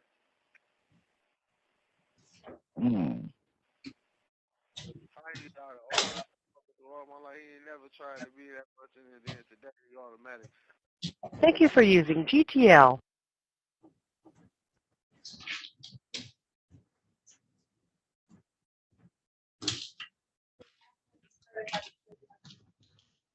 So I have any questions. Well, I do have one. So this call that you have, that you recorded, you have no idea what the conversation is about, is that right? Oh, I have my own inferences But on it, yeah. not from the conversation, you only hear words, you don't know what the context of the conversation is, though, is that right? I guess I don't understand. You're asking me if I might, what my opinion of this, Not your opinion from the conversation itself. You don't know what the context was. Do you? Objection, that's fact. You played it for a reason, because I'm assuming for some reason, so I'm asking him, what was the purpose for getting this conversation? what I got from the conversation was, is that when his mother told him what all we were looking at and taking from the house, he seemed upset that she had 5 hours to do something he wanted her to do, which to me meant that her to get rid of that evidence was found. Okay, but you don't know, that's your opinion, right? Correct. So you don't hear anybody say, get rid of anything, right? He did say you had 5 hours to get rid of it. But you don't know what the it is that right? Correct. Okay, she said you took some shoes and a purse. Yes. And that's all that I heard that she said was taken, is that right? Yes. And did you hear anything else that was mentioned? Because you told the court that. I heard her say bag. A tote bag or a purse or something to that effect? Yes. Okay, but you told the court that she was reading the return. Correct. Okay, but we didn't hear that in that conversation, did we? Those items were on the return. You said all the stuff that's on the, anything else on the return? I think there were a few more items, yes. Okay, so it wasn't the entirety of the return, is that right? What's that? It wasn't the entirety. Not the entire number. Okay, thank you. Can you redirect? No. Thank you, sir. You may step down.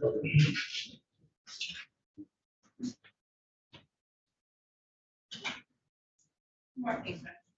First off, if you look at 31, that is the certified conviction for 07 to 248801 for the defendant. Did roughly third, existing obstructing police officer, possession of marijuana. Back from again 2007. And so I would do send it as a certified document. Any objection? Not for exam purposes, no. And then with regards to exhibit 32, this is a certified document from T-Mobile with their attestation attached indicating that 313-424-0823 the subscriber name on that account is Junior. Again, certified record. Move for submission. Yes. Any objection? No objection for exam purposes only. Admitted. Your Honor, I have no additional witnesses or evidence. I would ask the court to find over. I would ask that the court, looking at count 4, consider that I would ask for an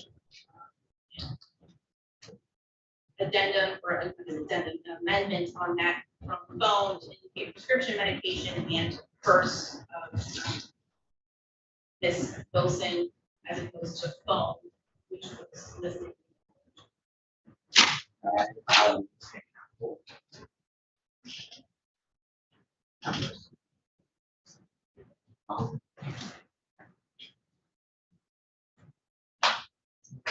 What side, did you have any witnesses? No, Your Honor, that's on any witness. Any argument as to the bond? Briefly, Judge, the court has heard today from a number of witnesses indicating that Ms. Wilson died of her multiple gunshot wounds. That on the 13th of 2023, Ms. Wilson was leaving her job at Detroit Receiving Hospital. We see her leaving on CR234 video around 7.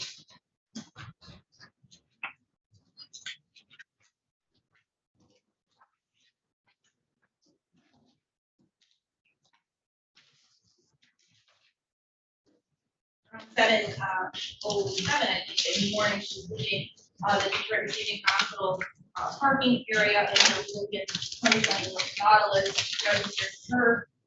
Everybody, more than one person also indicated that she owned that vehicle. That was the vehicle she drove.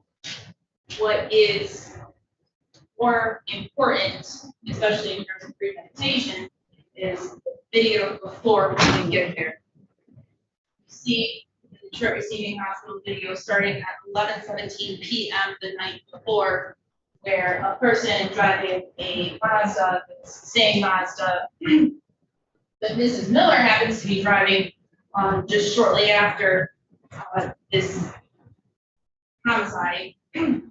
See that Mazda arrive at the location, black male get out of that car. That black male is wearing clothing that we later find in his bedroom at his mother's house at 88 Helen and Easter. You see him get out of the car, check the doors, try and get into Miss Wilson's MKX back neighbor exit MKX Nautilus at that point. We see later he comes back at 4:01, he comes back at 5:48, he comes back at 6:08, leaves the garage area of Detroit Receiving Hospital at 6:24 in the morning, then proceeds to walk back out the Mazda. As you see, he walks back, obviously you see what he's wearing. It was basically what Aisha Williams testified to, a yellow wave. He stalks around other cars out there that morning and waits for her to get in her car. Ms. Wilson gets into her car, he immediately goes into the back of that car. As Ms. Williams indicated that she heard gunshots. And it's obvious from the medical examiner's report that Ms. Wilson was shot in the back a number of times. So we know that The defendant, then again, goes in that Lincoln Nautilus, goes to the house in Inkster, from the furlough, we have that information. He proceeds to go to the house in Inkster for a short period of time, leave the house. We see him very shortly thereafter at the car wash in Garden City, as we read on the video, also indicated by the furlough. When he goes to the car wash in Garden City, he is no longer wearing that same getup he was wearing at Detroit Receiving Hospital, but he is identified by Ms. Kennedy in the photo from the car wash as being himself. We also have the DNA evidence in this case, which indicates that Mr. Miller's DNA is on the steering wheel of the vehicle. We also have his DNA as well as Ms. Wilson's DNA on a coat that was located in that. So the fact of the matter is the defendant stalked her. When you say DNA, you mean you also need blood? Yes, there was actually blood on the coat, and then the DNA swabs indicate the presence of DNA from both Mr. Miller and the claimant.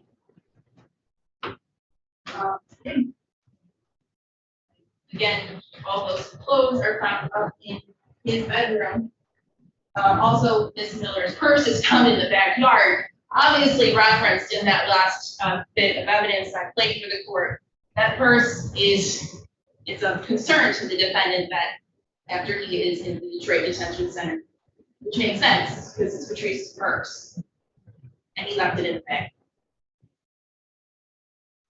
So, Judge, I think that there's certainly sufficient probable cause to bind over with regards to the charges in the information. Certainly premeditated first-degree murder, felony murder based on the larceny of the motor vehicle or purse and contents of her purse.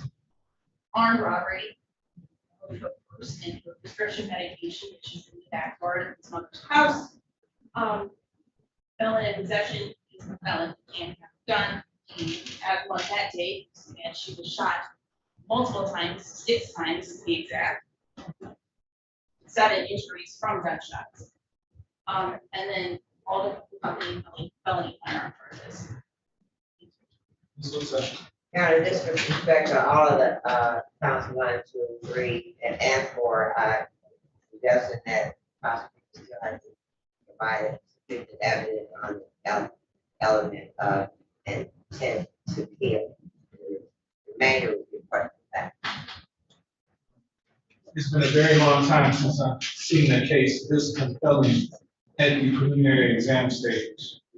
I would venture to say that the people have proven this case, although they need to do so at a probable cause standpoint, they prove this case for all intents and purposes.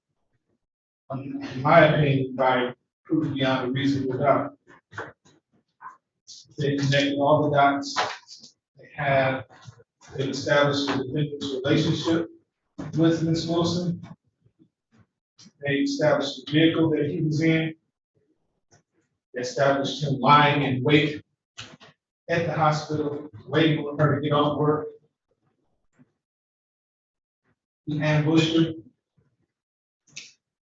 got her in the car, mauled her, shot her, robbed her, took her car to his location in Inkster, or his mom's home, drove it to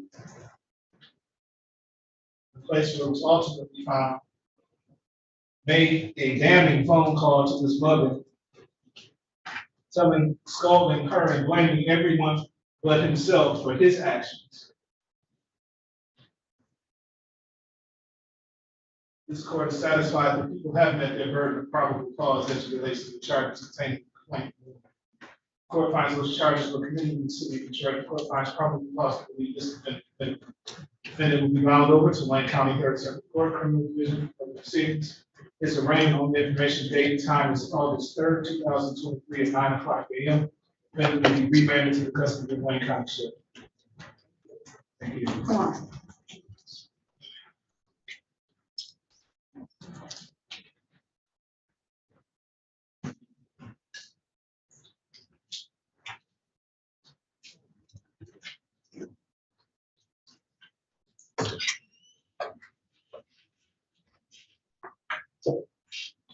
I forgot to mention DNA. Me too. I do have, even though we're off the record, I just want to get the discovery order signed so I can get note from officer. Denied. Okay, bring it on up. And the brother of the resident is necessary, to make sure I have it. Do I need to do an order on that? Oh, Judge, let's go back on the record really fast. Okay, what's up? The case is currently, I need to add for 2 months. Okay. Sorry. Provide you with an order. Simple as that. I need something. No. What's his name? She's with me. He is Mr. Rayford. I'm doing well, thank you. How are you? Took over to Monday, give me, Yes. trying to contact. You met your king before? Introduce yourself. Hi, my name is Lisa. I'm an attorney.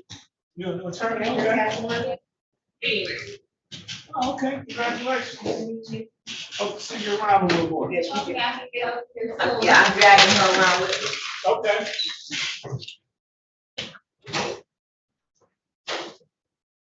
But voluntarily. Right. But work. Mr. Rayford. Of course.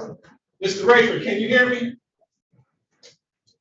Let's see how like you can hear me.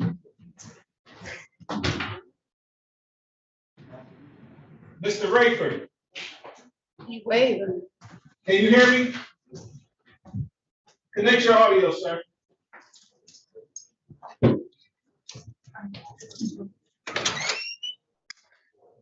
I'll bring the paperwork down, or just want to wait on however you want. I don't know, I'm waiting to see. She's gonna get the paperwork down. It don't matter. Yeah.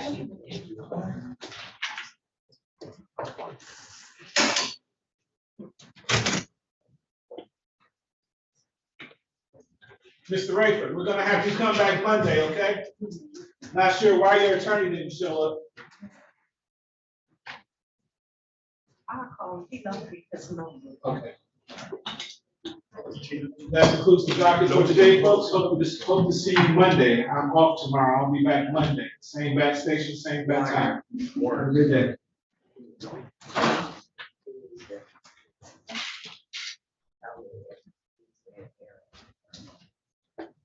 Give it there.